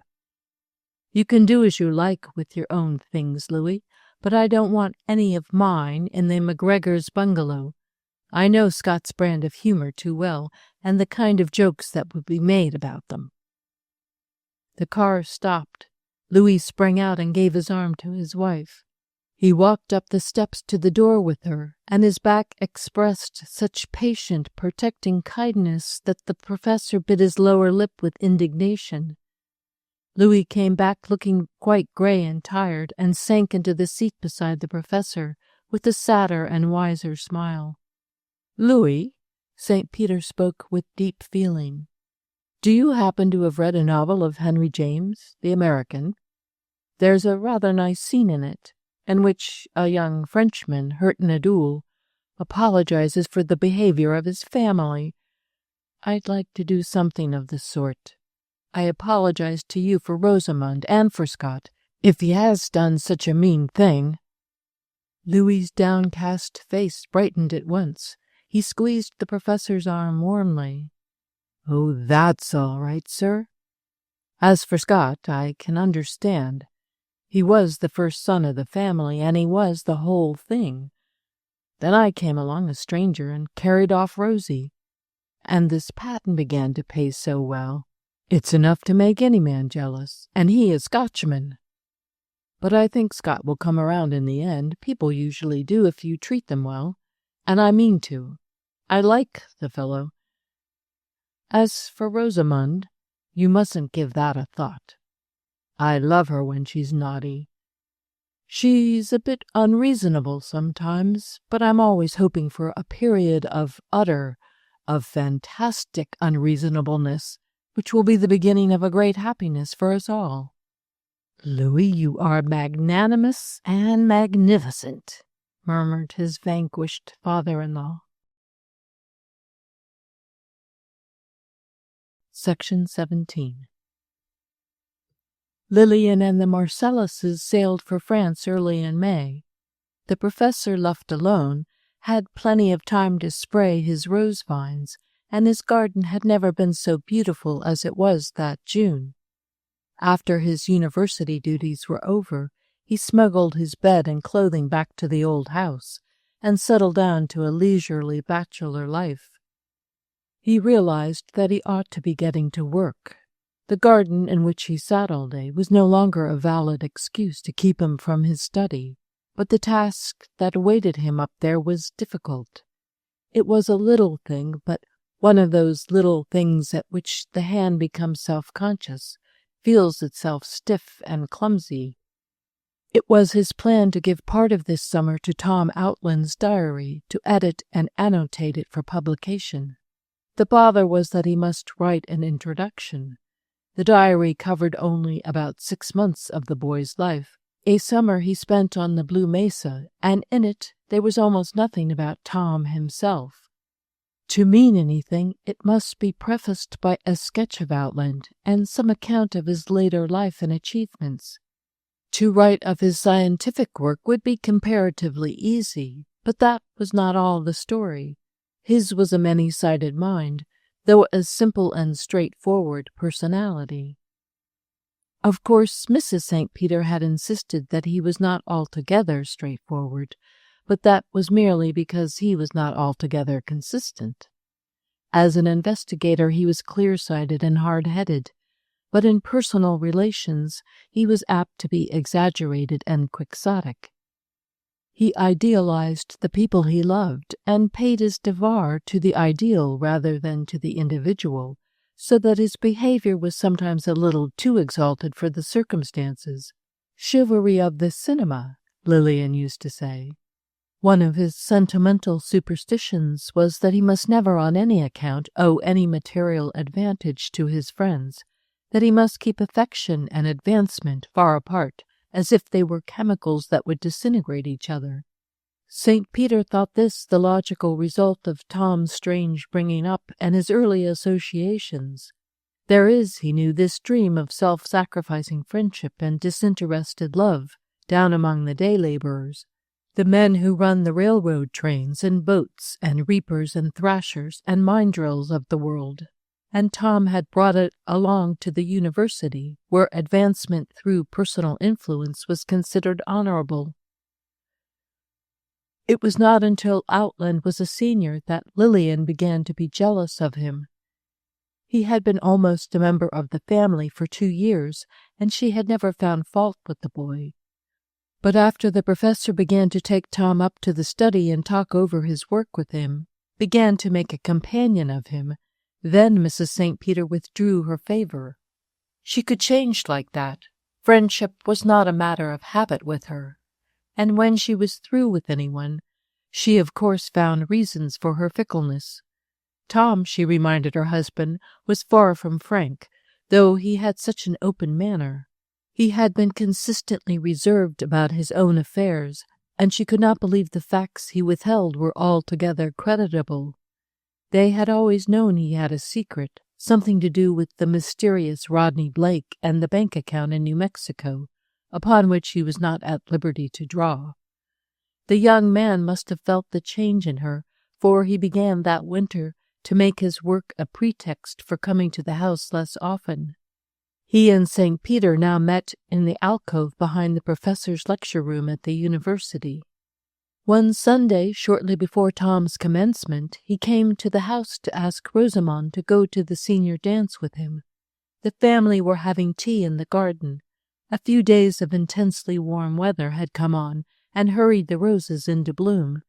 Rosamond happened to ask Tom, who sat in his white flannels, fanning himself with his straw hat, if spring in the southwest was as warm as this. "Oh, no," he replied. "May is usually chilly down there. Bright sun, but a kind of edge in the wind, and cool nights. Last night reminded me of smothery May nights in Washington." Mrs. St. Peter glanced up. "You mean Washington City? I didn't know you had ever been so far east." There was no denying that the young man looked uncomfortable. He frowned and said in a low voice, "Yes, I've been there. I suppose I don't speak of it because I haven't very pleasant recollections of it."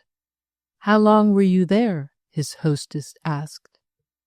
"A winter and spring, more than 6 months. Long enough to get very homesick."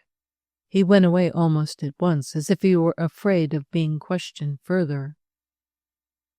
The subject came up again a few weeks later, however.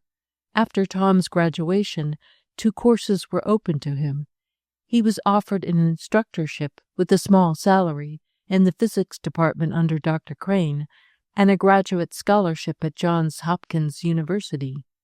St. Peter strongly urged him to accept the latter. One evening, when the family were discussing Tom's prospects, the professor summed up all the reasons why he ought to go to Baltimore and work in the laboratory made famous by Dr. Rowland. He assured him, moreover, that he would find the atmosphere of an old southern city delightful. "Yes, I know something about the atmosphere," Tom broke out at last. "It is delightful, but it's all wrong for me. It discourages me dreadfully. I used to go over there when I was in Washington, and it always made me blue. I don't believe I could ever work there." "But can you trust a child's impressions to guide you now in such an important decision?" asked Mrs. St. Peter gravely. "I wasn't a child, Mrs. St. Peter. I was as much grown up as I am now. older in some ways. It was only about a year before I came here." "But, Tom, you were on the section gang that year. Why do you mix us all up?" Kathleen caught his hand and squeezed the knuckles together, as she did when she wanted to punish him. "Well, maybe it was 2 years before. It doesn't matter. It was long enough to count for 2 ordinary years," he muttered abstractedly. Again he went away abruptly, and a few days later he told St. Peter that he had definitely accepted the instructorship under Crane and would stay on in Hamilton. During that summer after Outland's graduation, St. Peter got to know all there was behind his reserve. Mrs. St. Peter and the 2 girls were in Colorado, and the professor was alone in the house, writing on volumes 3 and 4 of his history. Tom was carrying on some experiments of his own over in the physics laboratory. He and St. Peter were often together in the evening, and on fine afternoons they went swimming. Every Saturday the professor turned his house over to the cleaning woman, and he and Tom went to the lake and spent the day in his sailboat. It was just the sort of summer St. Peter liked, if he had to be in Hamilton at all. He was his own cook, and had laid in a choice assortment of cheeses and light Italian wines from a discriminating importer in Chicago. Every morning before he sat down at his desk, he took a walk to the market and had his pick of the fruits and salads. He dined at 8 o'clock, when he cooked a fine leg of lamb, saignant, well rubbed with garlic before it went into the pan. Then he asked Outland to dinner. Over a dish of steaming asparagus, swathed in a napkin to keep it hot, and a bottle of sparkling asti, they talked and watched night fall in the garden. If the evening happened to be rainy or chilly, they sat inside and read Lucretius. It was on one of those rainy nights, before the fire in the dining room, that Tom at last told the story he had always kept back. It was nothing very incriminating, nothing very remarkable, a story of youthful defeat, the sort of thing a boy is sensitive about until he grows older. Book 2, Tom Outland's Story, Section 1. The thing that sidetracked me and made me so late coming to college was a somewhat unusual accident, or string of accidents. It began with a poker game when I was a callboy in Pardee, New Mexico. One cold, clear night in the fall, I started out to hunt up a freight crew that was to go out soon after midnight. It was just after payday, and one of the fellows had tipped me off that there would be a poker game going on in the card room behind the Ruby Light Saloon. I knew most of my crew would be there, except Conductor Willis, who had a sick baby at home. The front windows were dark, of course. I went up the back alley, through a tumble-down ice house and a court, into a dobe room that didn't open into the saloon proper at all. It was crowded and hot and stuffy enough. There were 6 or 7 in the game, and a crowd of fellows were standing about the walls, rubbing the whitewash off onto their coat shoulders. There was a birdcage hanging in one window, covered with an old flannel shirt, but the canary had wakened up and was singing away for dear life. He was a beautiful singer. An old Mexican had trained him, and he was one of the attractions of the place. I happened along when a jackpot was running. 2 of the fellows I'd come for were in it, and they naturally wanted to finish the hand. I stood by the door with my watch, keeping time for them. Among the players I saw 2 sheepmen who always liked a lively game, and one of the bystanders told me you had to buy $100 worth of chips to get in that night. The crowd was fussing about one fellow, Rodney Blake, who had come in from his engine without cleaning up. That wasn't customary. The minute a man got in from his run, he took a bath, put on citizen's clothes, and went to a barber. This Blake was a new fireman on our division. He'd come uptown in his greasy overalls and sweaty blue shirt, with his face streaked up with smoke. He'd been drinking, he smelled of it, and his eyes were out of focus. All the other men were clean and freshly shaved, and they were sore at Blake, Said his hands were so greasy they marked the cards. Some of them wanted to put him out of the game, but he was a big, heavy-built fellow, and nobody wanted to be the man to do it. It didn't please them any better when he took the jackpot. I got my 2 men and hurried them out, and 2 others from the row along the wall took their places. One of the chaps who left with me asked me to go up to his house and get his grip with his work clothes. He'd lost every cent of his paycheck and didn't want to face his wife. I asked him who was winning. Blake. The dirty boomer's been taking everything. But the fellows will clean him out before morning. About 2 o'clock, when my work for the night was over and I was going home to sleep, I just dropped in at the card room to see how things had come out. The game was breaking up. Since I left them at midnight, they had changed to stud poker, and Blake, the fireman, had cleaned everybody out. He was cashing in his chips when I came in. The bank was a little short, but Blake made no fuss about it. He had something over $1,600 lying on the table before him in bank notes and gold.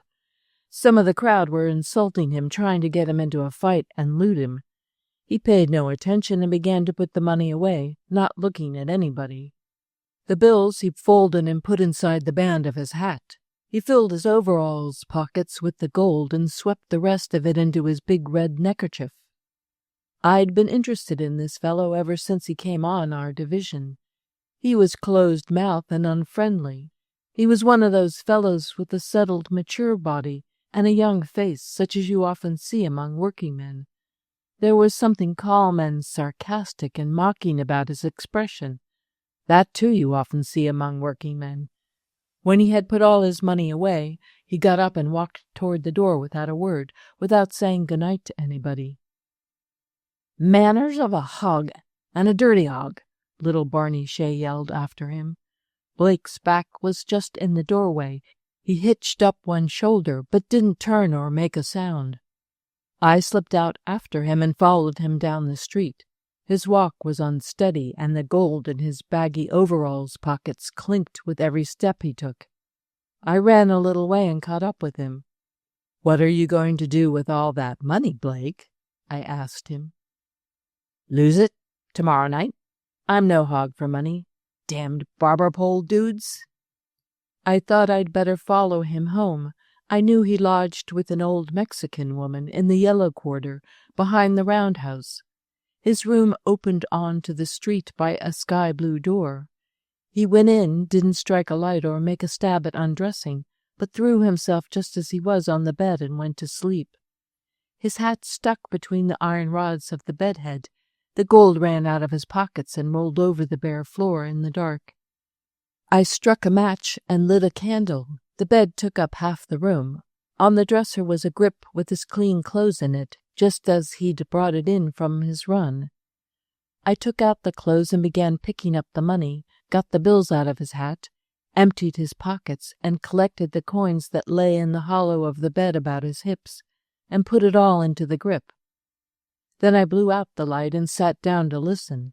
I trusted all the boys who were at the Ruby Light that night, except Barney Shea. He might try to pull something off on a stranger down in Mexican Town. We had a quiet night, however, and a cold one. I found Blake's winter overcoat hanging on the wall and wrapped up in it.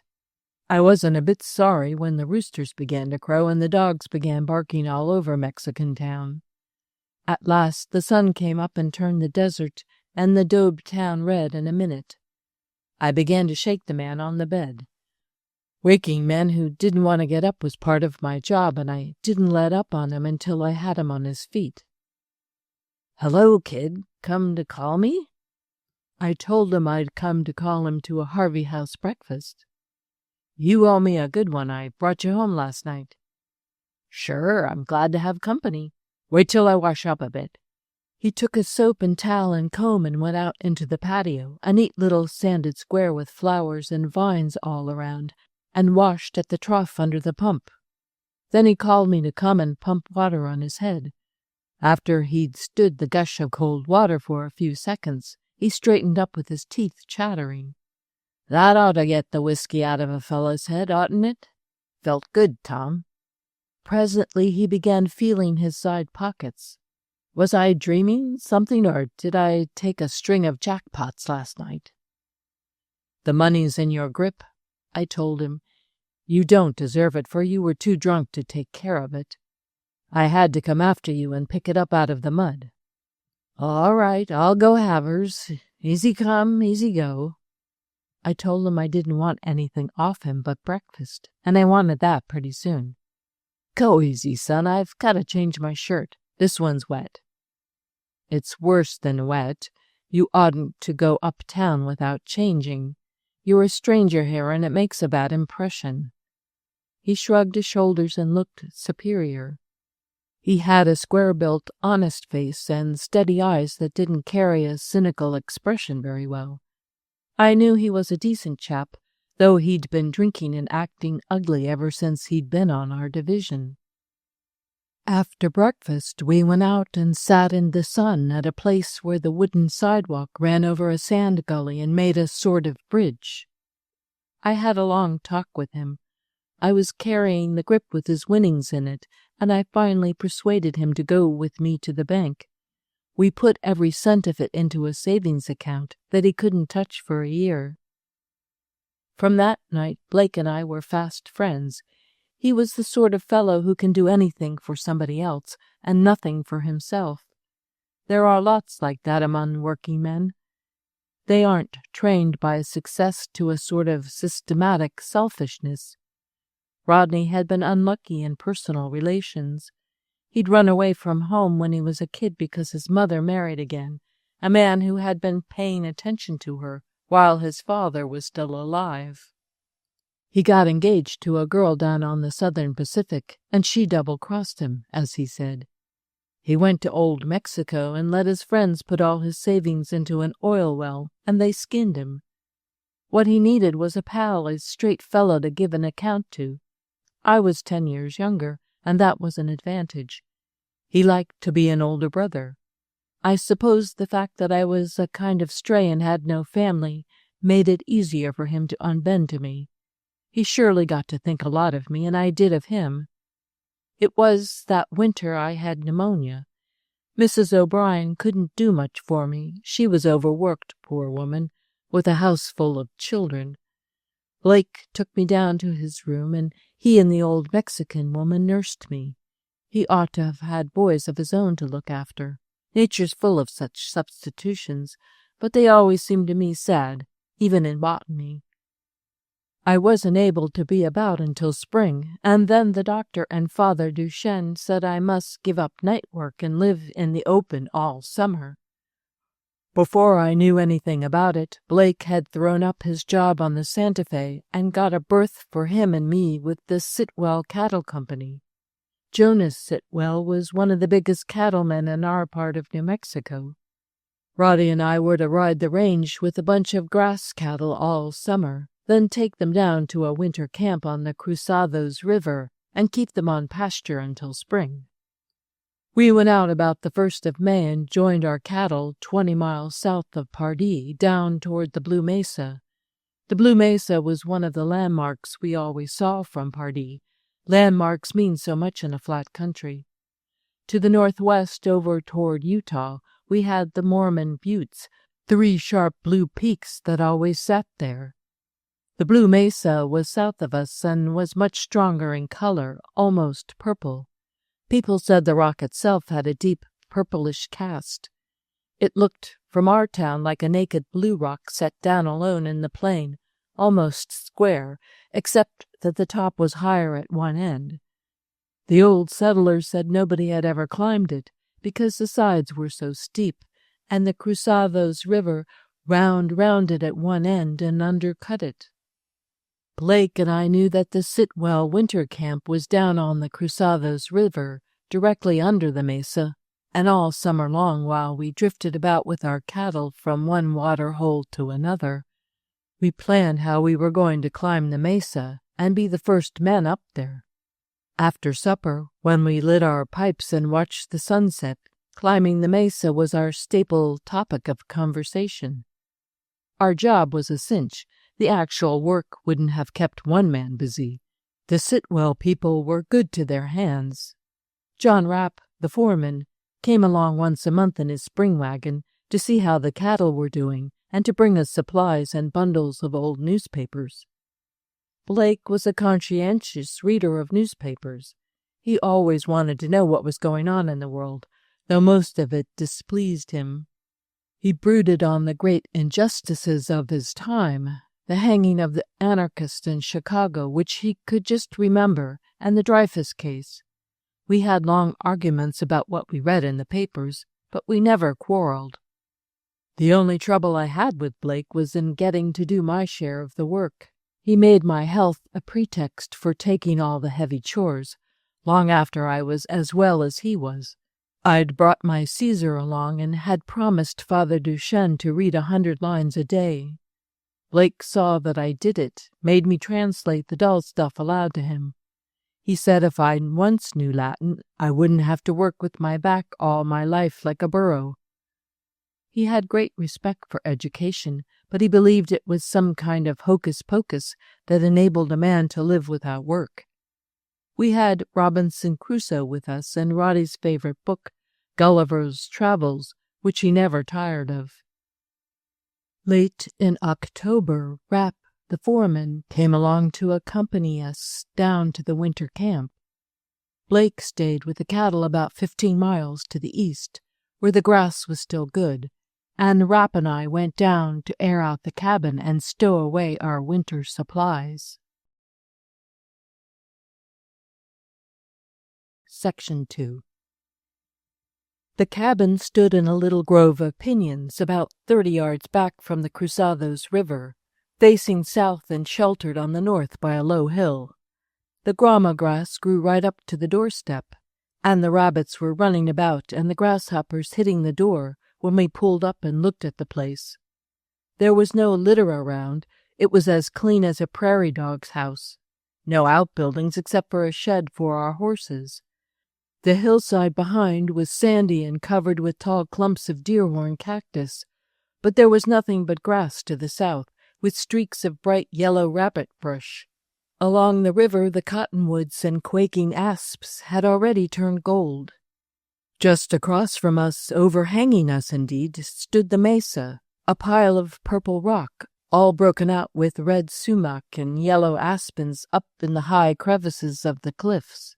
From the cabin, night and day, you could hear the river where it made a bend round the foot of the mesa and churned over the rocks. It was the sort of place a man would like to stay in forever.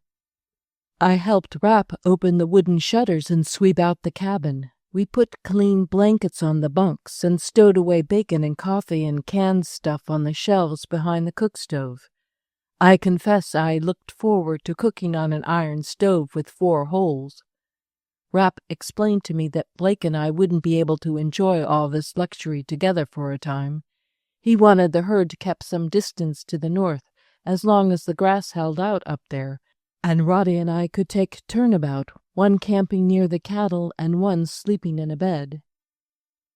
"There's not pasture enough down here to take them through a long winter," he said, "and it's safest to keep them grazing up north while you can.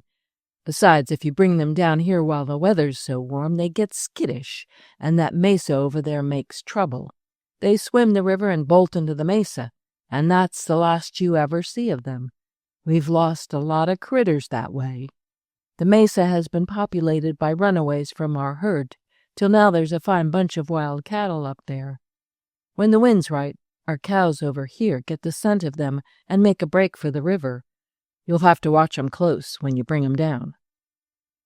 I asked him whether nobody had ever gone over to get the lost cattle out. Rapp glared at me. "Out of that mesa? Nobody's ever got into it yet. The cliffs are like the base of a monument all the way round. The only way into it is through that deep canyon that opens on the water level, just where the river makes the bend. You can't get in by that because the river's too deep to ford and too swift to swim. Oh, I suppose a horse could swim it if cattle can, but I don't want to be the man to try." I remarked that I had had my eye on the mesa all summer and meant to climb it. "Not while you're working for the Sitwell Company, you don't," If you boys try any nonsense of that sort, I'll fire you quick. You'd break your bones and lose the herd for us. You have to watch them close to keep them from going over, I tell you. If it wasn't for that mesa, this would be the best winter range in all New Mexico." After the foreman left us, we settled down to easy living and fine weather, blue and gold days and clear, frosty nights. We kept the cattle off to the north and east and alternated in taking charge of them. One man was with the herd while the other got his sleep and did the cooking at the cabin. The mesa was our only neighbor, and the closer we got to it, the more tantalizing it was. It was no longer a blue, featureless lump, as it had been from a distance. Its skyline was like the profile of a big beast lying down, the head to the north, higher than the flanks around which the river curved. The north end we could easily believe impassable, sheer cliffs that fell from the summit to the plain, more than 1,000 feet. But the south flank, just across the river from us, looked accessible by way of the deep canyon that split the bulk in two from the top rim to the river, then wound back into the solid cube so that it was invisible at a distance, like a mousetrack winding into a big cheese. This canyon didn't break the solid outline of the mesa, and you had to be close to see that it was there at all. We faced the mesa on its shortest side. It was only about 3 miles long from north to south, but east and west it measured nearly twice that distance. Whether the top was wooded we couldn't see. It was too high above us, but the cliffs and canyon on the riverside were fringed with beautiful growth, groves of quaking asps and pinyons and a few dark cedars, perched up in the air like the hanging gardens of Babylon. At certain hours of the day, those cedars, growing so far up on the rocks, took on the bluish tint of the cliffs themselves.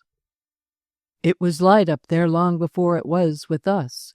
When I got up at daybreak and went down to the river to get water, our camp would be cold and gray, but the mesa top would be red with sunrise, and all the slim cedars along the rocks would be gold, metallic like tarnished gold foil. Some mornings it would loom up above the dark river like a blazing volcanic mountain. It shortened our days, too, considerably. The sun got behind it early in the afternoon, and then our camp would lie in its shadow. After a while, the sunset color would begin to stream up from behind it. Then the mesa was like one great ink-black rock against a sky on fire. No wonder the thing bothered us and tempted us. It was always before us and was always changing. Black thunderstorms used to roll up from behind it and pounce on us like a panther without warning. The lightning would play round it and jab into it, so that we were always expecting it would fire the brush. I've never heard thunder so loud as it was there. The cliffs threw it back at us, and we thought the mesa itself, though it seemed so solid, must be full of deep canyons and caverns to account for the prolonged growl and rumble that followed every crash of thunder. After the burst in the sky was over, the mesa went on sounding like a drum and seemed itself to be muttering and making noises. One afternoon I was out hunting turkeys. Just as the sun was getting low, I came through a sea of rabbit brush, still yellow, and the horizontal rays of light playing into it brought out the contour of the ground with great distinctness. I noticed a number of straight mounds like plow furrows running from the river inland. It was too late to examine them. I cut a scrub willow and stuck a stake into one of the ridges to mark it. The next day I took a spade down to the plantation of rabbit brush and dug around in the sandy soil. I came upon an old irrigation main, unmistakable, lined with hard, smooth cobbles and daub cement, with sluices where the water had been let out into trenches. Along these ditches I turned up some pieces of pottery, all of it broken, and arrowheads, and a very neat, well-finished stone pickaxe. That night I didn't go back to the cabin, but took my specimens out to Blake, who was still north with the cattle. Of course, we both knew there had been Indians all over this country, but we felt sure that Indians hadn't used stone tools for a long while back. There must have been a colony of Pueblo Indians here in ancient times, fixed residents like the Tahoe Indians and the Hopis, not wanderers like the Navajos. To people off alone as we were, there is something stirring about finding evidences of human labor and care on the soil of an empty country. It comes to you as a sort of message, makes you feel differently about the ground you walk over every day. I liked the Winter Range better than any place I'd ever been in. I never came out of the cabin door in the morning to go after water that I didn't feel fresh delight in our snug quarters and the river and the old mesa up there, with its top burning like a bonfire. I wanted to see what it was like on the other side, and very soon I took a day off and forded the river where it was wide and shallow north of our camp. I rode clear round the mesa until I met the river again where it flowed under the south flank. On that ride I got a better idea of its actual structure. All the way round were the same precipitous cliffs of hard blue rock, but in places it was mixed with a much softer stone. In these soft streaks there were deep, dry watercourses which could certainly be climbed as far as they went, but nowhere did they reach to the top of the mesa. The top seemed to be one great slab of very hard rock, lying on the mixed mass of the base, like the top of an old-fashioned marble table. The channels worn out by water ran for hundreds of feet up the cliffs, but always stopped under this great rim rock, which projected out over the erosions like a granite shelf. Evidently it was because of this unbroken top layer that the butte was inaccessible. I rode back to camp that night, convinced that if we ever climbed it, we must take the route the cattle took, through the river and up the one canyon that broke down to water level. Section 3. We brought the bunch of cattle down to the Winter Range in the latter part of November. Early in December, the foreman came along with generous provisions for Christmas. This time he brought with him a supercargo, a pitiful wreck of an old man he had picked up at Tarpon, the railroad town 30 miles northeast of us, where the Sitwells bought their supplies. This old man was a castaway Englishman, Henry Atkins by name. He had been a valet and a hospital orderly and a cook, and for many years was a table steward on the Anchor Line. Lately he had been cooking for a sheep outfit that were grazing in the cattle country, where they weren't wanted. They had done something shady and had to get out in a hurry. They dropped old Henry at Tarpon, where he soon drank up all his wages. When Rapt picked him up there, he was living on handouts. "I've told him we can't pay him anything," Rapp explained, "but if he wants to stay here and cook for you boys till I make my next trip, he'll have plenty to eat and a roof over him." He was sleeping in the livery stable in Tarpon. "He says he's a good cook, and I thought he might liven things up for you at Christmas time. He won't bother you. He's not got any of the mean ways of a bum. I know a bum when I see one. Next time I come down I'll bring him some old clothes from the ranch, and you can fire him if you want to. All his baggage is that newspaper bundle, and there's nothing in it but shoes, a pair of patent leathers and a pair of sneakers. The important thing is, never, on any account, go off skylarking, you two, and leave him with the cattle. Not for an hour, mind you. He ain't strong enough, and he's got no head." Life was a holiday for Blake and me after we got old Henry. He was a wonderful cook and a good housekeeper. He kept that cabin shining like a playhouse, used to dress it all out with pinyon boughs, and trimmed the kitchen shelves with newspapers cut in fancy patterns. He had learned to make up cuts when he was a hospital orderly, and he made our bunks feel like a Harvey House bed. To this day, that's the best I can say for any bed, and he was such a polite, mannerly old boy, simple and kind as a child. I used to wonder how anybody so innocent and defenseless had managed to get along at all, to keep alive for nearly 70 years in as hard a world as this. Anybody could take advantage of him. He held no grudge against any of the people who had misused him. He loved to tell about the celebrated people he'd been steward to and the liberal tips they had given him. There with us, where he couldn't get at whiskey, he was a model of good behavior. "Drink is me weakness, you might say," he occasionally remarked apologetically. He shaved every morning and was as clean as a pin. We got to be downright fond of him, and the three of us made a happy family. Ever since we'd brought our herd down to the winter camp, the wild cattle on the mesa were more in evidence.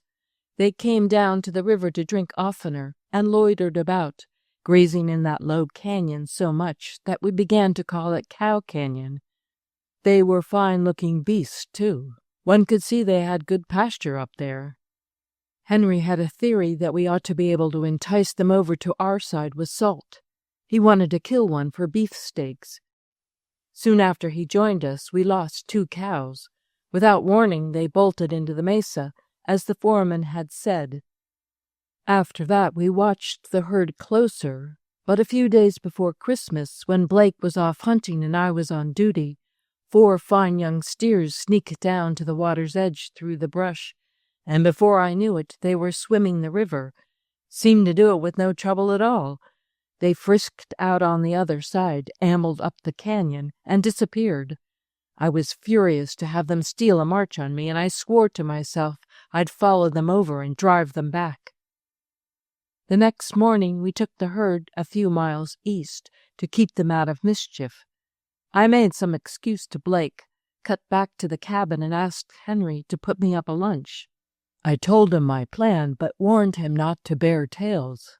If I wasn't home when Blake came in at night, then he could tell him where I'd gone. Henry went down to the river with me to watch me across. It had grown colder since morning and looked like snow. The old man was afraid of a storm, said I might get snowed in, but I'd got my nerve up and I didn't want to put off making a try at it. I strapped my blanket and my lunch on my shoulders, hung my boots around my neck to keep them dry, stuffed my socks inside my hat, and we waded in.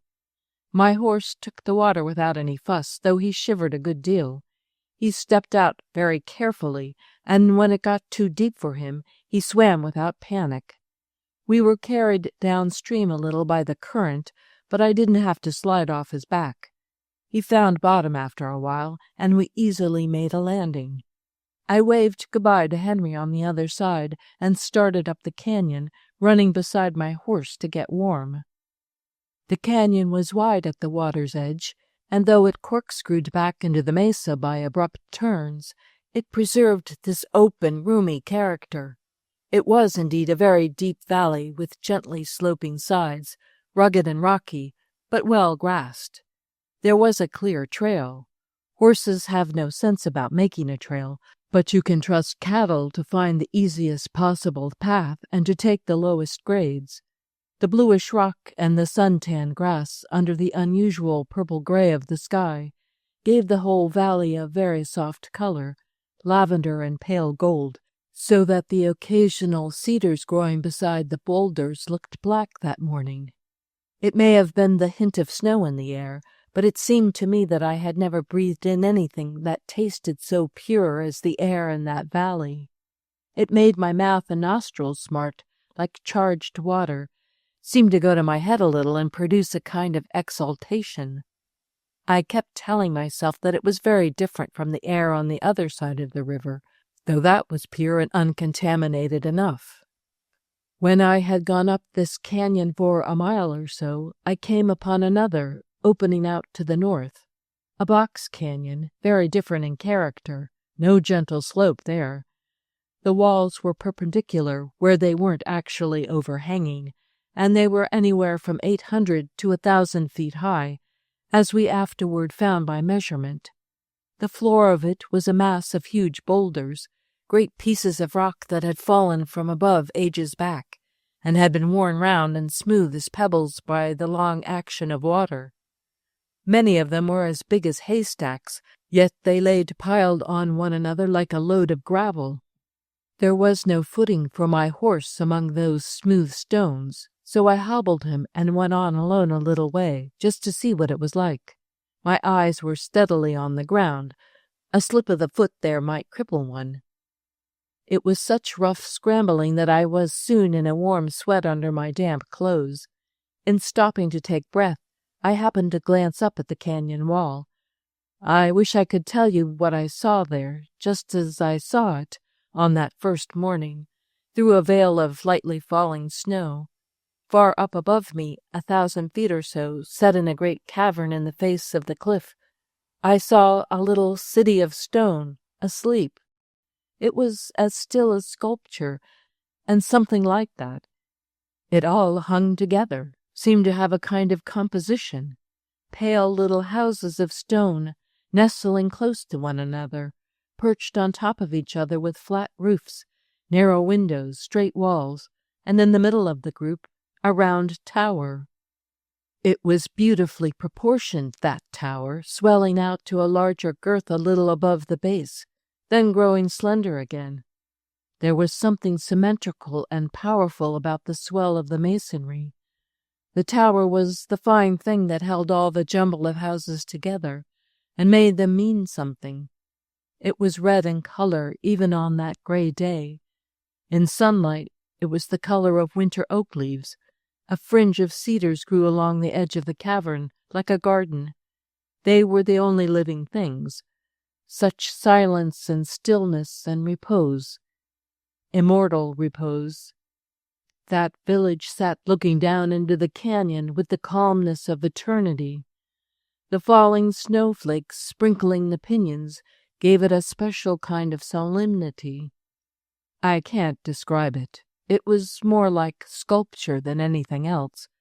I knew at once that I had come upon the city of some extinct civilization, hidden away in this inaccessible mesa for centuries, preserved in the dry air and almost perpetual sunlight, like a fly in amber, guarded by the cliffs and the river and the desert.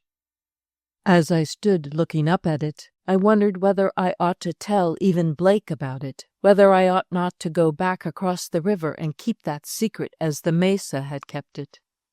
When I at last turned away, I saw still another canyon branching out of this one, and in its wall still another arch, with another group of buildings. The notion struck me like a rifle ball that this mesa had once been like a beehive. It was full of little cliff-hung villages. It had been the home of a powerful tribe, a particular civilization. That night when I got home, Blake was on the river bank waiting for me. I told him I'd rather not talk about my trip until after supper, that I was beat out. I think he'd meant to upbraid me for sneaking off, but he didn't. He seemed to realize from the first that this was a serious matter to me, and he accepted it in that way. After supper, when we had lit our pipes, I told Blake and Henry as clearly as I could what it was like over there, and we talked it over. The town in the cliffs explained the irrigation ditches. Like all Pueblo Indians, these people had had their farms away from their dwellings. For a stronghold they needed rock, and for farming soft earth and a water main. "And this proves," said Roddy, "that there must have been a trail into the mesa at the north end, and that they carried their harvest over by the ford. If this Cow Canyon was the only entrance, they could never have farmed down here." We agreed that he should go over on the first warm day and try to find a trail up to the Cliff City, as we already called it. We talked and speculated until after midnight. It was Christmas Eve, and Henry said it was but right we should do something out of the ordinary. But after we went to bed, tired as I was unable to sleep. I got up and dressed and put on my overcoat and slipped outside to get sight of the mesa. The wind had come up and was blowing the squall clouds across the sky. The moon was almost full, hanging directly over the mesa, which had never looked so solemn and silent to me before. I wondered how many Christmases had come and gone since that round tower was built. I had been to Acoma and the Hopi villages, but I'd never seen a tower like that one. It seemed to me to mark a difference. I felt that only a strong and aspiring people would have built it, and a people with a feeling for design. That cluster of buildings in its arch, with the dizzy drop into empty air from its doorways and the wall of cliff above, was as clear in my mind as a picture. By closing my eyes, I could see it against the dark, like a magic lantern slide. Blake got over the river before New Year's Day, but he didn't find any way of getting from the bottom of the box canyon up into the Cliff City. He felt sure that the inhabitants of that sky village had reached it by a trail from the top of the mesa down, not from the bottom of the canyon up. He explored the branch canyons a little and found 4 other villages, smaller than the first, placed in similar arches. These arches we had often seen in other canyons. You can find them in the Grand Canyon and all along the Rio Grande. Whenever the surface rock is much harder than the rock beneath it, the softer stone begins to crack and crumble with weather just at the line where it meets the hard rim rock. It goes on crumbling and falling away, and in time this washout grows to be a spacious cavern. The Cliff City sat in an unusually large cavern. We afterward found that it was 360 feet long and 70 feet high in the center. The red tower was 50 feet in height. Blake and I began to make plans. Our engagement with the Sitwell Company terminated in May. When we turned our cattle over to the foreman, we would go into the mesa with what food and tools we could carry and try to find a trail down the north end, where we were sure there must once have been one. If we could find an easier way to get in and out of the mesa, we would devote the summer and our winter's wages to exploring it. From Tarpon, the nearest railroad, we could get supplies and tools and help if we needed it. We thought we could manage to do the work ourselves if old Henry would stay with us. We didn't want to make our discovery any more public than necessary. We were reluctant to expose those silent and beautiful places to vulgar curiosity. Finally, we outlined our plan to Henry, telling him we couldn't promise him regular wages. "We won't mention it," he said, waving his hand. "I'd ask nothing better than to share your fortunes. In me youth it was me ambition to go to Egypt and see the tombs of the pharaohs." "You may get a bad cold going over the river, Henry," Blake warned him. "It's bad crossin'. Makes you dizzy when you take to swimmin'. You have to keep your head." "I was never seasick in me life," he declared. "And at that I've helped in the cook's galley on the anchor line when she was fair standin' on her head. You'll find me strong and active when I'm once broke into the work. I come of an enduring family, though to be sure I've abused me constitution somewhat." Henry liked to talk about his family and the work they'd done and the great age to which they lived, and the brandy puddings his mother made. 18 we was in all when we sat down at table, he would often say with his thin apologetic smile. "Mother and father, and 10 livin', and 4 dead, and 2 stillborn." Roddy and I used to strain our imagination trying to visualize such a family dinner party. Everything worked out well for us. The foreman showed so much interest in our plans that we told him everything. He insisted that we should stay on at the winter camp as long as we needed a home base and use up whatever supplies were left. When he paid us off, he sold us our 2 horses at a very reasonable figure. Section 4. Blake and I got over to the mesa together for the first time early in May. We carried with us all the food we could and an axe and spade. It took us several days to find a trail leading from the bottom of the box canyon up to the Cliff City. There were gaps in it. It was broken by ledges too steep for a man to climb. Lying beside one of these, we found an old dried cedar trunk with toe notches cut in it. That was a plain suggestion. We felled some trees and threw them up over the gaps in the path. Toward the end of the week, when our provisions were getting low, we made the last lap in our climb and stepped upon the ledge that was the floor of the Cliff City. In front of the cluster of buildings there was an open space like a courtyard. Along the outer edge of this yard ran a low stone wall. In some places the wall had fallen away from the weather, but the buildings themselves sat so far back under the rim rock that the rain had never beat on them. In thunderstorms I've seen the water come down in sheets over the face of that cavern, without a drop touching the village. The courtyard was not choked by vegetation, for there was no soil. It was bare rock, with a few old, flat-topped cedars growing out of the cracks, and a little pale grass. But everything seemed open and clean, and the stones, I remember, were warm to the touch, smooth and pleasant to feel. The outer walls of the houses were intact, except where sometimes an out-jutting corner had crumbled. They were made of dressed stones, plastered inside and out with daub, and were tinted in light colors, pink and pale yellow and tan. Here and there a cedar log in the ceiling had given way and let the second-story chamber down into the first. Except for that, there was little rubbish or disorder. As Blake remarked, wind and sun are good housekeepers.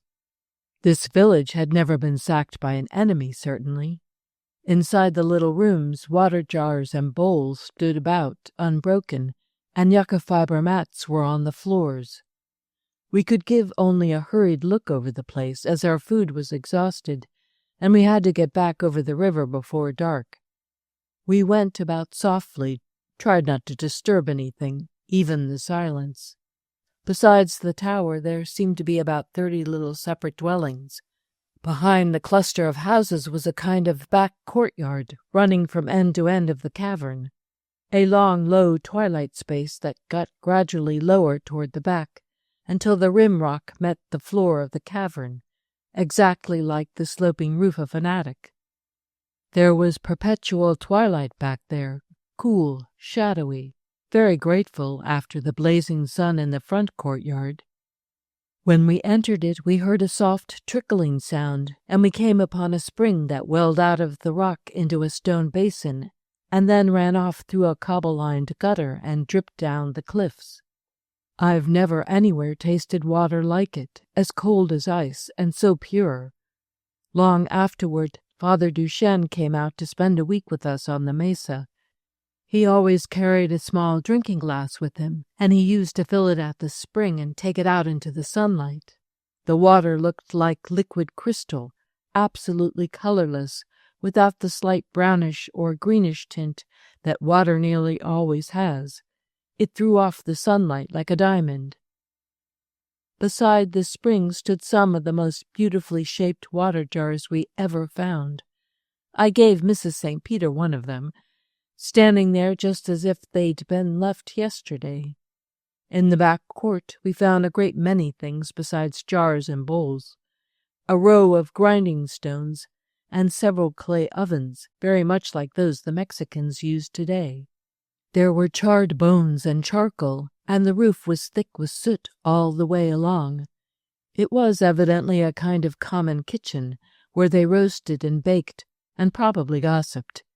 There were corn cobs everywhere, and ears of corn with the kernels still on them, little like popcorn. We found dried beans, too, and strings of pumpkin seeds and plum seeds, and a cupboard full of little implements made of turkey bones. Late that afternoon, Roddy and I crossed the river and got back to our cabin to rest for a few days. The second time we went over, we found a long winding trail leading from the cliff city up to the top of the mesa, a narrow path worn deep into the stone ledges that overhung the village, then running back into the wood of stunted piñons on the summit. Following this to the north end of the mesa, we found what was left of an old road down to the plain. But making this road passable was a matter of weeks, and we had to get workmen and tools from Tarpon. It was a narrow footpath, barely wide enough for a sure-footed mule, and it wound down through Black Canyon, dropping in loops along the face of terrifying cliffs. About 100 feet above the river, it ended, broke right off into the air. A wall of rock had fallen away there, probably from a landslide. That last piece of road cost us 3 weeks' hard work and most of our winter's wages. We kept the workmen on long enough to build us a tight log cabin on the mesa top, a little way back from the ledge that hung over the cliff city. While we were engaged in road building, we made a shortcut from our cabin down to the Cliff City and Cow Canyon. Just over the Cliff City, there was a crack in the ledge, a sort of manhole, and in this we hung a ladder of pine trunks spliced together with light chains, leaving the branch forks for footholds. By climbing down this ladder, we saved about 2 miles of winding trail and dropped almost directly into Cow Canyon, where we meant always to leave one of the horses grazing. Taking this route, we could at any time make a quick exit from the mesa. We were used to swimming the river now, and in summer our wet clothes dried very quickly. Bill Hook, the liveryman at Tarpon, who'd sheltered old Henry when he was down and out, proved a good friend to us. He got our workmen back and forth for us, brought our supplies up onto the mesa on his pack mules, and when one of us had to stay in town overnight, he let us sleep in his hay barn to save a hotel bill. He knew our expenses were heavy and did everything for us at a bottom price. By the 1st of July our money was nearly gone, but we had our road made and our cabin built on top of the mesa. We brought old Henry up by the new horse trail and began housekeeping. We were now ready for what we called excavating. We built wide shelves all around our sleeping room, and there we put the smaller articles we found in the Cliff City. We numbered each specimen, and in my daybook I wrote down just where and in what condition we had found it, and what we thought it had been used for. I'd got a merchant's ledger in Tarpon, and every night after supper, while Roddy read the newspapers, I sat down at the kitchen table and wrote up an account of the day's work. Henry, besides doing the housekeeping, was very eager to help us in the ruins, as he called them. He was more patient than we, and would dig with his fingers half a day to get a pot out of a rubbish pile without breaking it.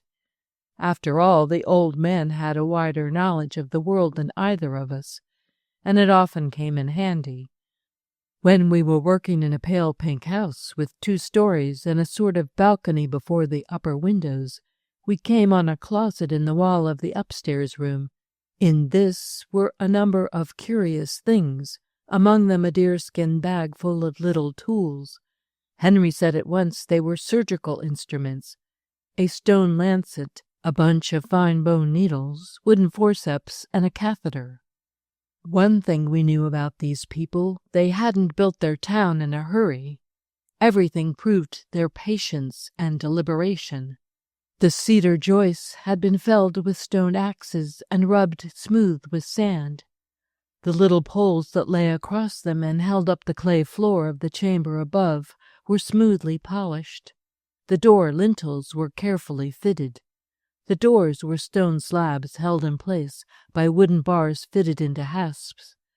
The clay dressing that covered the stone walls was tinted, and some of the chambers were frescoed in geometrical patterns, one color laid on another. In one room was a painted border, little tents like Indian teepees in brilliant red. But the really splendid thing about our city, the thing that made it delightful to work there, and must have made it delightful to live there, was the setting. The town hung like a bird's nest in the cliff, looking off into the box canyon below, and beyond into the wide valley we called Cow Canyon, facing an ocean of clear air. A people who had the hardihood to build there, and who lived day after day looking down upon such grandeur, who came and went by those hazardous trails, must have been, as we often told each other, a fine people. But what had become of them? What catastrophe had overwhelmed them? They hadn't moved away, for they had taken none of their belongings, not even their clothes. Oh yes, we found clothes, yucca moccasins, and what seemed like cotton cloth, woven in black and white. Never any wool, but sheepskins tanned with the fleece on them. They may have been mountain sheep. The mesa was full of them. We talked of shooting one for meat, but we never did. When a mountain sheep comes out on a ledge hundreds of feet above you with his trumpet horns, there's something noble about him. He looks like a priest. We didn't want to shoot at them and make them shy. We liked to see them. We shot a wild cow when we wanted fresh meat. At last we came upon one of the original inhabitants, not a skeleton, but a dried human body, a woman. She was not in the cliff city. We found her in a little group of houses stuck up in a high arch we called the Eagle's Nest. She was lying on a yucca mat, partly covered with rags, and she had dried into a mummy in that water-drinking air. We thought she had been murdered. There was a great wound in her side. The rib stuck out through the dried flesh. Her mouth was open as if she were screaming, and her face, through all those years, had kept a look of terrible agony. Part of the nose was gone, but she had plenty of teeth, not one missing, and a great deal of coarse black hair. Her teeth were even and white, and so little worn that we thought she must have been a young woman. Henry named her Mother Eve, and we called her that. We put her in a blanket and let her down with great care, and kept her in a chamber in the cliff city. Yes, we found 3 other bodies, but afterward. One day, working in the cliff city, we came upon a stone slab at one end of the cavern that seemed to lead straight into the rock. It was set in cement, and when we loosened it, we found it opened into a small dark chamber. In this there had been a platform of fine cedar poles laid side by side, but it had crumbled. In the wreckage there were 3 bodies, 1 man and 2 women, wrapped in yucca fiber, all in the same posture and apparently prepared for burial. They were the bodies of old people. We believed they were among the aged who were left behind when the tribe went down to live on their farms in the summer season, that they had died in the absence of the villagers and were put into this mortuary chamber to await the return of the tribe, when they would have their funeral rites. Probably these people burned their dead. Of course, an archaeologist could have told a great deal about that civilization from these bodies, but they never got to an archaeologist, at least not on this side of the world. Section 5. The 1st of August came, and everything was going well with us. We hadn't met with any bad luck, and though we had very little money left, there was Blake's untouched savings account in the bank at Pardee, and we had plenty of credit in Tarpon. The merchants there took an interest and were friendly, but the little new moon that looked so innocent brought us trouble. We lost old Henry, and in a terrible way. From the first we'd been a little bothered by rattlesnakes. You generally find them about old stone quarries and old masonry. We had got them pretty well cleared out of the cliff city, hadn't seen one there for weeks. But one Sunday we took Henry and went on an exploring expedition at the north end of the mesa, along Black Canyon. We caught sight of a little bunch of ruins we'd never noticed before, and made a foolhardy scramble to get up to them. We almost made it, and then there was a stretch of rock wall so smooth we couldn't climb it without a ladder. I was the tallest of the 3, and Henry was the lightest. He thought he could get up there if he stood on my shoulders. He was standing on my back, his head just above the floor of the cavern, groping for something to hoist himself by, when a snake struck him from the ledge, struck him square in the forehead. It happened in a flash. He came down and brought the snake with him. By the time we picked him up and turned him over, his face had begun to swell. In 10 minutes it was purple, and he was so crazy it took the 2 of us to hold him and keep him from jumping down the chasm. He was struck so near the brain that there was nothing to do. It lasted nearly 2 hours. Then we carried him home. Roddy dropped down the ladder into Cow Canyon, caught his horse, and rode into Tarpon for the coroner. Father Duchesne was preaching there at the mission church that Sunday, and came back with him. We buried Henry on the mesa. Father Duchesne stayed on with us a week to keep us company. We were so cut up that we were almost ready to quit, but he had been planning to come out to see our find for a long while, and he got our minds off our trouble. He worked hard every day. He went over everything we'd done and examined everything minutely, the pottery, cloth, stone implements, and the remains of food. He measured the heads of the mummies and declared they had good skulls.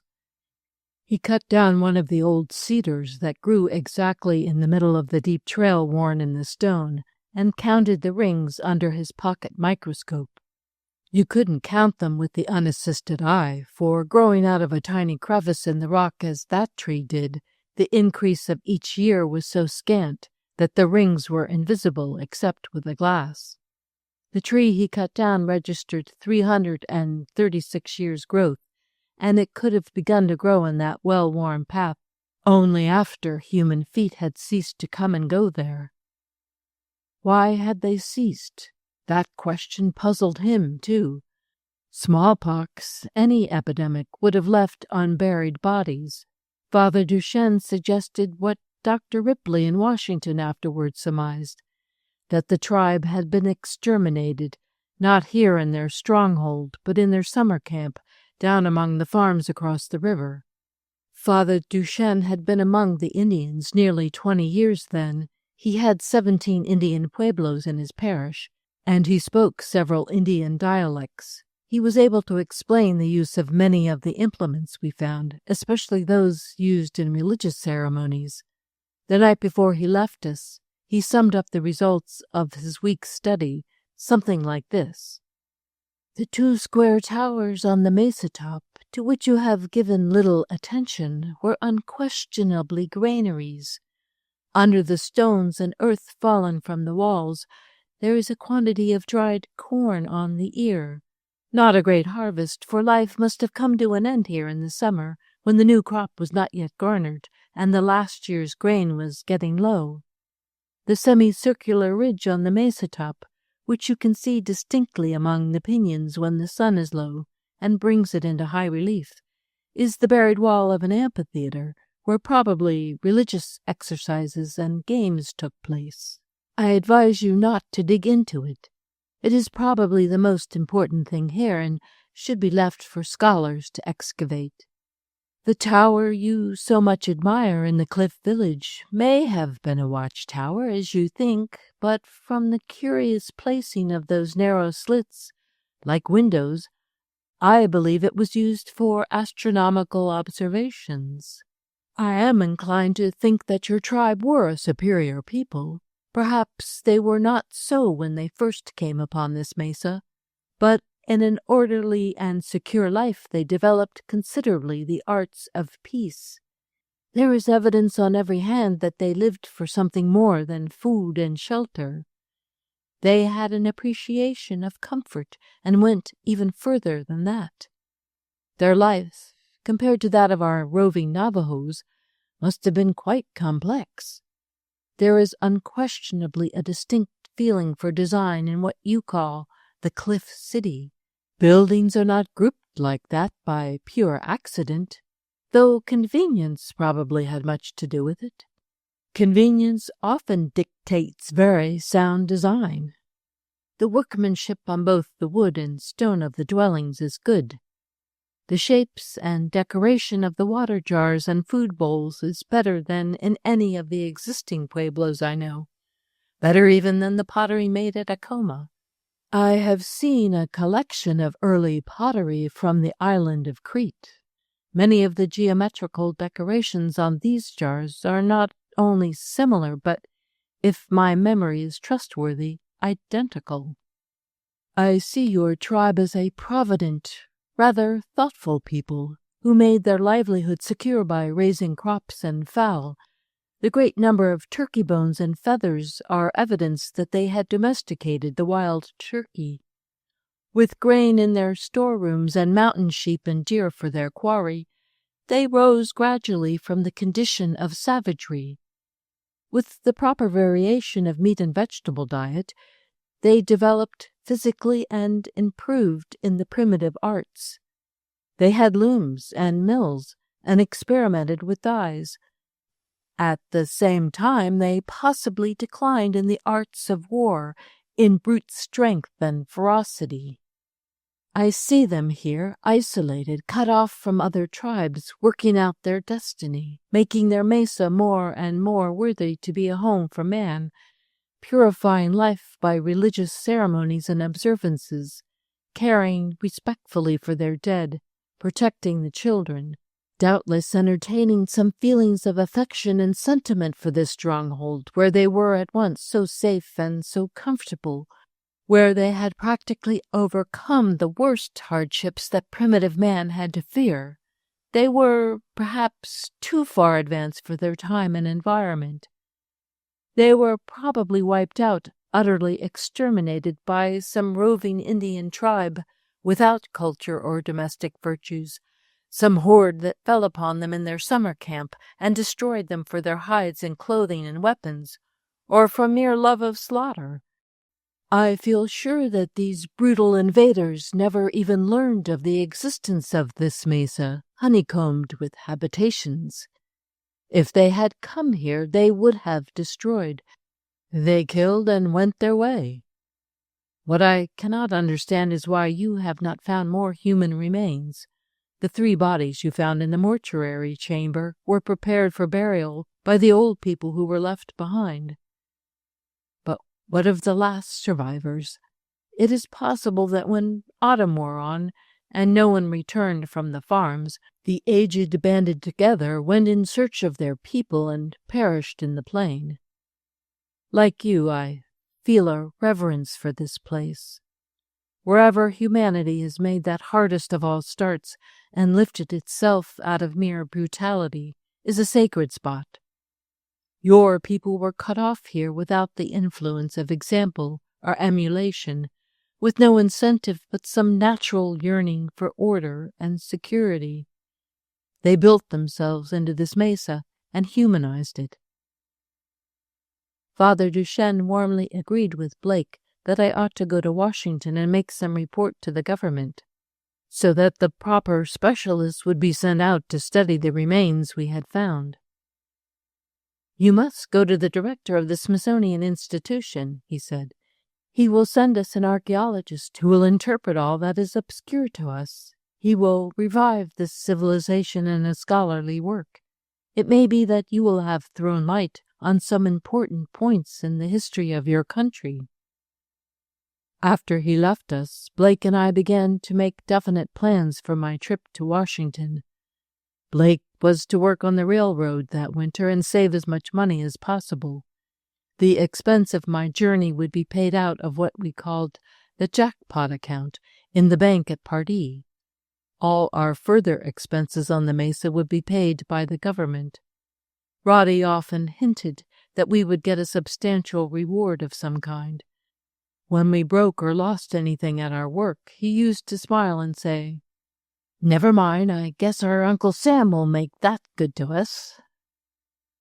We had a beautiful autumn that year, soft, sunny like a dream. Even up there in the air we had so little wind that the gold hung on the poplars and quaking aspens late in November. We stayed out on the mesa until after Christmas. We wanted our archaeologist, when he came, to find everything in good order. We cleared up any litter we'd made in digging things out, stored all the specimens, even the mummies, in our cabin, and padlocked the doors and windows before we left it. I had written up my daybook carefully to the very end, had even written out some of Father Duchesne's deductions. This book I left in concealment on the mesa. I climbed up to the eagle's nest in which we had found the mummy of the murdered woman we called Mother Eve, where I had noticed a particularly neat little cupboard in the wall. I put my book in this niche and sealed it up with cement. Mother Eve had greatly interested Father Duchesne, by the way. He laughed and said she was well named. He didn't believe her death could throw any light on the destruction of her people. "I seem to smell," he said slyly, "a personal tragedy. Perhaps when the tribe went down to the summer camp, Our Lady was sick and would not go. Perhaps your husband thought it worthwhile to return unannounced from the farm some night and found her in improper company. The young man may have escaped. In primitive society, the husband is allowed to punish an unfaithful wife with death. When the first snow began to fly, we said goodbye to our mesa and rode into Tarpon. It took several days to outfit me for my journey to Washington. We bought a trunk — I had never owned one in my life — and a supply of white shirts, an overcoat that was as heavy as lead and just about as cold, and 2 suits of clothes. That conscienceless trader worked off on me a claw-hammer coat he must have had in stock for 20 years. He easily persuaded Roddy that it was the proper thing for dress occasions. I think Roddy expected that I would be received by ambassadors. Perhaps I did. Roddy drew $600 out of the bank to stake me and bought my ticket and Pullman through to Washington. He went to the station with me the morning I left, and a hard handshake was goodbye. For a long while after my train pulled out, I could see our mesa bulking up blue on the skyline. I hated to leave it, but I reflected that it had taken care of itself without me for a good many 100 years. When I saw it again, I told myself I would have done my duty by it. I would bring back with me men who would understand it, who would appreciate it, and dig out all its secrets. Section 6. I got off the train just behind the Capitol building one cold, bright January morning. I stood for a long while watching the white dome against a flashing blue sky with a very religious feeling. After I had walked about a little and seen the parks, so green though it was winter, and the Treasury building and the War and Navy, I decided to put off my business for a little and give myself a week to enjoy the city. That was the most sensible thing I did while I was there. For that week I was wonderfully happy. My sightseeing over, I got to work. First I went to see the representative from our district to ask for letters of introduction. He was cordial enough, but he gave me bad advice. He was very positive that I ought to report to the Indian Commission and gave me a letter to the commissioner. The commissioner was out of town, and I wasted 3 days waiting about his office, being questioned by clerks and secretaries.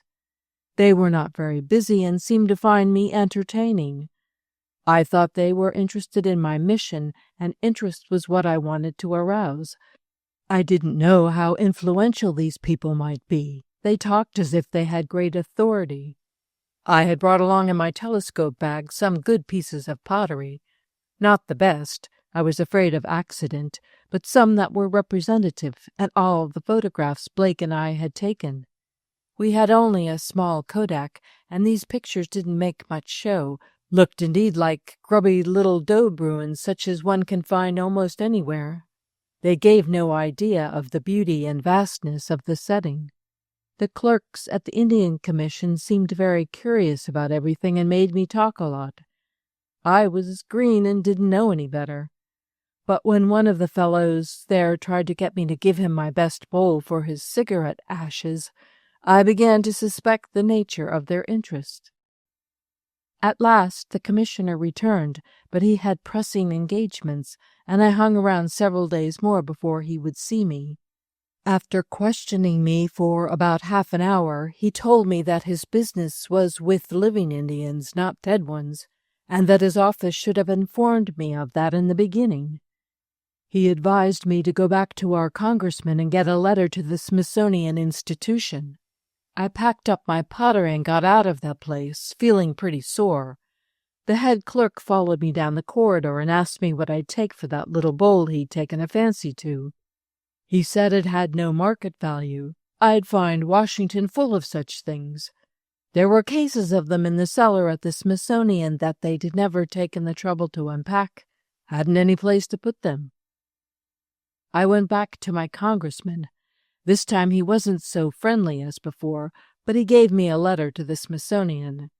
There I went through the same experience. The director couldn't be seen except by appointment, and his secretary had to be convinced that your business was important before he would give you an appointment with his chief. After the first morning, I found it difficult to see even the secretary. He was always engaged. I was told to take a seat and wait, but when he disengaged, he was hurrying off to luncheon. I would sit there all morning with a group of unfortunate people, girls who wanted to get typewriting to do, nice polite old men who wanted to be taken out on surveys and expeditions next summer. The secretary would at last come out with his overcoat on and would hurry through the waiting room, reading a letter or report without looking up. The office assistants cheered me along, and I kept this up for some days, sitting all morning in that room, studying the patterns of the rugs and the shoes of the patient waiters who came as regularly as I. One day, after the secretary had gone out, his stenographer, a nice little Virginia girl, came and sat down in an empty chair next to mine and began talking to me. She wasn't pretty, but her kind eyes and soft southern voice took hold of me at once. She wanted to know what I had in my telescope and why I was there, and where I came from, and all about it. Nearly everyone else had gone out to lunch. That seemed to be the one thing they did regularly in Washington, and we had the waiting room to ourselves. I talked to her a good deal. Her name was Virginia Ward. She was a tiny little thing, but she had lovely eyes and such gentle ways. She seemed indignant that I had been put off so long after having come so far. "Now you just let me fix it up for you," she said at last. "Mr. Wagner is bothered by a great many foolish people who waste his time, and he is suspicious. The best way will be for you to invite him to lunch with you. I'll arrange it. I keep a list of his appointments, and I know he is not engaged for luncheon tomorrow. I'll tell him that he is to lunch with a nice boy who has come all the way from New Mexico to inform the department about an important discovery. I'll tell him to meet you at the Shoreham at 1. That's expensive, but it would do no good to invite him to a cheap place. And remember, you must ask him to order the luncheon. It will maybe cost you $10, but it will get you somewhere." I felt grateful to the nice little thing. She wasn't older than I. I begged her, wouldn't she please come to lunch with me herself today and talk to me? "Oh, no," she said, blushing red as a poppy. "Why, I'm afraid you think—" I told her I didn't think anything, but how nice she was to me, and how lonesome I was. She went with me, but she wouldn't go to any swell place. She told me a great many useful things. "If you want to get attention from anybody in Washington," she said, "ask them to lunch. People here will do almost anything for a good lunch." "But the director of the Smithsonian, for instance," I said, "surely you don't mean that the high-up ones like that? Why would he want to bother with a cowpuncher from New Mexico when he can lunch with scientists and ambassadors?" She had a pretty little fluttery southern laugh. "You just name a hotel like the Shoreham to the director and try it. There has to be somebody to pay for a lunch, and the scientists and ambassadors don't do that when they can avoid it. He'd accept your invitation, and the next time he went to dine with the Secretary of State, he'd make a nice little story of it and paint you up so pretty you'd hardly know yourself." When I asked her whether I'd better take my pottery, it was there under the table between us, to the Shoreham, to show Mr. Wagner, she tittered again. "I wouldn't bother. If you show him enough of the Shoreham pottery, that will be more effective." The next morning, when the secretary arrived at his office, he stopped by my chair and said he understood he had an engagement with me for 1 o'clock. That was a good idea, he added. His mind was freer when he was away from office routine. I had been in Washington 22 days when I took the secretary out to lunch. It was an excellent lunch. We had a bottle of Chateau d'Yquem. I'd never heard of such a wine before, but I remember it because it cost $5. I drank only 1 glass, and that pleased him too, for he drank the rest. Though he was friendly and talked a great deal, my heart sank lower, for he wouldn't let me explain my mission to him at all. He kept telling me that he knew all about the Southwest. He had been sent by the Smithsonian to conduct parties of European archaeologists through all the show places, Frijoles and Cañon de Che and Tajos and the Hopi Pueblos. When some Austrian archduke had gone to hunt in the Pecos Range, he had been sent by his chief and the German ambassador to manage the tour, and he had done it with such success that both he and the director were given decorations from the Austrian crown in recognition of his services. Then I had to listen to a long story about how well he was treated by the Archduke when he went to Vienna with his chief the following summer. I had to hear about balls and receptions, and the names and titles of all the people he had met at the Duke's country estate. I was amazed and ashamed that a man of 50, a man of the world, a scholar with ever so many degrees, should find it worth his while to show off before a boy, and a boy of such humble pretensions who didn't know how to eat the hors d'oeuvres any more than if an assortment of coconuts had been set before him with no hammer. Imagine my astonishment when, as he was drinking his liqueur, he said carelessly, "By the way, I was successful in arranging an interview with the director for you. He will see you at 4 o'clock on Monday."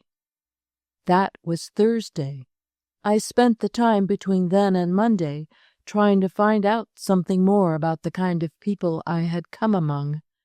I persuaded Virginia Ward to go to the theater with me, and she told me that it always took a long while to get anything through with the director, that I mustn't lose heart, and she would always be glad to cheer me up. She lived with her mother, a widow lady, and they had me come to dinner and were very nice to me. All this time I was living with a young married couple who interested me very much, for they were unlike any people I had ever known. The husband was in office, as they say there. He had some position in the War Department. How it did use to depress me to see all the hundreds of clerks come pouring out of that big building at sunset. Their lives seemed to me so petty, so slavish. The couple I lived with gave me a prejudice against that kind of life. I couldn't help knowing a good deal about their affairs. They had only a small flat and rented me one room of it, so I was very much in their confidence and couldn't help overhearing. They asked me not to mention the fact that I paid rent, as they had told their friends I was making them a visit. It was like that in everything. They spent their lives trying to keep up appearances and to make his salary do more than it could.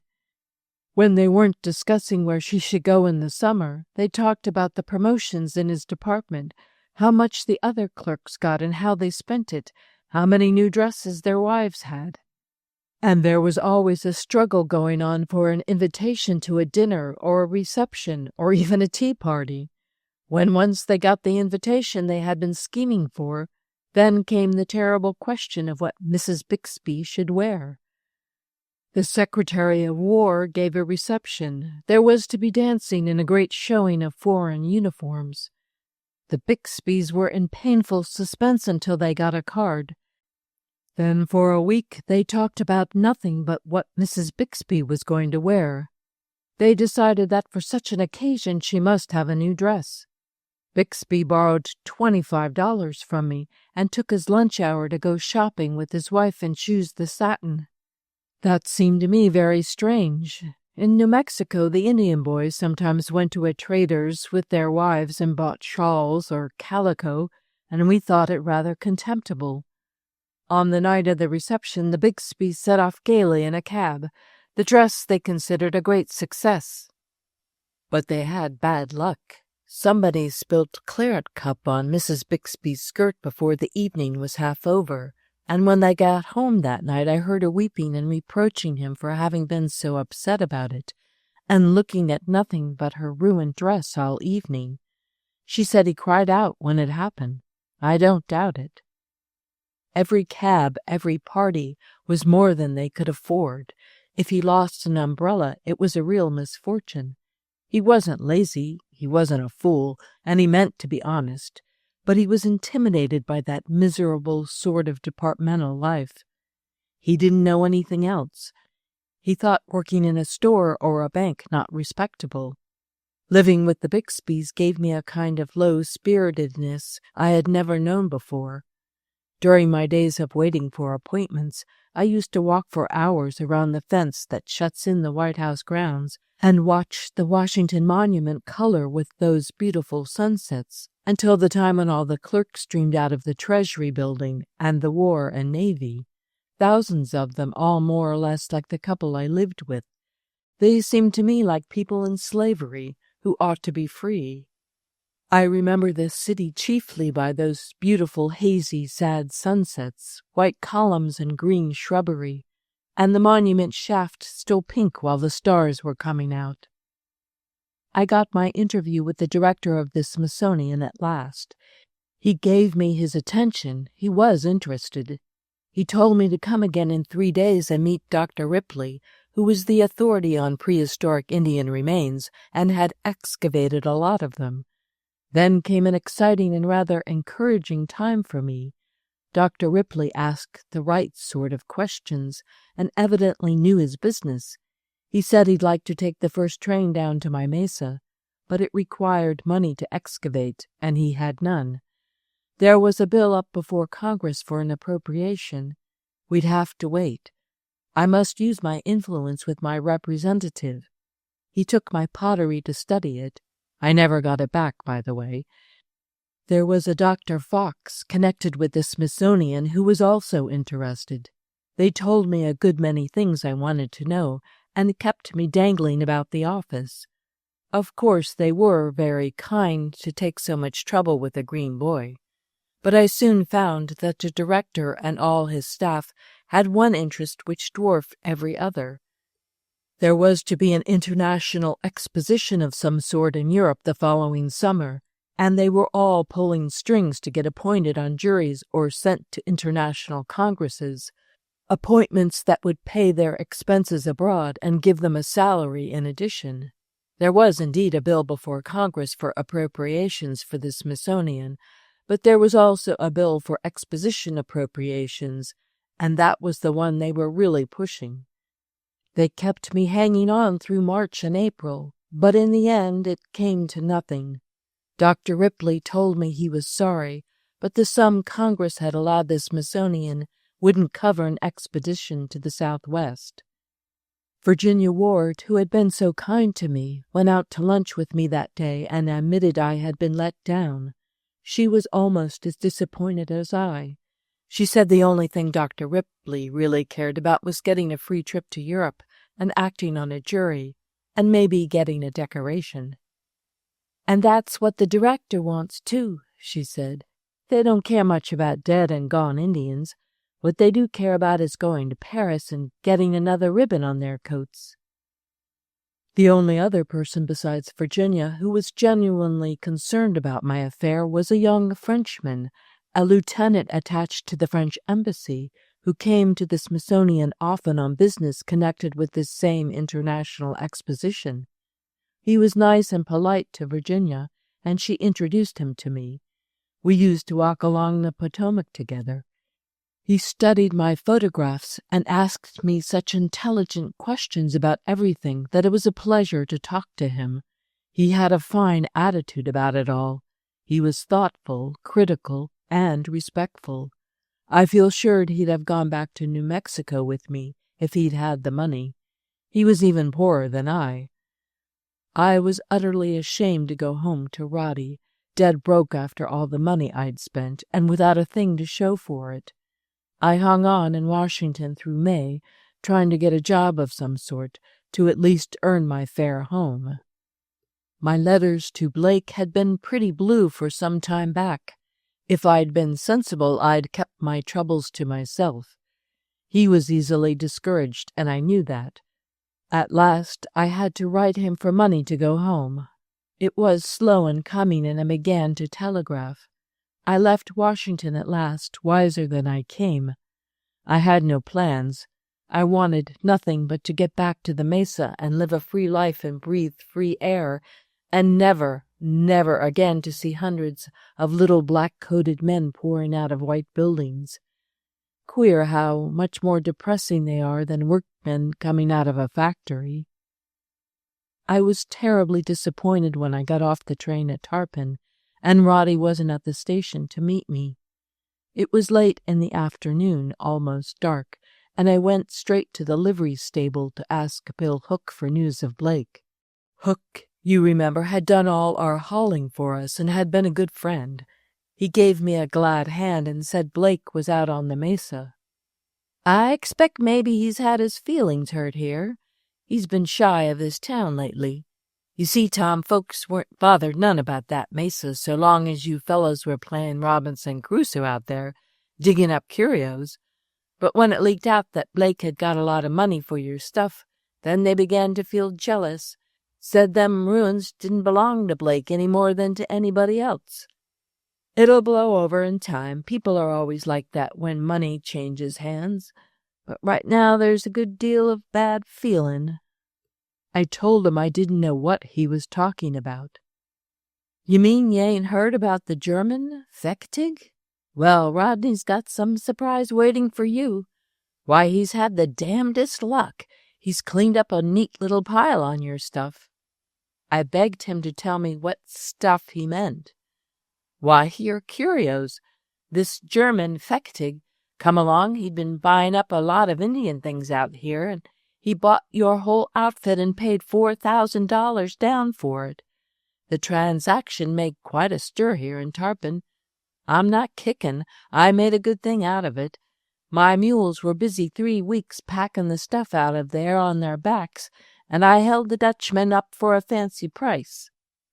He had packing cases made at the wagon shop and took 'em up to the mesa full of straw and sawdust and packed the curios out there. I lost one of my mules, too. You remember Jenny? Well, they were leading her down with a big box on her, and right there where the trail runs so narrow around a bump in the cliff above Black Canyon, she lost her balance and fell clean to the bottom, her load on her.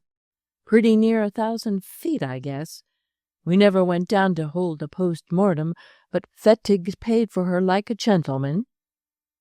I remember I sat down on the sofa in Hook's office because I couldn't stand up any longer, and the smell of the horse blankets began to make me deathly sick.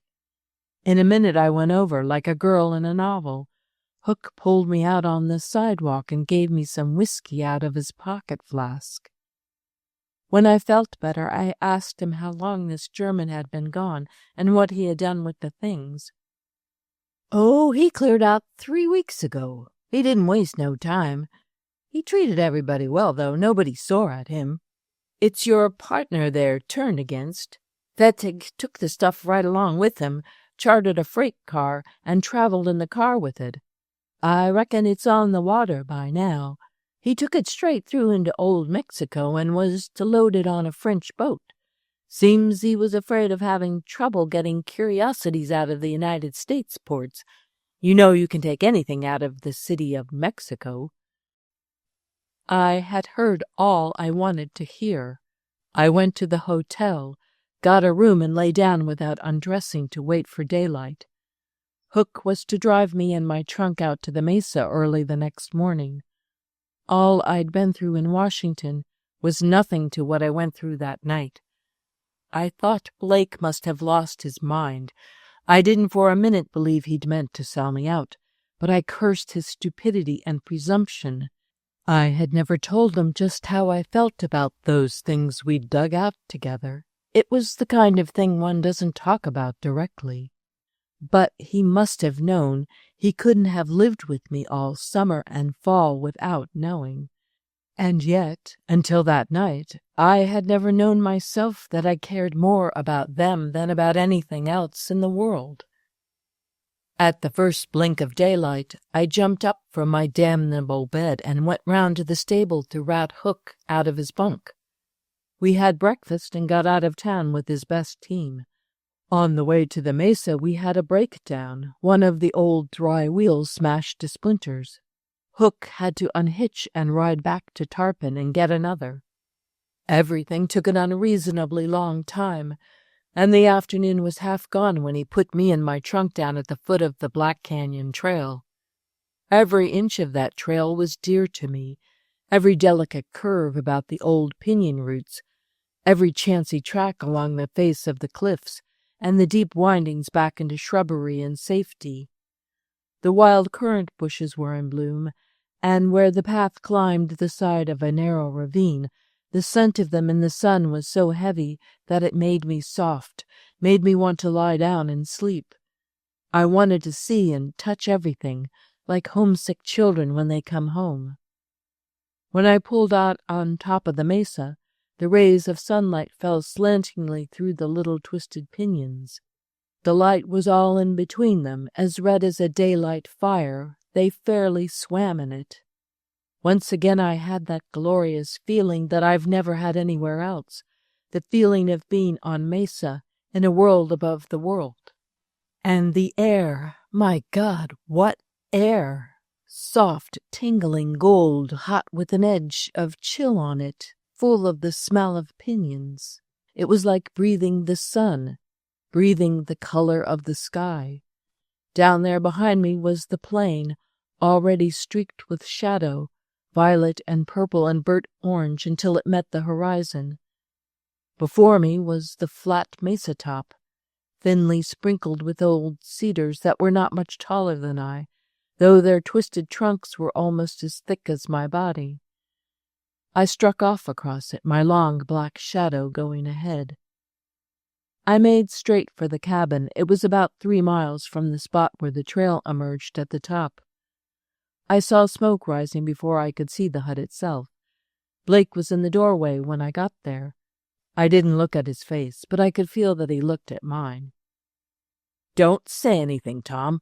Don't rip me up until you hear all about it," he said as I came toward him. "I've heard enough to about do for me," I blurted out.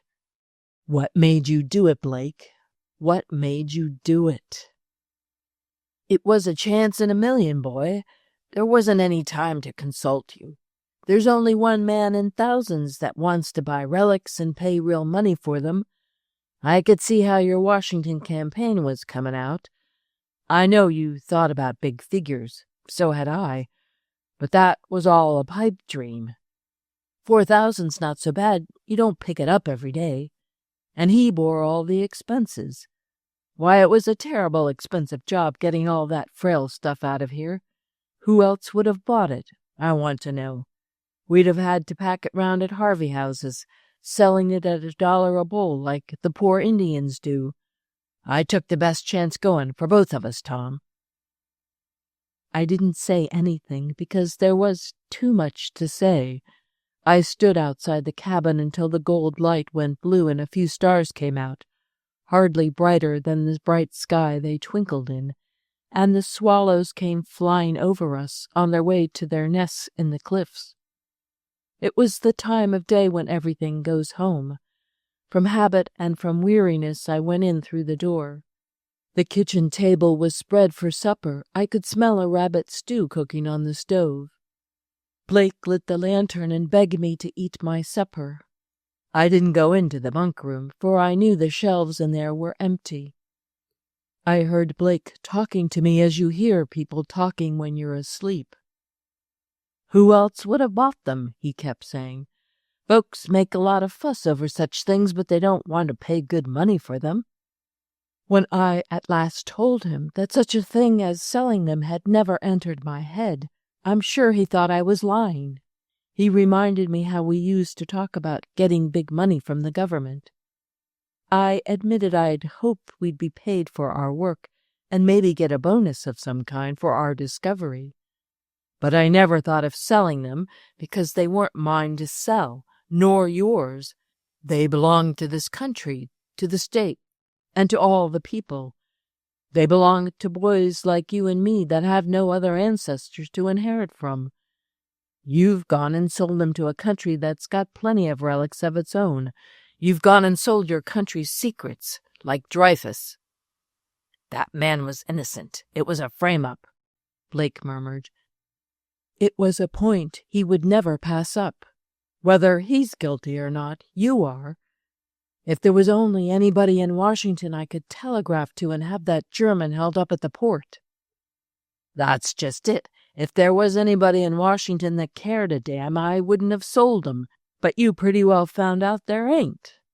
We could have kept them then, I told him. I've got a strong back. I'm not so poor that I have to sell the pots and pans that belonged to my poor grandmothers 1,000 years ago. I made all my plans on the train, coming back. It was a lie, I hadn't. I meant to get a job on the railroad and keep our find right here, and come back to it when I had a layoff. I think a lot more of it now than before I went to Washington. And after a while, when that exposition is over and the Smithsonian people get home, they would come out here all right. I've learned enough from them so that I could go on with it myself. Blake reminded me that I had my way to make in the world, and that I wanted to go to school. That money's in the bank this minute, in your name, and you're going to college on it. You're not going to be a day laborer like me. After you've got your sheepskin, then you can divide with me. You think I'd touch that money? I looked squarely at him for the first time. No more than if you'd stolen it. You made the sale. Get what you can out of it. I want to ask you one question. Did you ever think I was digging those things up for what I could sell them for? Rodney explained that he knew I cared about the things and was proud of them, but he'd always supposed I meant to realize on them just as he did, and that it would come to money in the end. Everything does, he added. If that nice young Frenchman I met had come down here with me and offered me $4 million instead of 4,000, I'd have refused him. There never was any question of money with me where this mesa and its people were concerned. They were something that had been preserved through the ages by a miracle and handed on to you and me, two poor cowpunchers, rough and ignorant. But I thought we were men enough to keep a trust. I'd as soon have sold my own grandmother as Mother Eve. I'd have sold any living woman first. Save your tears, said Roddy grimly. She refused to leave us. She went to the bottom of Black Canyon and carried Hook's best mule along with her. They had to make her box extra wide, and she crowded Jenny out an inch or so too far from the canyon wall. This painful interview went on for hours. I walked up and down the kitchen trying to make Blake understand the kind of value those objects had had for me. Unfortunately, I succeeded. He sat slumping on the bench, his elbows on the table, shading his eyes from the lantern with his hands. "There's no need to keep this up," he said at last. "You're way out of my depth, but I think I get you. You might have given me some of this 4th of July talk a little earlier in the game. I didn't know you valued that stuff any different than anything else a fellow might run onto, a gold mine or a pocket of turquoise." "I suppose you gave him my diary along with the rest?" "No," said Blake, his voice growing gloomier and darker. "That's in the eagle's nest where you hid it. That's your private property. I suppose I had some share in the relics we dug up. You always spoke of it that way. But I see now I was working for you like a hired man, and while you were away I sold your property." I said again it wasn't mine or his. He took something out of the pocket of his flannel shirt and laid it on the table. I saw it was a bank passbook with my name on the yellow cover. "You may as well keep it," I said. "I'll never touch it. You had no right to deposit it in my name. The townspeople are sore about the money, and they'll hold it against me." "No, they won't. Can't you trust me to fix that?" "I don't know what I can trust you with, Blake. I don't know where I'm at with you," I said. He got up and began putting on his coat. "Motives don't count, eh?" he said, his face turned away as he put his arm into the sleeve. "They would in anything of our own between you and me," I told him. "If it was my money you'd lost gambling or my girl you'd made free with, we could fight it out and maybe be friends again. But this is different." "I see. You make it clear." He was quietly stirring around as he spoke. He got his old knapsack off its nail on the wall, opened his trunk and took out some underwear and socks and a couple of shirts. After he had put these into the bag, he slung it over one shoulder and his canvas water bag over the other. I let these preparations go on without a word. He went to the cupboard over the stove and put some sticks of chocolate into his pocket, then his pipe and a bag of tobacco. Presently I said he'd break his neck if he tried riding down the trail in the dark. "I'm not riding the trail," he replied curtly. "I'm going down the quick way. My horse is grazing in Cow Canyon." "I noticed the river's high. It's dangerous crossing," I remarked. "I got over that way a few days ago. I'm surprised at you using such common expressions," he said sarcastically. "Dangerous crossing. It's painted on signboards all over the world." He walked out of the cabin without looking back. I followed him to the V-shaped break in the rim rock, hardly larger than a man's body, where the spliced tree trunks made a swinging ladder down the face of the cliff. I wanted to protest, but only succeeded in finding fault. "You'll catch your knapsack on those forks and come to grief." "That's my lookout." By this time my eyes had grown accustomed to the darkness, and I could see Blake quite clearly, the stubborn crouching set of his shoulders that I used to notice when he first came to Pardee and was drinking all the time. There was an ache in my arms to reach out and detain him, but there was something else that made me absolutely powerless to do so. He stepped down and settled his foot into the first fork. Then he stopped a moment and straightened his pack, buttoned his coat up to the chin, and pulled his hat on tighter. There was always a night draft in the canyon. He gripped the trunk with his hands. "Well," he said with grim cheerfulness, "here's luck. And I'm glad it's you that's doing this to me, Tom, not me that's doing it to you." His head disappeared below the rim. I could hear the trees creak under his heavy body, and the chains rattle a little at the splicings. I lay down on the ledge and listened. I could hear him for a long way down, and the sounds were comforting to me, though I didn't realize it. Then the silence closed in. I went to sleep that night, hoping I would never waken. Section 7. The next morning, the whinnying of my saddle horse in the shed roused me. I took him down to the foot of the trail where I'd left my trunk and packed my things up to the cabin on his back. I sat up late that night, waiting for Blake, though I knew he wouldn't come. A few days later I rode into Tarpon for news of him. Bill Hook showed me Roddy's horse. He had sold him to the barn for $60. The station master told me Blake had bought a ticket to Winslow, Arizona. I wired the station master and the dispatcher at Winslow, but they could give me no information. Father Duchesne came along on his rounds, and I told him the whole story. He thought Blake would come back sometime, that I'd only miss him if I went out to look for him. He advised me to stay on the mesa that summer and get ahead with my studies, work up my Spanish grammar and my Latin. He had friends all along the Santa Fe, and he was sure we could catch Blake by advertising in the local papers along the road: Albuquerque, Winslow, Flagstaff, Williams, Los Angeles. After a few days with him, I went back to the mesa to wait. I'll never forget the night I got back. I crossed the river an hour before sunset and hobbled my horse in the wide bottom of Cow Canyon.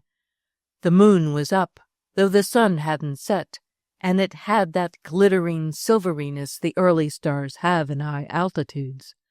The heavenly bodies look so much more remote from the bottom of a deep canyon than they do from the level. The climb of the walls helps out the eye somehow. I lay down on a solitary rock that was like an island in the bottom of the valley and looked up. The gray sagebrush and the blue-gray rock around me were already in shadow, but high above me the canyon walls were dyed flame color with the sunset, and the cliff city lay in a gold haze against its dark cavern. In a few minutes it, too, was gray, and only the rim rock at the top held the red light. When that was gone, I could still see the copper glow in the pinions along the edge of the top ledges. The arc of sky over the canyon was silvery blue with its pale yellow moon, and presently stars shivered into it, like crystals dropped into perfectly clear water. I remember these things because, in a sense, that was the first night I was ever really on the mesa at all, the first night that all of me was there. This was the first time I ever saw it as a whole. It all came together in my understanding as a series of experiments do when you begin to see where they are leading.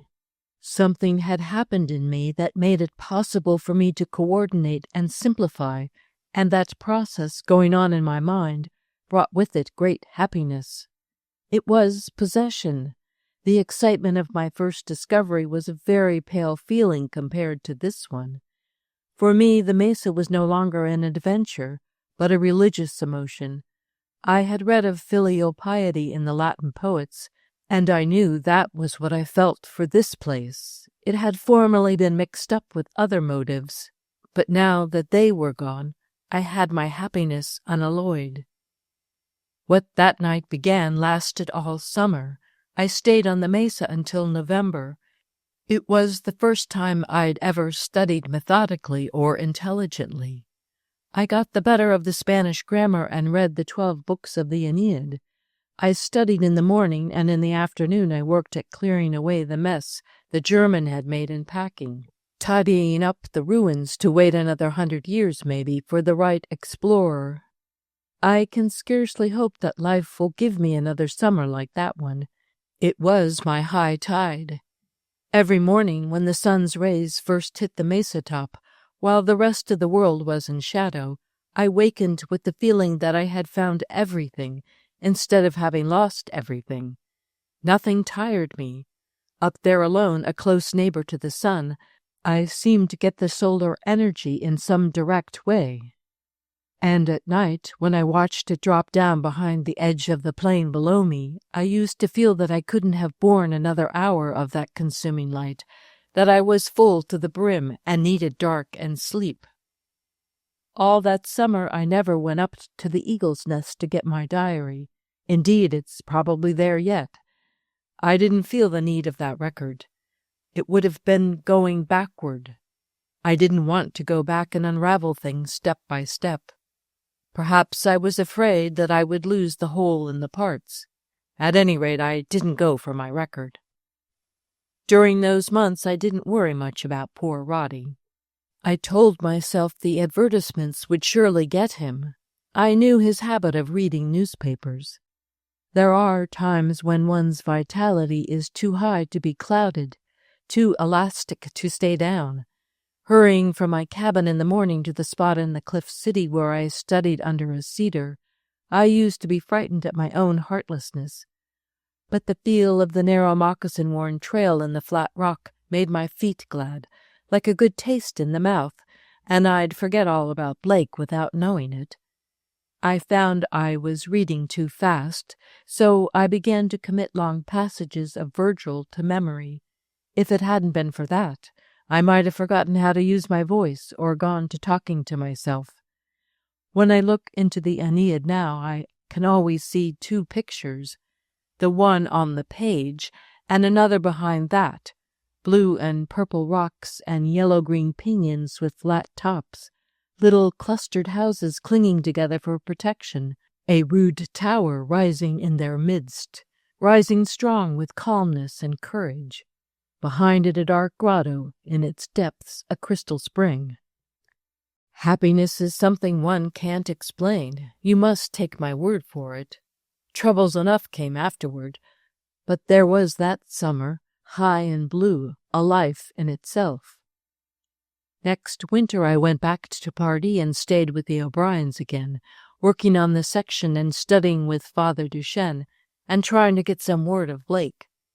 Now that I was back on the railroad, I thought I couldn't fail to find him. I went out to Winslow and to Williams, and I questioned the railroad men. We advertised for him in every possible way, had all the Santa Fe operatives and the police and the Catholic missionaries on the watch for him, offered $1,000 reward for whoever found him, but it came to nothing. Father Duchesne and our friends down there are still looking. But the older I grow, the more I understand what it was I did that night on the mesa. Anyone who requites faith and friendship as I did will have to pay for it. I'm not very sanguine about good fortune for myself. I'll be called to account when I least expect it. In the spring, just a year after I quarreled with Roddy, I landed here and walked into your garden, and the rest you know. Book 3, The Professor, Section 1. All the most important things in his life, St. Peter sometimes reflected, had been determined by chance. His education in France had been an accident.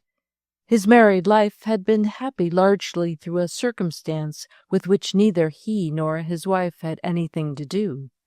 They had been young people with good qualities and very much in love, but they could not have been happy if Lillian had not inherited a small income from her father, only about $1,600 a year, but it had made all the difference in the world.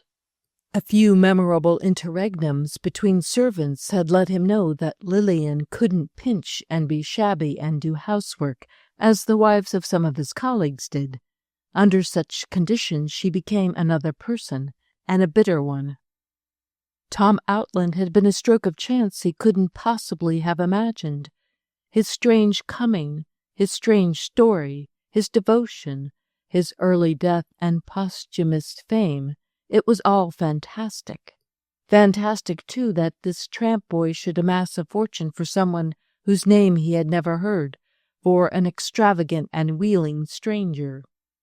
The professor often thought of that curiously bitter burst from the baritone in Brahms' Requiem, attending the words, "He heapeth up riches and cannot tell who shall scatter them." The vehemence of this passage had seemed to him uncalled for until he read it by the light of the history of his own family. St. Peter thought he had fared well with fate. He wouldn't choose to live his life over. He might not have such good luck again. He had had 2 romances, one of the heart, which had filled his life for many years, and a second of the mind, of the imagination. Just when the morning brightness of the world was wearing off for him, along came Outland and brought him a kind of second youth. Through Outland's studies, long after they had ceased to be pupil and master, he had been able to experience afresh things that had grown dull with use. The boy's mind had the superabundance of heat which is always present where there is rich germination. To share his thoughts was to see old perspectives transformed by new effects of light. If the last 4 volumes of The Spanish Adventurers were more simple and inevitable than those that went before, it was largely because of Outland. When St. Peter first began his work, he realized that his great drawback was the lack of early association, the fact that he had not spent his youth in the great dazzling Southwest country, which was the scene of his explorers' adventures. By the time he had got as far as the 3rd volume, into his house walked a boy who had grown up there, a boy with imagination, with the training and insight resulting from a very curious experience, who had in his pocket the secrets which old trails and stones and watercourses tell only to adolescents. 2 years after Tom's graduation, they took the copy of Fray Garces' manuscript that the professor had made from the original in Spain and went down into the Southwest together. By autumn they had been over every mile of his trail on horseback. Tom could take a sentence from Garces' diary and find the exact spot at which the missionary crossed the Rio Colorado on a certain Sunday in 1775. Given one pueblo, he could always find the route by which the priest had reached the next. It was on that trip that they went to Tom's Blue Mesa, climbed the ladder of spliced pine trees to the Cliff City and up to the Eagle's Nest. There they took Tom's diary from the stone cupboard, where he had sealed it up years ago, before he set out for Washington on his fruitless errand. The next summer Tom went with the professor to Old Mexico. They had planned a third summer together in Paris, but it never came off. Outland was delayed by the formalities of securing his patent, and then came August 1914. Father Duchesne, the missionary priest who had been Tom's teacher, stopped in Hamilton on his way back to Belgium, hurrying home to serve in any capacity he might. The rugged old man stayed in Hamilton only 4 days, but in that time Outland made up his mind, had a will drawn, packed, and said goodbye. He sailed with Father Duchesne on the Rochambeau. To this day, St. Peter regretted that he had never got that vacation in Paris with Tom Outland. He had wanted to revisit certain spots with him, to go with him some autumn morning to the Luxembourg Gardens, when the yellow horse-chestnuts were bright and bitter after rain, to stand with him before the monument to Delacroix and watch the sun gleam on the bronze figures. Time bearing away the youth who was struggling to snatch his palm, or was it to lay a palm? Not that it mattered. It might have mattered to Tom had not chance in one great catastrophe swept away all youth and all palms, and almost time itself. And suppose Tom had been more prudent, and had not gone away with his old teacher. St. Peter sometimes wondered what would have happened to him once the trap of worldly success had been sprung on him. He couldn't see Tom building Outland or becoming a public-spirited citizen of Hamilton. What change would have come in his blue eye, in his fine long hand with the back-springing thumb, which had never handled things that were not the symbols of ideas. A hand like that, had he lived, must have been put to other uses. His fellow scientists, his wife, the town and state would have required many duties of it. It would have had to write thousands of useless letters, frame thousands of false excuses. It would have had to manage a great deal of money, to be the instrument of a woman who would grow always more exacting. He had escaped all that. He had made something new in the world, and the rewards, the meaningless conventional gestures, he had left to others. Section 2. All those summer days, while the professor was sending cheerful accounts of his activities to his family in France, he was really doing very little. He had begun in a desultory way to annotate the diary that Tom had kept on the mesa, in which he had noted down the details of each day's work among the ruins, along with the weather and anything unusual in the routine of their life. There was a minute description of each tool they found, of every piece of cloth and pottery, frequently accompanied by a very suggestive pencil sketch of the object, and a surmise as to its use and the kind of life in which it had played a part. To St. Peter, this plain account was almost beautiful, because of the stupidities it avoided and the things it did not say. If words had cost money, Tom couldn't have used them more sparingly. The adjectives were purely descriptive, relating to form and color, and were used to present the objects under consideration, not the young explorer's emotions.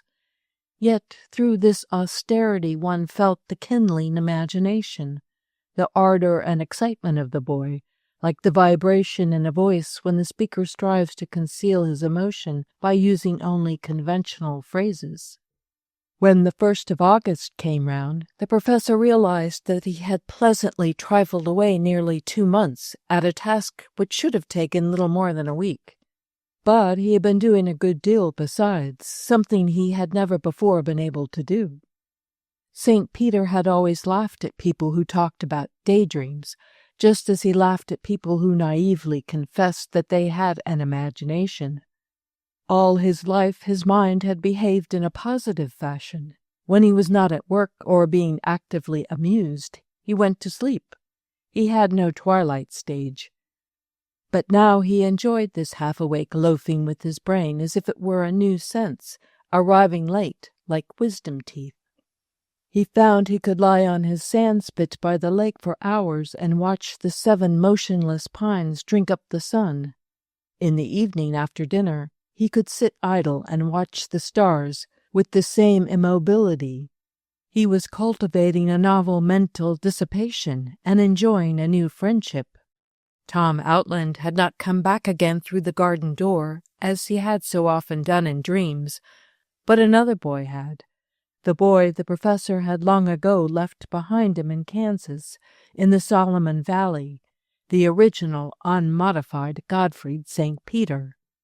This boy and he had meant, back in those faraway days, to live some sort of life together and to share good and bad fortune. They had not shared together, for the reason that they were unevenly matched. The young St. Peter who went to France to try his luck had a more active mind than the twin he left behind in the Solomon Valley. After his adoption into the Thoreau household, he remembered that other boy very rarely, in moments of homesickness. After he met Lillian Ormsley, St. Peter forgot that boy had ever lived. But now that the vivid consciousness of an earlier state had come back to him, the professor felt that life with this Kansas boy, little as there had been of it, was the realest of his lives, and that all the years between had been accidental and ordered from the outside. His career, his wife, his family were not his life at all, but a chain of events which had happened to him. All these things had nothing to do with the person he was in the beginning. The man he was now, the personality his friends knew, had begun to grow strong during adolescence, during the years when he was always consciously or unconsciously conjugating the verb to love, in society and solitude, with people, with books, with the sky and open country, in the lonesomeness of crowded city streets. When he met Lillian, it reached its maturity. From that time to this, existence had been a catching at handholds. One thing led to another, and one development brought on another, and the design of his life had been the work of this secondary social man, the lover. It had been shaped by all the penalties and responsibilities of being and having been a lover. Because there was Lillian, there must be marriage and a salary. Because there was marriage, there were children. Because there were children, and fervor in the blood and brain, books were born as well as daughters. His histories, he was convinced, had no more to do with his original ego than his daughters had. They were a result of the high pressure of young manhood. The Kansas boy who had come back to St. Peter this summer was not a scholar. He was a primitive. He was only interested in earth and woods and water. Wherever sun sunned and rain rained and snow snowed, wherever life sprouted and decayed, places were alike to him. He was not nearly so cultivated as Tom's old cliff-dwellers must have been, and yet he was terribly wise. He seemed to be at the root of the matter, desire under all desires, truth under all truths. He seemed to know, among other things, that he was solitary and must always be so. He had never married, never been a father. He was earth and would return to earth. When white clouds blew over the lake like bellying sails, when the 7 pine trees turned red in the declining sun, he felt satisfaction and said to himself merely, "That is right." Coming upon a curly root that thrust itself across his path, he said, "That is it." When the maple leaves along the street began to turn yellow and waxy and were soft to the touch, like the skin on old faces, he said, "That is true, it is time." All these recognitions gave him a kind of sad pleasure.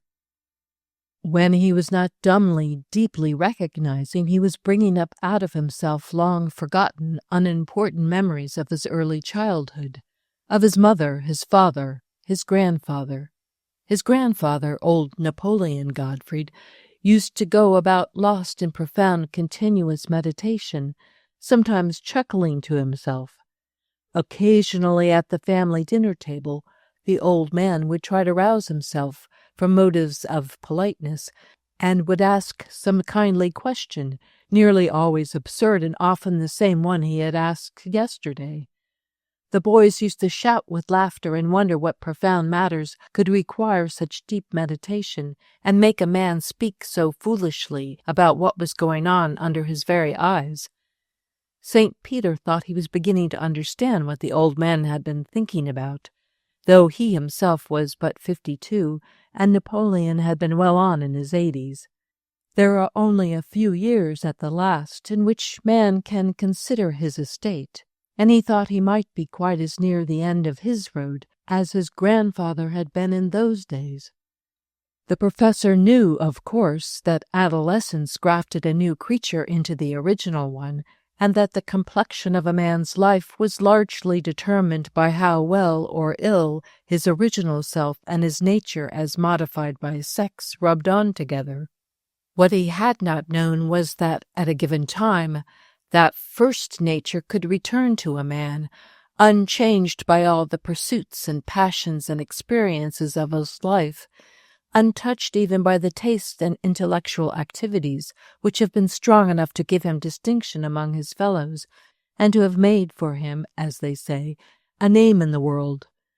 Perhaps this reversion did not often occur, but he knew it had happened to him, and he suspected it had happened to his grandfather. He did not regret his life, but he was indifferent to it. It seemed to him like the life of another person. Along with other states of mind which attended his realization of the boy Gottfried came a conviction. He did not see it coming, it was there before he was aware of its approach, that he was nearing the end of his life. This conviction took its place so quietly, seemed so matter-of-fact, that he gave it little thought. But one day, when he realized that all the while he was preparing for the fall term, he didn't in the least believe he would be alive during the fall term, he thought he might better see a doctor. Section 3. The family doctor knew all about St. Peter. It was summer, moreover, and he had plenty of time. He devoted several mornings to the professor and made tests of the most searching kind. In the end, he of course told St. Peter there was nothing the matter with him. "What made you come to me? Any discomfort or pain?" "None. I simply feel tired all the time." Dr. Dudley shrugged. "So do I. Sleep well?" "Almost too much." "Eat well?" "In every sense of the word well. I am my own chef." "Always a gourmet, and never anything wrong with your digestive tract." "I wish you'd ask me to dine with you some night. Any of that sherry left?" "A little. I use it plentifully." "I'll bet you do." "But why did you think there was something wrong with you? Low in your mind?" "No, merely low in energy. Enjoy doing nothing. I came to you from a sense of duty." "How about travel?" "I shrink from the thought of it. As I tell you, I enjoy doing nothing." "Then do it." "There's nothing the matter with you." "Follow your inclination." St. Peter went home well satisfied. He did not mention to Dr. Dudley the real reason for his asking for a medical examination. One doesn't mention such things. The feeling that he was near the conclusion of his life was an instinctive conviction, such as we have when we awaken in the dark and know at once that it is near morning, or when we are walking across the country and suddenly know that we are near the sea. Letters came every week from France. Lillian and Louis alternated, so that one or the other got off a letter to him on every fast boat. Louis told them that wherever they went, when they had an especially delightful day, they bought him a present. At Trouville, for instance, they had laid in dozens of the brilliant rubber casquettes he liked to wear when he went swimming. At Aix-les-Bains they found a gorgeous dressing-gown for him in a Chinese shop. St. Peter was happy in his mind about them all. He was glad they were there and that he was here. Their generous letters, written when there were so many pleasant things to do, certainly deserved more than one reading. He used to carry them out to the lake to read them over again. After coming out of the water, he would lie on the sand, holding them in his hand, but somehow never taking his eyes off the pine trees, appliqued against the blue water, and their ripe yellow cones dripping with gum and clustering on the pointed tips like a mass of golden bees in swarming time. Usually he carried his letters home unread. His family wrote constantly about their plans for next summer, when they were going to take him over with them. Next summer? The professor wondered. Sometimes he thought he would like to drive up in front of Notre Dame in Paris again and see it standing there like the Rock of Ages, with the frail generations breaking about its base. He hadn't seen it since the war. But if he went anywhere next summer, he thought it would be down into Outland's country, to watch the sunrise break on sculptured peaks and impassable mountain passes, to look off at those long, rugged, untamed vistas dear to the American heart. Dear to all hearts, probably, at least calling to all. Else why had his grandfather's grandfather, who had tramped so many miles across Europe into Russia with the Grande Armée, come out to the Canadian wilderness to forget the chagrin of his emperor's defeat? Section 4. The fall term of the university opened, and now the professor went to his lectures instead of to the lake. He supposed he did his work. He heard no complaints from his assistants, and the students seemed interested. He found, however, that he wasn't willing to take the trouble to learn the names of several hundred new students.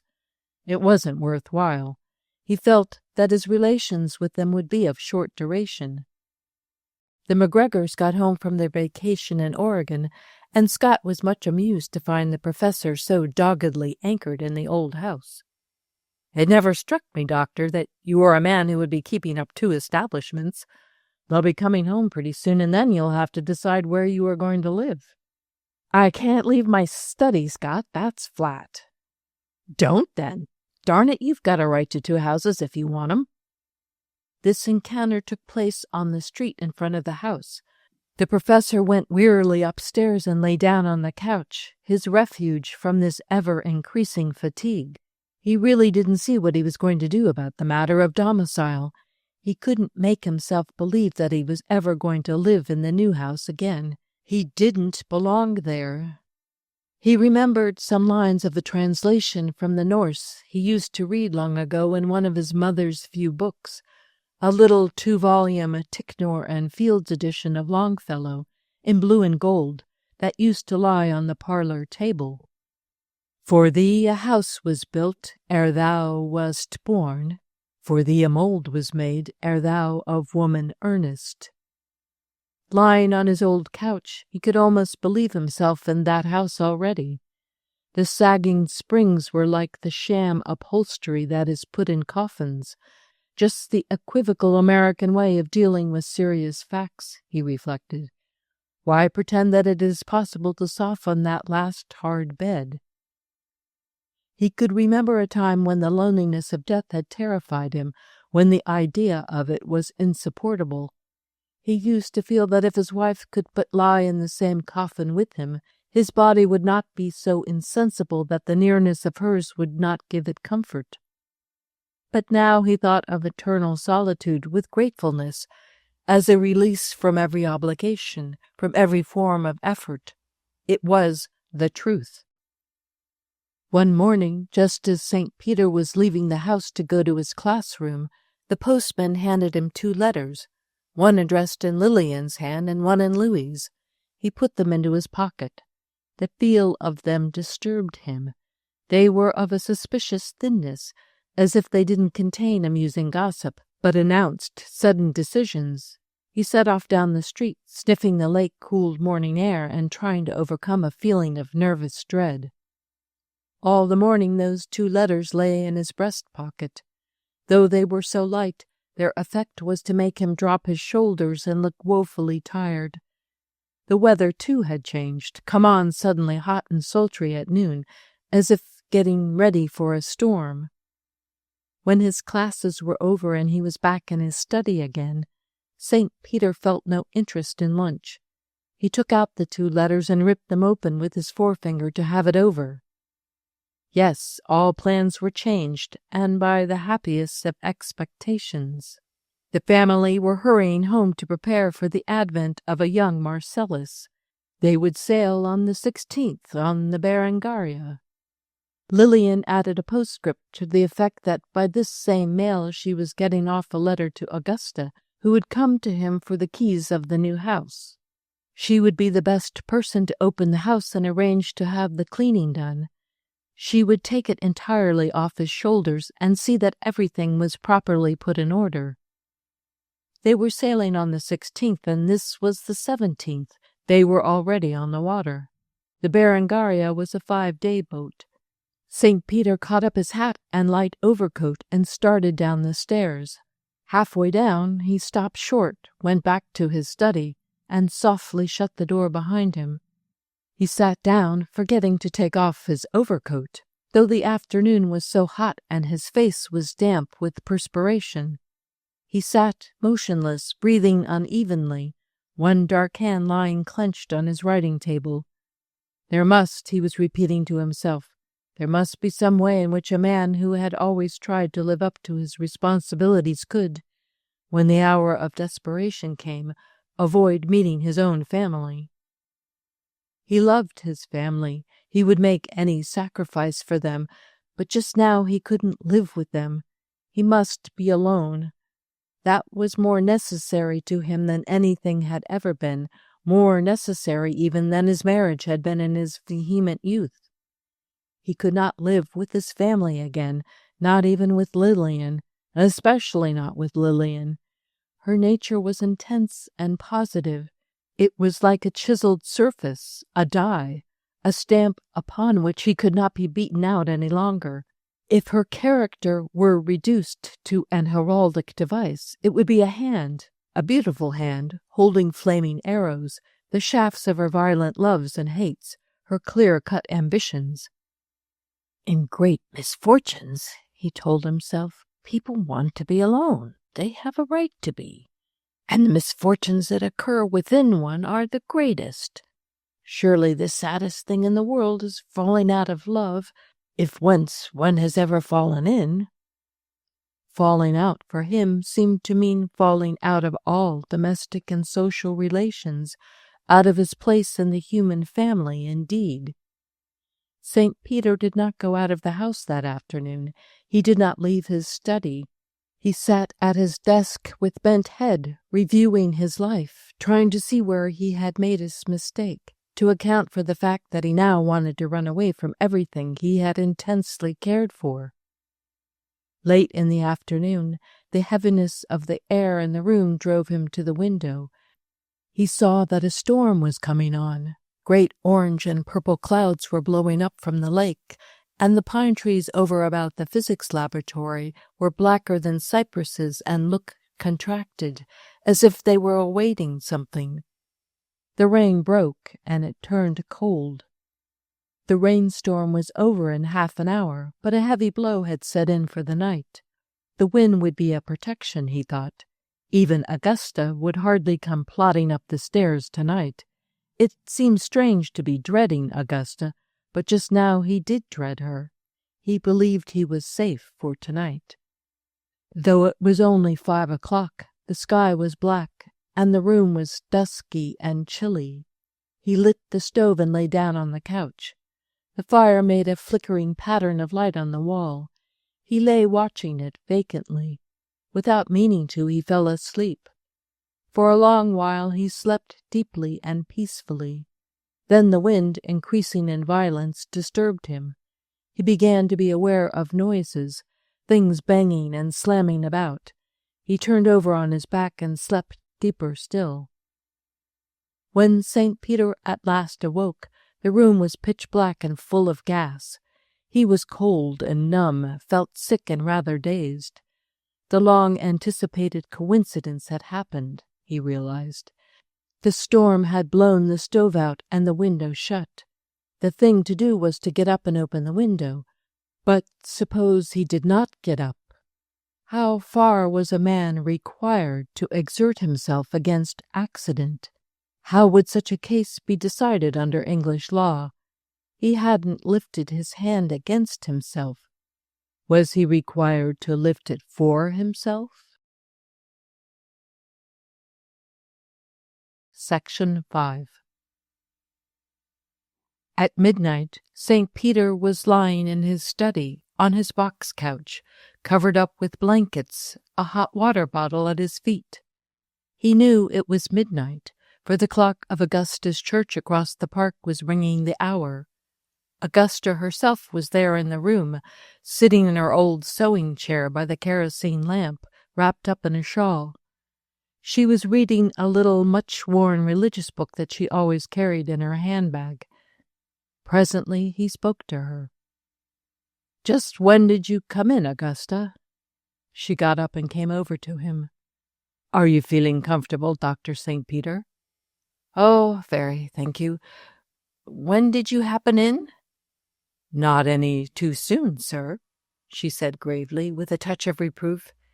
"You never would take my cautions about that old stove, and it very nearly asphyxiated you. I was barely in time to pull you out." "You pulled me out? Literally? Where to?" "Into the hall. I came over in the storm to ask you for the keys of the new house. I didn't get Mrs. St. Peter's letter until I got home from work this evening, and I came right over. When I opened the front door, I smelled gas, and I knew that stove had been up to its old tricks. I supposed you'd gone out and forgot to turn it off. When I got to the second floor, I heard a fall overhead, and it flashed across me that you were up here and had been overcome. I ran up and opened the 2 windows at the head of the stairs and dragged you out into the wind. You were lying on the floor." She lowered her voice. "It was perfectly frightful in here." "I seem to remember Dudley's being here." "Yes, after I turned off the stove and opened everything up, I went next door and telephoned for Dr. Dudley. I thought I'd better not say what the trouble was, but I asked him to come at once, as you'd been taken ill. You soon came round, but you were flighty." Augusta hurried over her recital. She was evidently embarrassed by the behavior of the stove and the condition in which she had found him. It was an ugly accident, and she didn't want the neighbors to know of it. "You must have great presence of mind, Augusta, and a strong arm as well. You say you found me on the floor. I thought I was lying here on the couch. I remember waking up and smelling gas." "You were stupefied, but you must have got up and tried to get to the door before you were overcome." "I was on the second floor when I heard you fall. I'd never heard anyone fall before, that I can remember, but I seem to know just what it was. I'm sorry to have given you a fright. I hope the gas hasn't made your head ache. All's well that ends well, as they say, but I doubt if you ought to be talking, sir. Could you go to sleep again? I can stay till morning if you prefer." "I'd be greatly obliged if you would stay the night with me, Augusta. It would be a comfort. I seem to feel rather lonely, for the first time in months." "That's because your family are coming home." "Very well, sir. You do a good deal of this sort of thing, watching and sitting up with people, don't you?" "Well, when I happen to be sewing in a house where there's sickness, I am sometimes called upon." Augusta sat down by the table and again took up her little religious book. St. Peter, with half-closed eyes, lay watching her, regarding in her humankind, as if after a definite absence from the world of men and women. If he had thought of Augusta sooner, he would have got up from the couch sooner. Her image would have at once suggested the proper action. Augusta, he reflected, had always been a corrective, a remedial influence. When she sewed for them, she breakfasted at the house. That was part of the arrangement. She came early, often directly from church, and had her breakfast with the professor before the rest of the family were up. Very often she gave him some wise observation or discreet comment to begin the day with. She wasn't at all afraid to say things that were heavily, drearily true, and though he used to wince under them, he hurried off with the feeling that they were good for him, that he didn't have to hear such sayings half often enough. Augusta was like the taste of bitter herbs. She was the bloomless side of life that he had always run away from. Yet, when he had to face it, he found that it wasn't altogether repugnant. Sometimes she used to telephone Mrs. St. Peter that she would be a day late, because there had been a death in the family where she was sewing just then, and she was needed. When she met him at the table the next morning, she would look just a little more grave than usual.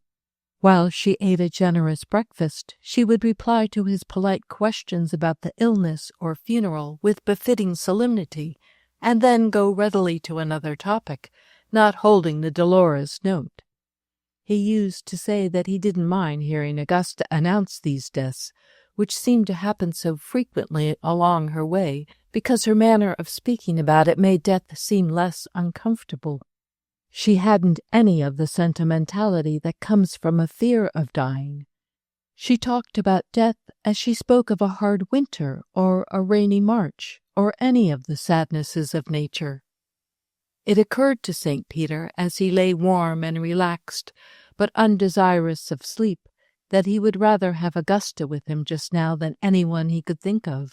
Seasoned and sound and on solid earth she surely was, and for all her matter-of-factness and hard-handedness, kind and loyal.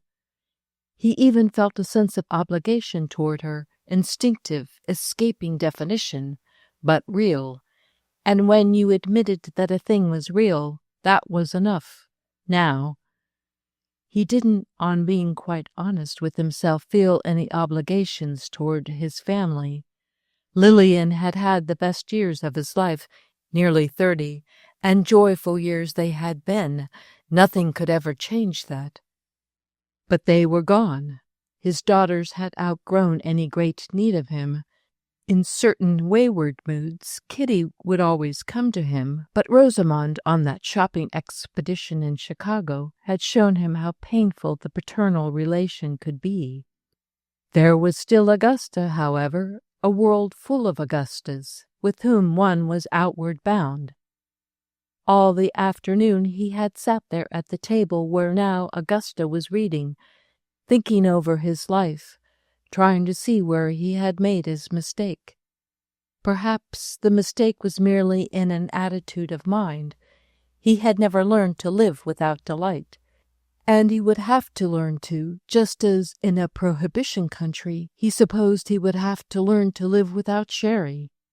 Theoretically, he knew that life is possible, may be even pleasant, without joy, without passionate griefs, but it had never occurred to him that he might have to live like that. Though he had been low-spirited all summer, he told the truth when he told Dr. Dudley that he had not been melancholy. He had no more thought of suicide than he had thought of embezzling. He had always regarded it as a grave social misdemeanor, except when it occurred in very evil times as a form of protest.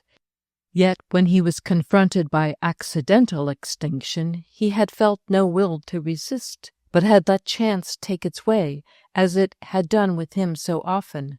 He did not remember springing up from the couch, though he did remember a crisis, a moment of acute, agonized strangulation.